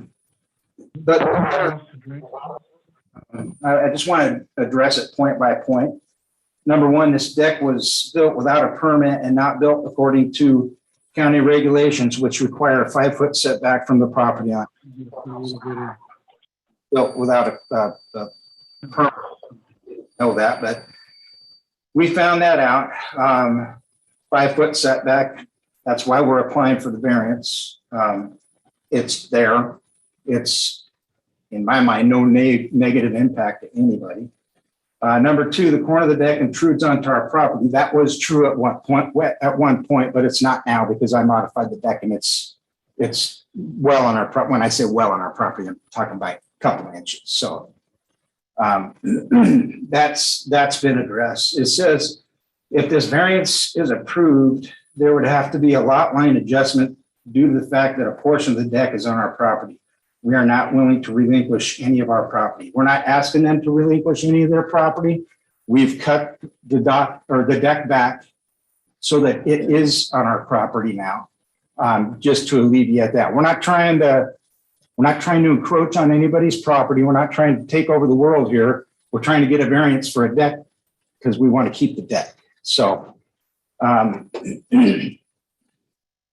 Number 4, if this variance is approved, it shows that a homeowner can build whatever they want, even if it is not compliant with the county regulations or in someone else's property, then just go in and apply for a variance and all is okay. Instead, by not applying for a permit and not building with the correct setback, the county should actually fine the homeowner and require that the deck is brought up to county regulations. I don't even think that's a reasonable statement, in my opinion.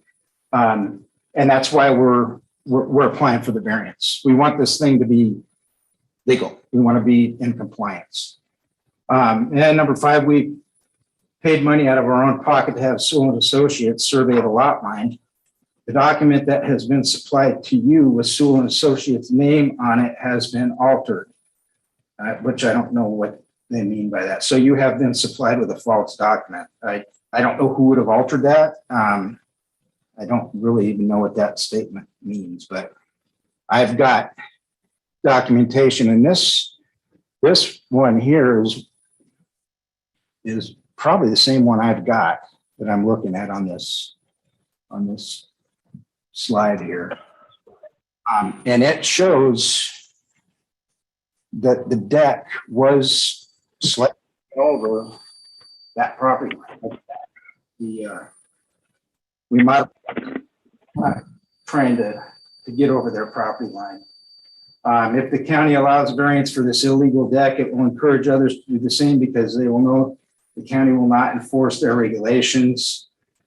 Closing, we want to make it clear they're against it. And that's what the variance process is all about. We're just, like I said, we're trying to get in compliance. This is the route we were told to take to try to get into compliance. We feel like we've jumped through all the hoops to apply for this variance and quite honestly have it approved. To me, again, I'm biased, but there's no negative impact to anybody for us keeping this deck. That's pretty much all I have to say. Does anybody have any questions? Questions for the applicant? No. So I know one of the questions that's been raised is that this survey work, apparently it's this drawing that's on the screen right now, as Mr. O said, has been modified. Where did the comments highlighted in yellow and purple and scratched out and inked in, where did those come from? You know? Yeah, that's my writing, and that's me just trying to point stuff out. You can see purple highlight on the northeast property corner, concrete walkway. I'm just pointing some things out. I was trying to clarify it to Daniel, who was, handling this application. Just really, and the yellow is, I just highlighted the deck, I think, to contrast that from the, and then I highlighted looks like the concrete walkway. There's, in addition to the wall, there's a flat concrete walkway, and the deck is actually built over, on that. And so that's, but as far as, and then I put some measurement, I wrote in some measurements. Daniel wanted to know the dimensions of the deck, so I put those in there. But in terms of, the property line and all that stuff, where the deck is, where the dock is, that's all done by the surveyor. That's not anything I did. There's been no altering the, I guess the official parts of this document by me. So just one follow-up question on that, and Dana may be able to answer this too. The drawing that was produced by Sewell and Associates, is that a stamped document by the surveyor? I don't know that answer off the top of my head without looking at the file. There should be another, this was just a screenshot for the presentation. Yeah. There should be a better one in the complete file. Because it's obvious that it doesn't even say so, but that is work that someone produced. So here's Sewell Associates. Here's one, and this one has a stamp on it. So there is one that should be in the file that does have a stamp on it from Stearns, John Stearns. Right. Okay. I think that's part of Mr. Rose's, if he reviewed the file, I don't know if you saw this, it sounds like he did, saying there's notes and scratch off, so those are for clarification, not by the surveyor. The surveyor's notes indicate that the condition of the This is Frankenbach. I think what's been clarified, what I was concerned about is the comment that scratched off. It says the deck varies, it's kind of hard to read, but I think it says from 0.1 foot east to 1.1 foot west of the line. And it's that 0.1 foot east of the line that was concerning to me. But I think what I just heard the applicant say is he got out a skill saw and cut the deck off. To bring it back to the property line. Yeah. So, and That's correct? yes, that's correct. The top line doesn't apply. It's not 0.1 foot east. It's now not east. It was, yeah, which equates to 1.2 inches, I think I ended up cutting off. So we just say confirmation that it is this file, the stamp drawing from schools. Okay. Very good. Any other questions for the applicant? Okay, so thank you for your presentation. Thank you for clarifying things. Thank you guys. You're welcome. Yeah, thank you. You're welcome. So, and we'll go to anybody here?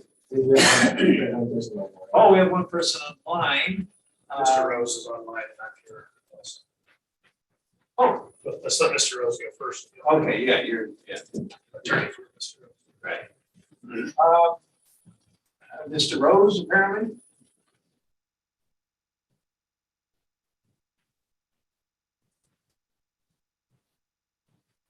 They're muted on their end. Yeah, Mr. Rose, you're still muted, so if you can unmute. Hello? Yes, sir. Can you hear me now? Yes. Can you hear me now? Yes, please proceed. Hello? Can you hear me? Yes, we can. I'm out in the middle of the ocean. So excuse the poor connection. I'm on a cruise ship, but I'd like to, can you see me at all? No, we cannot. I would like to show you a copy of the Sewell and Associates survey that shows. Okay, but we have not seen the new, what he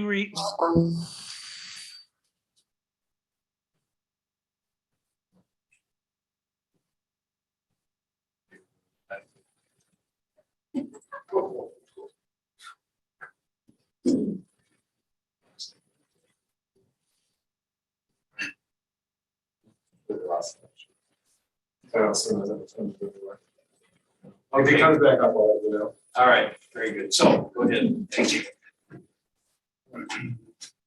All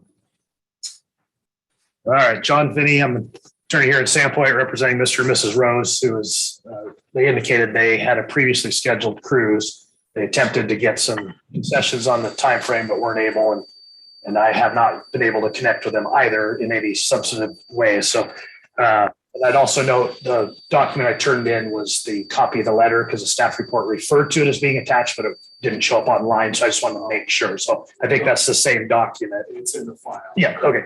Thank you. All right, so as I indicated, I'm representing Mr. and Mrs. Rose, and there's been an ongoing dispute. And if you'd go back to the maybe I have it, the diagram.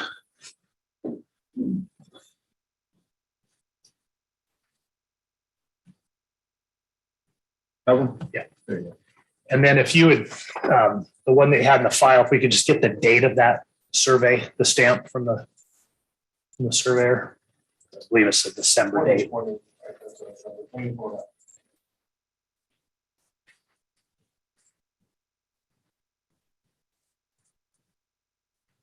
The one that I have copied of is dated December 28th, 2020.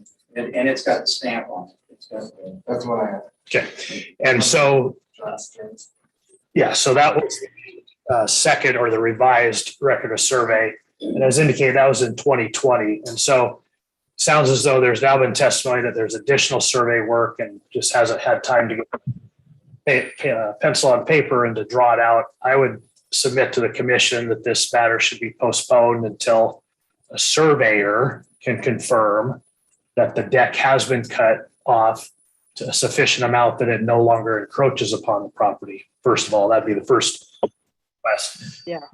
Mr. and Mrs. Rose are concerned, obviously, about the deck, but also about the dock, which this survey shows goes over. I know this board does not have a jurisdiction over the dock, but the property line is not where it's marked in purple as the northeast corner. The property line actually extends out below the artificial high water mark to the ordinary high water mark. And that is shown on this record survey, and I would suspect to be shown on any additional survey work that's been done. The Roses do object to both the waterfront setback as well as the side yard. I would suspect there could be some sympathy from the Planning and Zoning Commission of this circumstance as it relates to the waterfront setback. But there really has been no showing, although the staff report says other people have flat spots and decks and or flat spots. There's nothing identified in the staff report that shows anyone's obtained a variance of a side yard setback for those areas, or that those areas are actually within the side yard setback. So I would say on behalf of the Roses that if you are sympathetic to any variances for the setbacks, the waterfront setback would likely be the one that you could look at based upon the topography and access and such, whereas the side yard, he's already established he can chainsaw or skill saw off a couple of inches. He could skill saw off 5 feet to meet that side yard setback. And I guess I just asked for a little leeway. I don't know when you started that thing, determining what the record shows. So, Mr. Chairman, may I continue just very briefly? Yeah, you're out of time, so and it's getting very late. Okay, well, I will just end by saying the Langles have counsel. It's been radio silence. There's been no communication to try to work these things out. We would ask for the variance to be denied in total or as indicated. Thank you. You do have Mr. Lewis. Yep. I can try to give him. Oh, did he come back? No. Hello, I'm here. Oh, you are here. Okay. Try again, sir. Yes, we agree with just what John Finney told you. We'd like for you to adhere to the 5-foot setback. If he can cut a couple inches off, he can cut 5 feet off. It's 19.9 inches wide, and we'd like for you to adhere to your county regulations. Okay, thank you, sir. Let's see what they say. Okay, so that's the end of the public testimony, so the applicant can respond to those comments and proceed. I'm Jeannie Lingle and I live at 2749 Lakeshore Drive. And if you see the picture up there, the one that has the concrete wall, I guess I don't understand the whole 5-foot thing, because whatever happens, we're going to use that concrete wall is there. We will put a shed on there. We will use that. It's storage right now. Our grandkids' floaties are there. We've cut off so that we're not intruding on their property, and we use it for storage. We will continue using it for storage even if we cut 5 feet off. So it really, I guess I don't get it, but that's all I just have to say about that. And then what I wanted to say is just to reiterate, another survey was done just recently, last couple of weeks. It does yesterday. It does show, according to the conversation that I had with Russell Badgley, that the deck is on our property. That's number one. Number two, the corner of the deck, I can show it without a surveyor because I know where the monument is. It's marked in the concrete, and I can hang a plumb bob off the corner of that deck and you'll clearly see that it's on our property. So again, not looking to encroach on anybody's property. That's been absolutely what we've tried not to do. The other thing I will say, just to let you know how we have been trying to comply, I didn't just cut off the deck. I took my scale saw and I cut off 19 to 20 inches of the dock along that line because you can see where it's over. So we did that When you're not to encroaching. be, and I didn't speak to that because the dock isn't the jurisdiction of this committee, as I understand it. So I didn't, I was probably unclear enough in my communication as it was without bringing more stuff into it. So, but just to let you know that we're acting in good faith. Those two things have been done to modify those structures to get us onto our property. That's what we're trying to do. So, Thank you very much. for thank your you. time. And yeah, we'd appreciate your Approval, that would be okay. So, Mr. Chair, I just have curious, before we close public comment, Commissioner Finney, is there a condition that we could add to this variance that would make it agreeable and we could work this out? Oh, thanks. Yeah, we can. I'd probably speak loud enough you can hear me on these things, but if you want me to. I hope so. You do speak. We didn't hear you. Okay. Yeah, we've been trying to have dialogue, but there's been nothing for several months from their counsel. So, I mean, I'm not disparaging them or their counsel, but I can't stand here and talk to them because they have. Sorry. Our attorney also told you he's not representing us. So if he's not representing, I can talk to him, but there's been no He told you follow-up. that. I don't want to cause a debate. I just wanted to know if there was a condition that. There's a potential way to try to resolve it, but there has not been that dialogue since whatever the last communication I have is sending to the attorney, not necessarily coming back. As far as a condition, I think our requested condition would be that any part of the deck be 5 feet from the property, which would not be a condition of granting a side yard variance. Of the two setbacks, the side yard is the concern. So that was part of leading into my question as well about remedy the request for variance. Obviously, they are for various reasons. Can't meet this, we shouldn't. So, and in the past, we did have, I think it was passed about minimizing the variance request. That can be modified from what the applicant wanted.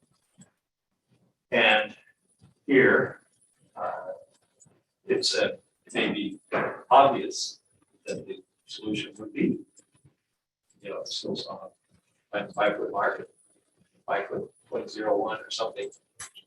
And just as the applicant has declared, took care of it out on the dock. So I don't know if that's it's not written into county code go that way, but it would resolve at least part of this at this point. But I'm not sure how to make that in a variance.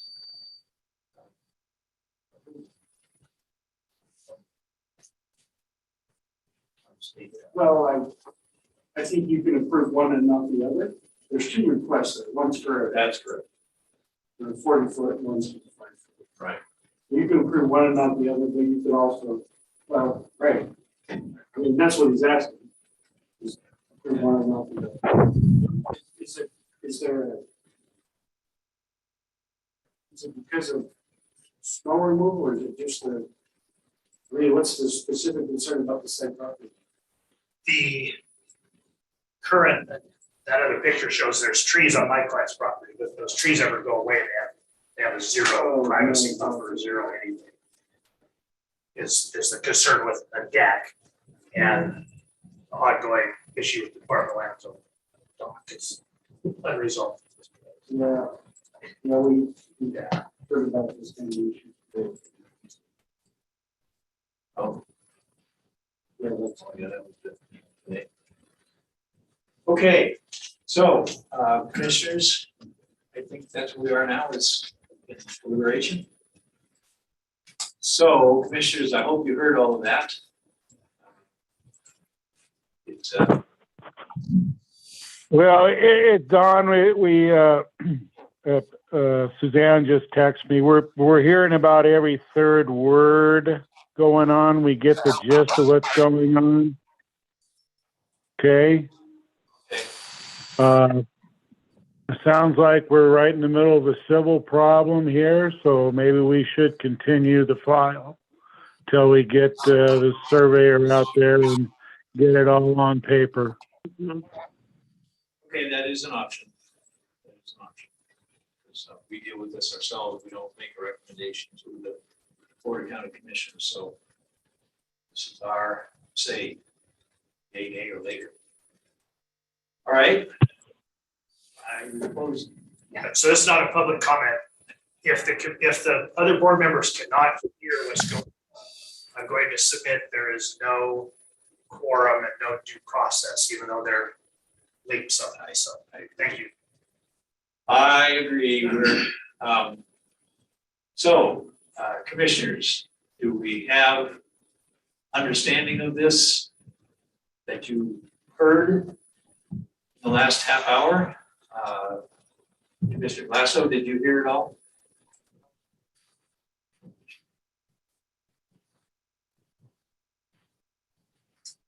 Yeah, she might have fallen out completely. Sure can table this. Yeah, I think we may be up against a quorum problem. Yeah, I think we just lost. Yeah, I think we just lost Mr. Glasso, so the only right now would be to table this to a date and time certain. We did have 2 files drop off. So we have 4 files that way. January release. Yeah, I think that's. Okay. So I will say that this file B0019-21 is proper term postponed. Continue. Certain of January 20th at 5:30 in this building. 1502 Temple. Okay, so sorry for the delay, folks. But that gives you. Yeah. Yeah, we'll get a survey or we'll get that. Yeah, I'll have that. We'll have that on paper. Okay, I'd recommend you meet with these folks and. whichever way. I've been willing to meet with them the whole time. Okay, very good. All right, thank you. So we gotta move on here. We got one more to go. Yeah.